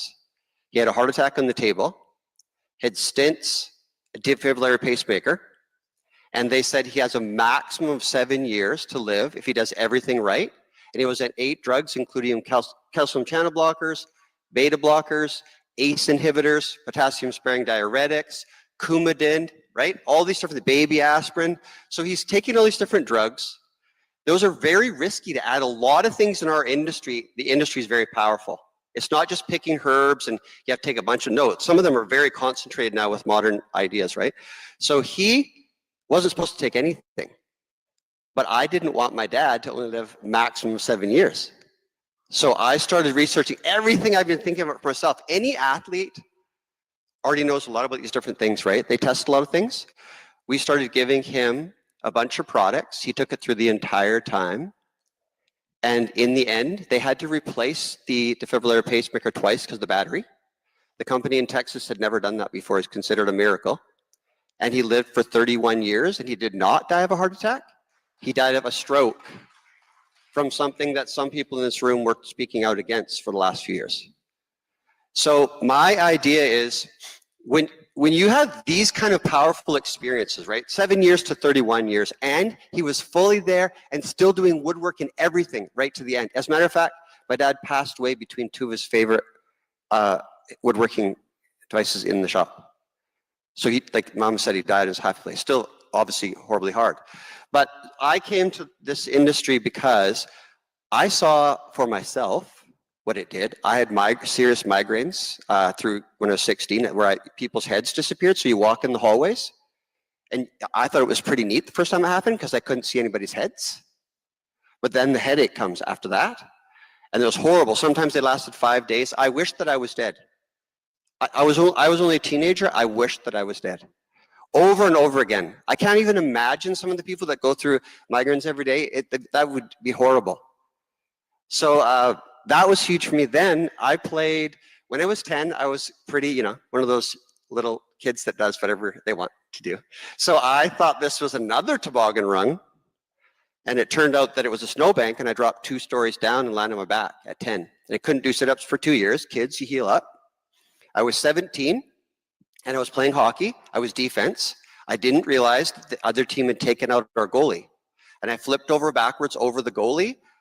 Bad part was the net had also was flipped over, and the spike was still in the net. And I was impaled on the spike at 17. On the same area that I damaged in the lower back. Anybody with no lower back knows it's crappy. Because you can keep on doing stuff, all of a sudden you get too tired, and then boom, it hits you, and then your mind spazzes around it. The fear of it getting worse just makes it worse. So all these things, to me, they're powerful things that led me further and further and further into see, I never even questioned that it didn't work. Once I saw it work, I didn't think there was this big conspiracy to censor it for over 125, 130 years. We can get into all that. The censorship mechanisms set up for this are the only thing that has been holding back the ancient medicines. And that has to do with big families and oil and things like that, right? That some of you know. That the only way they could pound these medicines in modern medicine itself, the way it's practiced, not the doctors, the way the regulatory bodies frame it, the only way they could do it was suppression. Making everything look that thousands of years of use is all hocus pocus and snake oil. And they were successful for a long time until they started running out of all their patents. Everything's going generic. They're running out of money to suppress things, which they do through the media. So anyway, I go off on a tangent. I think we need to slow you down because, well, A, because you're going too fast, and B, you're missing some. So, we had Dr. Malthouse and Dr. Seth Smith's talking about, homeopathic medicine. And I think a lot of us, like Jason, I'm 60. I don't think I heard the word homeopathic doctor or the Yes. word naturopathic doctor Yeah. till I was in my 30s. Like, Yeah. they just weren't here. And, Penny was talking about how, well, in England, whatever, there's this homeopathic hospital and it's not there anymore. Well, we used to have homeopathic hospitals in North Yes. America. Yes. And I remember listening to a CBC documentary, which I've looked for now and it's taken down. But it was on, a couple of decades ago when CBC could talk about things like this. And it was on the 1918 flu. And regardless of what you think about the 1918 flu, Yes. what they were talking about is if you went to an allopathic hospital, you had about an 80% chance of not walking out. You died Yes. there.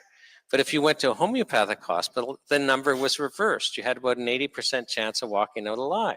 Yes. And it's kind of like, well, hello, if I had a bad flu, I want to then go to a homeopathic hospital, except that we've gotten rid of them all.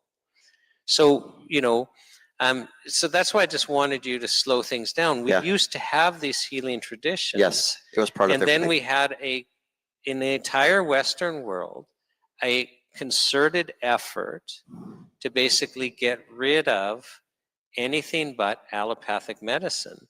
Right now to, within the last calendar month in Quebec, the Quebec Court of Appeal basically affirmed that naturopathic doctors cannot diagnose and they cannot treat because the law that gives medical doctors the monopoly to practice medicine and defines the practice of medicine so broadly, it includes any diagnosis, any prescription, which the court defined as just making any recommendation to either prevent or treat an illness, and basically doing any remedies. And so we're still living this. That's what you're talking about. I didn't want to stop you. I just wanted to slow you down so that people understood that actually there are laws in place that, basically have deliberately reduced these traditions, and we're still living them like this month. Yes.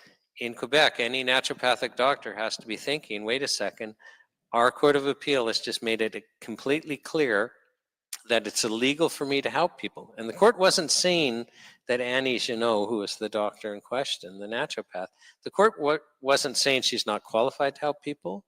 The court wasn't saying she wasn't helping people. The court's just saying it's illegal for naturopathic doctors to be treating people that's reserved for medical doctors. And that's just a very current example of what you're talking about. So when you were talking to Dr. Malthouse, I think that you said that that you're doing something right whenever they target you. So this did happen to us, as you obviously know. Yeah, because we got to get into your story too, but you're just sharing with you how you got there. And we got hit really hard. As a family, okay, go back 1999. I'm a 29-year-old twit, believing that the government works for the people and CBC tells the truth. Our whole family thought that. We literally thought there's still people in here that are, getting exposed to stuff that still believe that those things are true. And then you get into all forms of government. So I studied science and medicine. I ended up, because of what just happened, which I'll express, going into comparative religion and philosophy full-time for 8 years. And then I ended up in the Indo-Tibetan tradition for the last 16 years in their valid cognition and meditative yogic practices, but also they go super deep to try to blow your mind, and Tibetan medicine. So I want to touch on that for 1 sec and then get back to what happened. In the Tibetan system of medicine, they basically have 3 kind of ways of thinking that are independent, that every ancient medicine system basically had. Traditional Chinese medicine, Ayurvedic medicine, the shamanic traditions, Western herbalism. They had basically mind, energy, and physical or body components. They were intertwined. They were actually inseparable. But you treated according to different coordinates, whether you're treating the mind to treat everything or the body, whatever. But the body was considered the more coarse aspect. The energy in between was the bridge, and the mind was the top. And so when you get exposed to that kind of medicine and you see it in practice, that when you can change someone's mind or you can improve the flow of energy through your body, because we're talking about acupuncture. I've got a friend, Adam, in here, got exposed to acupuncture and Chinese medicine. And homeopathics work really deep. A lot of these different treatments do. Is that you see something working at such a deep level and that you address things that you think have nothing to do with your physical component, and yet it does that. When you're talking about some of these stories with homeopathic medicine, sometimes they are impacting actually, say, the nature of the mind, the way that the mind's processing energy. And you talk about energy, I think it's a huge one. This is where I can smile right now. The stuff that I know, how far down the rabbit hole I went in 2001. Let's get there. So I'm just trying to get. I'm trying. So just so you know, I'm trying to get Jason to tell us how he got into the business of making natural remedies. He's resisting the question. That's where I'm trying to go. So I promise. Jason, Okay. how is it that you got into actually being a manufacturer of natural remedies? So I decided I didn't want to be a doctor. Because whenever we were in clinic, I was 100,000 in clinic, mostly for what we'd classify as autoimmune progressive conditions. But I found that anything you recommended that would be really helpful for them to do, but they would just come back 2 weeks later and say they hadn't done any of that. Could I get another acupuncture treatment or some more herbs? And I thought, I don't like this. So I thought I had, in the meantime, been developing that product, which helped my dad live for 31 years, which he integrated with all his drugs safely. So that is where I decided, okay, I guess I'm going to be a formulator and a researcher and a speaker. And we'll just do stuff on the side, like we'll sell stuff on the side. I did not think I was going to be in business. I had no experience in business. So it's all fly by the seat of your pants, take bad advice from everyone. And then you learn along the way. It's been 26 years. When I met Sean, we were so freaking pumped. Our family was so pumped because, like I said, we were total believers in Canada's the best, CBC is true, governments work for the people, all that kind of stuff. Then we learned otherwise. But we had the product recovery, and it was for animals and humans. And you can't trick an animal. We have a huge veterinary division. It got compared with 17 products around the world. We're the only Canadian product. In horses with serious tendinosis and degenerative joint disease in the back of the neck, that nothing would work, even injections of synovial fluid. And out of all these products, we were the smallest company by far. There was multi-billion-dollar companies in there, pharmaceutical as well, that even when every product failed to get a result in the 2-year crossover trial, every single horse had 80 to 100% recovery in 3 to 5 weeks. And they thought they made a mistake, so they had to redo the trial on their own dollar at the vets. So that just took us off, right? So we were so excited, and our whole family loves animals, and we've had horse my whole life, and all the different types of animals. So can I just slow you down? Sorry. So no, but you're excited, and I like that. But so there's an animal study showing basically tendinitis and spinal problems are solved. There's no placebo in animals. The animals don't know they're getting an intervention that should be helping them. So this is, the horses are actually being helped on a real level. And so I just wanted to slow you down so that people understood there's not a placebo effect in animals. And then placebo effect generally doesn't go more than 3 months anyway. And this was a long-term study. So so basically there's this study in horses showing a real result. So it wasn't just in your family and okay. Thanks. And so that was in Connecticut. It's called Horse Journal. So we started, actually, my mom and dad put a mortgage against their house. We didn't have any money. And they lent us money to start what became our company, Purica. But like I said, we didn't know what we were doing. So everything was super excited because all these rheumatologists and orthopedic surgeons and pharmacists, we decided to go clinics first. Because if you go health food store first and you're trying to get the doctors on board, they'll poo-poo it and say, oh, it's all the natural medicine stuff. So we started with doctors and vets and pharmacists first. Then we wanted to branch into the health industry, the opposite of what a lot of companies do.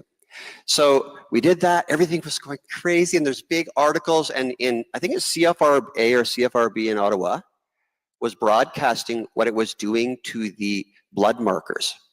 There's a blood marker called erythrocyte sedimentation rate, ESR, and they use it to measure your inflammatory load in your body. It's more accurate than C-reactive protein in the long run. And the levels of drop of ESR, indicating inflammation, were beyond any drug they'd seen. So they're just going on about it. And I made it so you could integrate it, like I said for my dad, that you could integrate it with all these different drugs safely.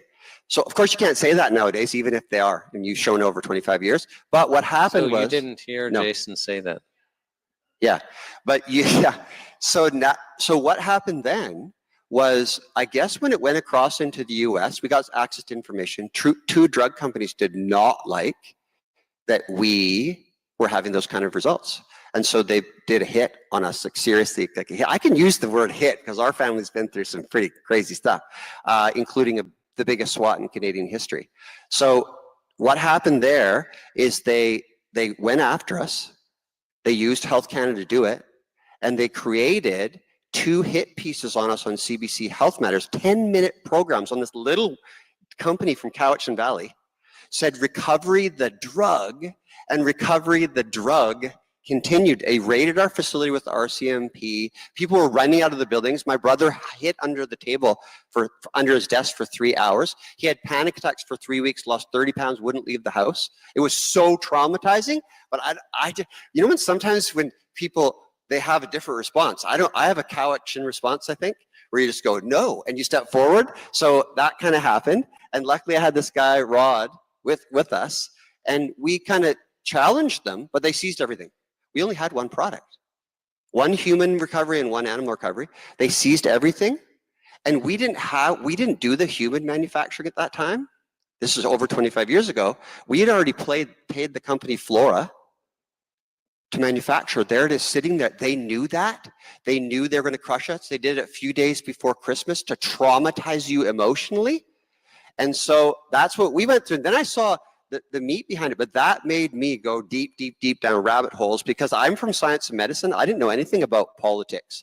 I didn't know about geopolitical. I didn't know about banking or all these families and dynasties that keep on holding on to stuff. I didn't know forms of government. I didn't know what they all were really about, like democracy versus monarchy, things like that. Can I just share a little bit? No, I can go off on so many tangents. No, sorry. this is on this topic. Now I forget. I remember it was Dennis Shelley of Health Canada. Yes. So he was running the Western Canada in charge of the inspectorate that was after you. Was it Sheila Wheelock? Yep. Yeah. Okay. So the other inspector, Health Canada inspector Sheila Wheelock. So, and you gave me permission years ago to share this stuff. So, because I helped them in court.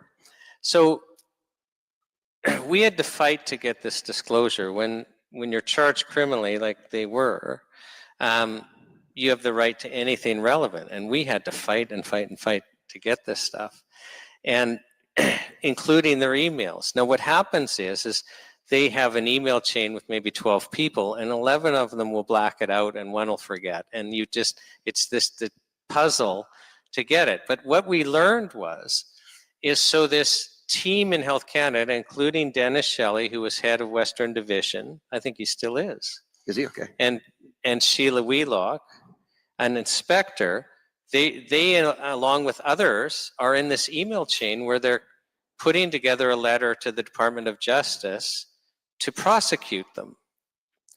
And the letter is just how scary this ingredient MSM is. And it's amazing that anyone's left alive. And you better hammer these guys to the wall because this is so horribly dangerous that Canadians need to be protected. So Sheila Wheelock and Dennis Shelley are part of this email chain where they're telling the Department of Justice, you have to hammer these guys to the wall because MSM is so dangerous. Well, at the exact same time, these two people, Dennis Shelley and Sheila Wheelock, are also involved in another email chain, an internal Health Canada email chain, where they're going, well, the Canadian Food Inspection Agency looked into MSM for the product SAMe. Yep. They concluded it's perfectly safe. Very, very, very safe. Yeah, it's perfectly safe. So the fact that we all agree internally this is perfectly safe, doesn't this make a mockery of what we're doing against Biomedica? So can I just clarify what's happening? They're basically they're drafting a letter to the Department of Justice, lying, saying that MSM's dangerous, you better hammer this company to the wall, while internally, on another file, they're saying MSM's perfectly safe, and doesn't this make a mockery of our prosecuting what was then Biomedica? Now, That's public mischief. If you or I were engaging the police to basically prosecute on false information, that's called public mischief. It's a criminal offense. They're basically defrauding the Department of Justice. That's what was happening. So, Yes, and then So when Jason's saying they were basically the lapdogs of pharmaceutical companies, you have to understand that they were lying to the Department of Justice, and we have the documents. So this is where we saw what you're saying, that this industry is full of people with really big hearts. Most people come to the industry because they've had a tremendous experience. Because even our suppliers extended our terms from 30 days to 1 year, or we would have been done. My brother was so stressed that it was amazing what they did. And we so we couldn't sell anything in Canada. We had to break it all apart. We weren't allowed to advertise for 6 years. We still kept selling and we still kept growing just because of the results. So that's what saved us. Plus the horse industry we sold to the States because of the study that was done that took off. So we got lucky in that, but we spent almost $500,000 fighting the case. And we did not have that money. That's not me, that's other lawyers. Yeah. We had a lot of experts. We had a chemist in there once. He said, "Yeah, this is funny.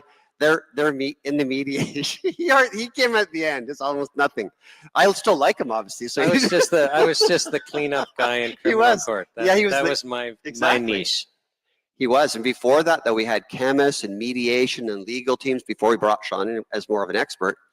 And in one part of the mediation, which you're supposed to, they participated in the mediation because you want to mediate. It became apparent they're not mediating. The mediator actually that is federal government, he said, so tell me this, so let me see if I understand what you're saying. If you are working in a grocery department and you sell the produce department, you sell the produce, fruits and vegetables, that's fine. But if you put that the National Cancer Institute says it's wise to eat 5 to 10 servings of fruit and vegetables can help to be preventative against certain conditions, which they said, and it was openly, if people remember that, that you need a pharmacist in the produce section. The head person from Ottawa, without even the blink of an eye, said exactly.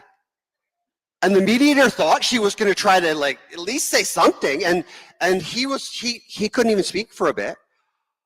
Our lawyers just kick back and say, I see where this is going.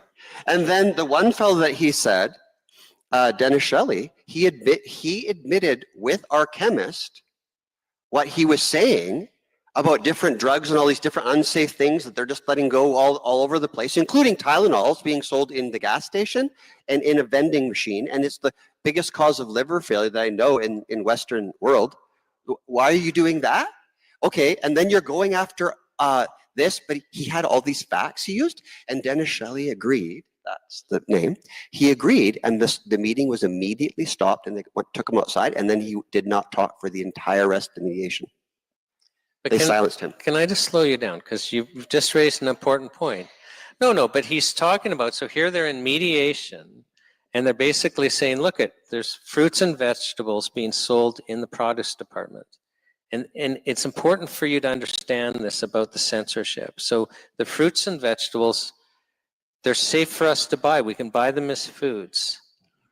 But you cannot say truthfully that eating a certain amount in fruits of vegetables can reduce your incidence of cancer. It's illegal if you're selling the fruits and vegetables, to state the simple truth. And I think it's important for people to understand that's what we're talking about. We're talking about even telling people that they need nutrients to be healthy. All of a sudden, Health Canada is between you and the nutrients, and we need their pre-approval. And this is madness. When we're talking about basic nutrition that we need to be healthy, we have to be able to be truthful. Health Canada shouldn't be monitoring that. And I feel like it gets back to this story, which I know Sean will agree with. I can go further than Sean. Is money, money, money. It's so funny in a rich man's world. You know the old song. If you just follow the money, it's not a conspiracy. Who are the largest funders of the media? Pharmaceutical companies. So they're the largest funders of the. But let me just stop you there, because I think I'll go you're wild. not being fair, because you know, I'm interviewing for the health show Professor Alan Castles, and he points out, and I already knew this, that the third leading cause of death in Canada are chemical drugs taken as directed, so not abused. Yep. Right now, the chemical drugs are involved in some of the other leading causes of death, but we're just talking the third largest cause of death. And obviously, the third largest cause of death being chemical drugs taken as directed. That's big news, and that's why almost every week the mainstream media is talking about how dangerous the chemical drugs are. Of course, they're not. Yep. So why aren't they? Why aren't we having a dialogue? I was just being facetious. If anyone thought I was telling the truth, my lips were moving. Right. So no, we're not. It should No. be front page news. It should be on CBC. It should be on CTV. But we're not allowed to have this discussion. No. And even, I feel like I use this. We have a podcast called Swallow the Truth. We just started, and we were talking about this one topic. Say you have an investment portfolio that your finance person has got you in. You don't really know probably what's in that investment portfolio. Like, for instance, my wife and I, Anna, we decided we don't want any pharmaceuticals in the investment portfolio. We just told them, and they put a number, and it's gone, right? So you can discard anything you want, but most people don't even think of that. They just want to make sure it's making money in their mutual funds or whatever, right? They don't know. So, but say you did find out, and then you found out that a drug that's all your nest egg could collapse, and you'd lose everything. In the human nature, what do? Do you tell people this is a horrible thing, it could kill people? You don't take it, but a bunch of other people do. Or do you keep quiet, and that's a form of, hey, I didn't say anything? Or do you actually support that drug and keep it going to make sure that your investment portfolio comes, because otherwise you'll be broke? So money, it does make the world go round. And these guys, if you think about the pharmaceutical industry, these industries, the pharmaceutical industry is part of the military-industrial complex. It was in World War II, IG Farben, you look it up, right? They got disbanded into other drug companies. You were talking about a few things here, and Penny brought it up, I believe. She's talking about glyphosate, right? What you think about Roundup. Okay, the company that owns or started Roundup was bought by another pharmaceutical company, which you guys all know has to do with aspirin. I'm not going to name names. Okay, so then glyphosate causes certain forms of leukemia and things like that. I know that now. And then the company that bought it, the company that makes it, the company that bought it, the pharmaceutical company, is making drugs to treat that they say treats that, but actually cause other things. So this is insidious. Another company just got a whole bunch of their sunscreens taken off the market. You know the company, it's been around since we were kids. Starts with the same letter as my name. That's not their big money maker. They had benzenes in all their products. Whether they say they didn't know that, are we sure? Because those benzene cause the same leukemias that they have their major drug platforms that they're looking to treat now. And then who's the pharmaceutical company anyways? These are all public companies that are traded on your portfolios, but where are the bigger portfolios? There's literally about 3 companies that own a lot of the entire world, the food supply, everything. I don't know if you know them. They don't call them companies. They're investment firms, right? BlackRock, look it up. Vanguard, say again. Fairfield, okay, and State. So there's a handful. BlackRock and Vanguard, I think, are the biggest 2. And basically, they have these portfolios. You don't know what they're doing, but they're maintaining control of systems all through the world. It's not a conspiracy. When you got all that money, that's what you do. Do all these guys agree with each other? No.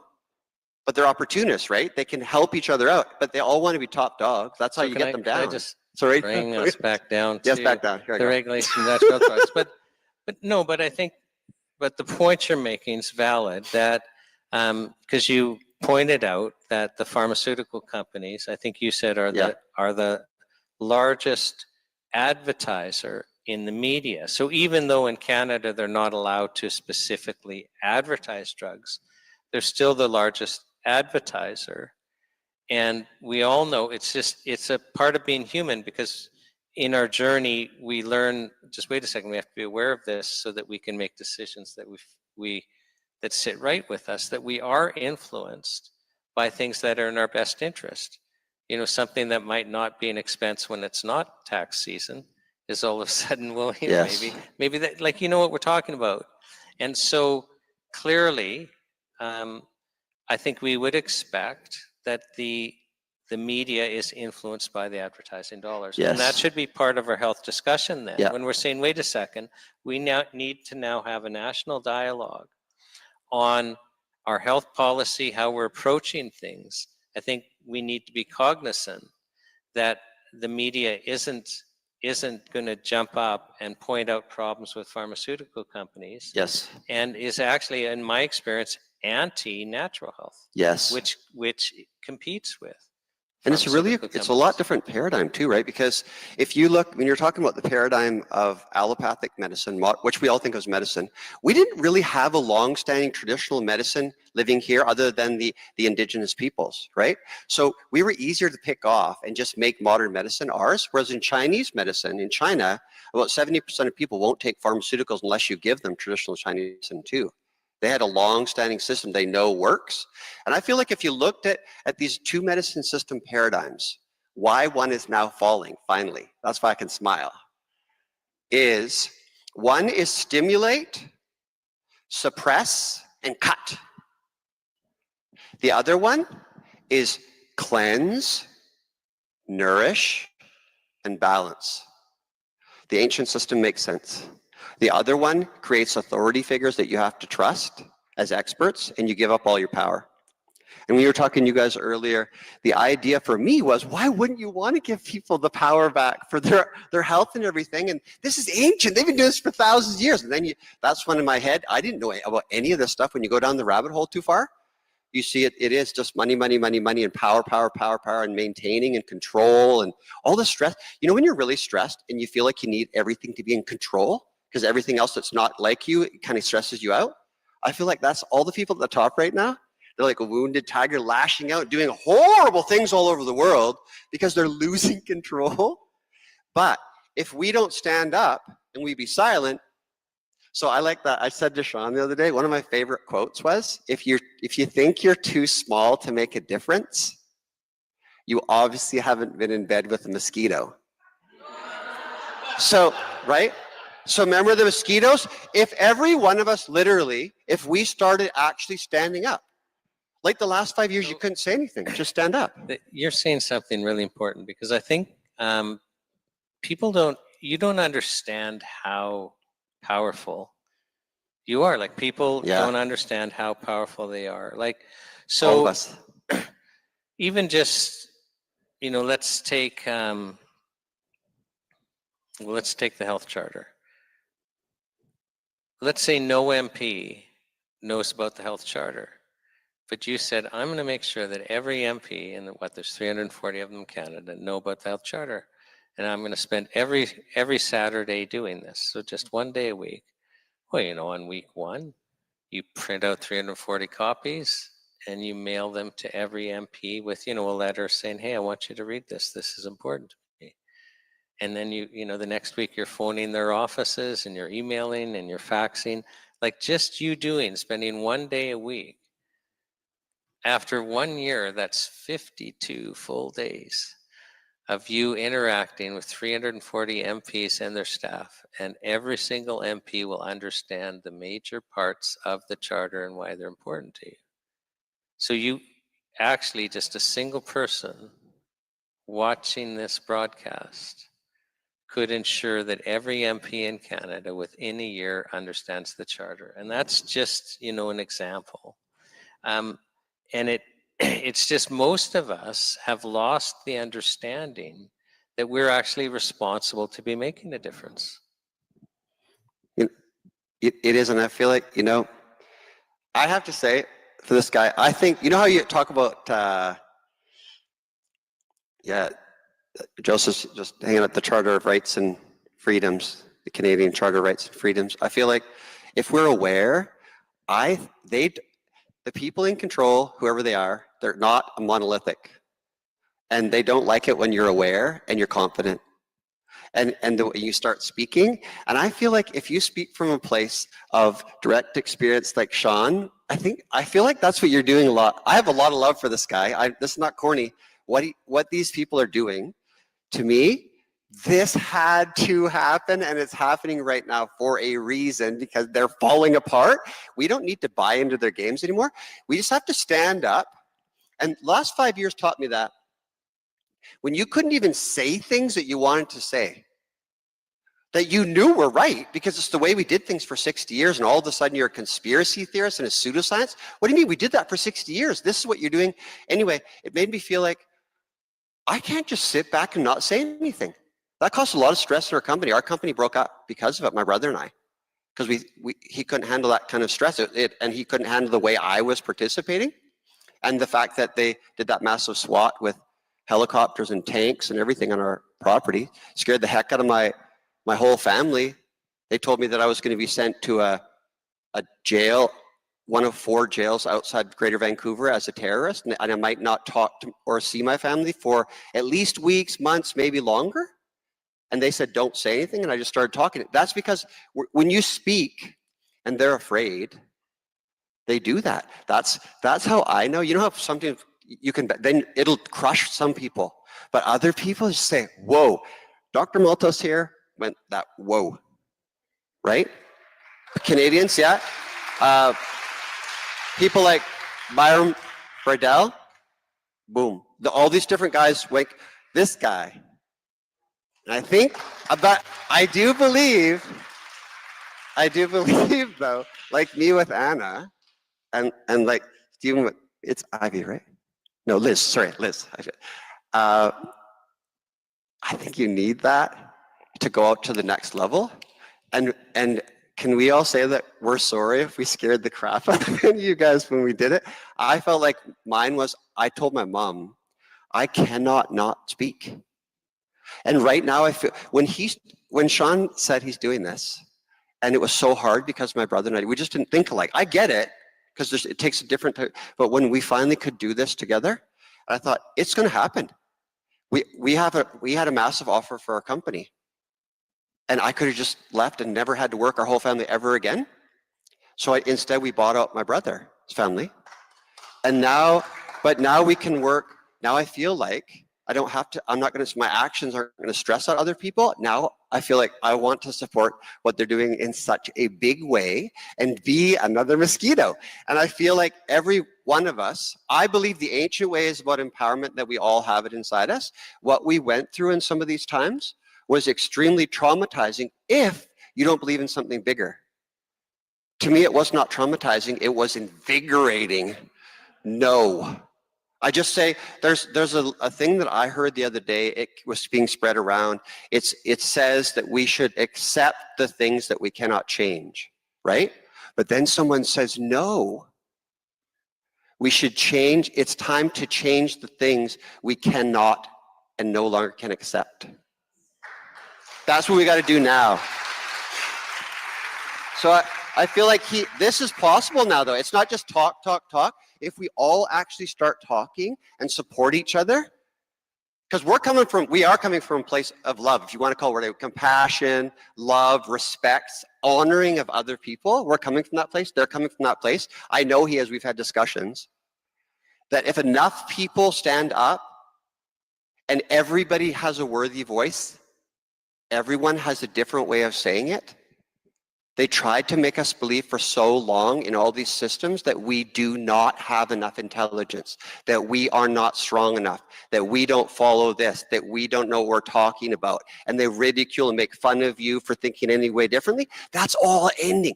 All of that is ending right now. It is. And so this is part of this is change. I'm excited, sorry. Yeah. Well, you tell us how you really feel, Jason. So, but Jason has brought up some really important points, because one thing that if you've got to watch this online health show, because you will come to understand this is life and death. Our ability to have access to vital nutrition. And I mean, there are stories where it's life and death just over vital nutrition. And it's life and death over, products like recovery. In fact, we have somebody speaking about recovery, how they're just completely disabled. And So we're talking about life and death, and we should not have a regulatory body between us and what we need to be healthy. Like, sorry, you know, we all agreed protect us against fraud, but that's not what we're talking about here with these regulations. Protect us against adulteration. That's not what we're talking about. Sure, make sure things are, you know, manufactured in a reasonable way. That's not what we're talking about. We all agree on that, but that's not what's happening. What's happening is we have a regulatory body, like, so we've got Canadian Food Inspection Agency and Health Canada responsible for our food supply. And they have allowed us to they basically made it so that we can't not be toxic.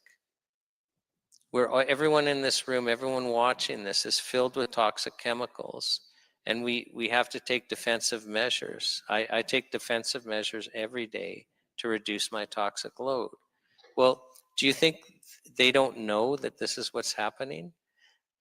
They've measured our food supply. 100 years ago, our fruits and vegetables had so much more vitamins and minerals, you didn't need to supplement. You would get everything you needed just from eating healthy. But now, even if you're trying to eat healthy, organic and that, we've had expert after expert on the show and watch them say, you actually can't be healthy without supplementing. Now, how is it then that our government, you see, we've given them our responsibility to keep our family healthy.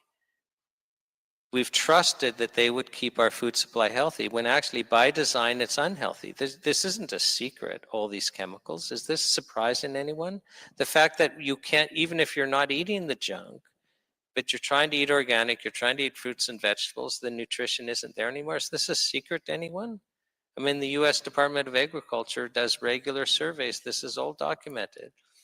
I think it was their 1949 survey. It was huge. They basically outlined a health emergency, that the nutrients in our food have dropped so much, and you're missing this, here's the chronic illness that results. You're missing this, here's the chronic illness that you result. You're missing this and this, here's the chronic illness that results. This isn't a secret.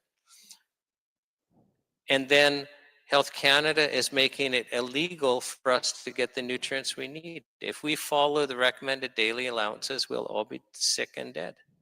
And yet companies get punished and shut down if they try to give us the dosage amounts that we actually need to live. This is the world we're in, and it's time for that to end because it's become intolerable. And this is what Jason's saying.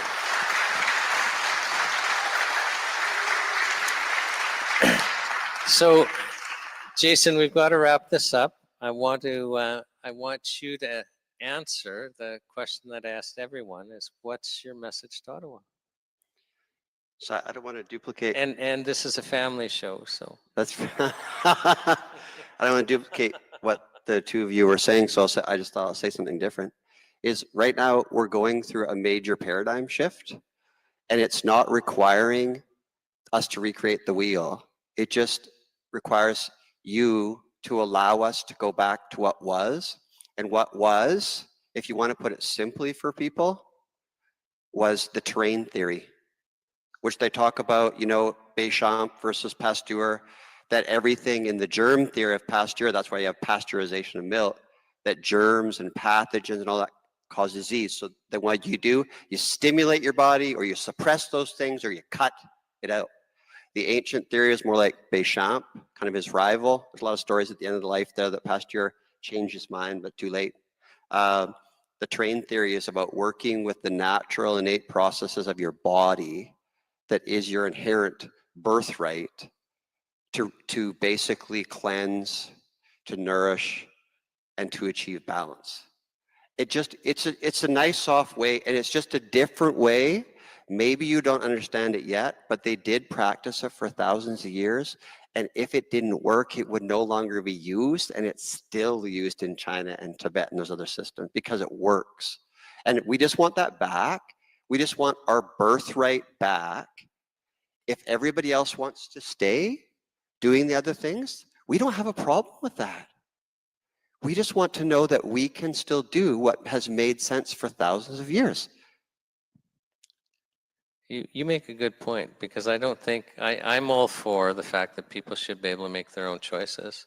So if there are Canadians out there that want to say to themselves, I'm I want to be limited only to treatments that bureaucrats in Health Canada will Yes. allow me to have. Yeah. Hey, all the power to you, but I'm not willing to live that way anymore, and I'm not willing to continue to allow us to suppress truthful health information, which is about what this show is. And so, just to kind of bring this home and wrap up for this evening, is I'm thanking everyone that's attending in person today. We started in Victoria because this is a provincial capital on the West Coast, and that's where we're beginning to march the Charter of Health Freedom across the land. And so you're participating in a historic event this evening. I hope everyone signs that petition that we're driving to Ottawa, because we want some fresh sheets from Victoria. We want some fresh sheets from this room. For those of you watching online, this is a historic event. This is the first day of Canadians basically standing up just to tell their stories.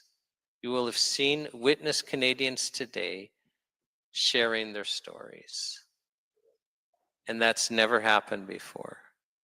And let's privilege them by listening to their stories and coming together. So on behalf of the world's greatest health show and the Natural Health Product Protection Association, I thank everyone for attending in person and everyone attending online.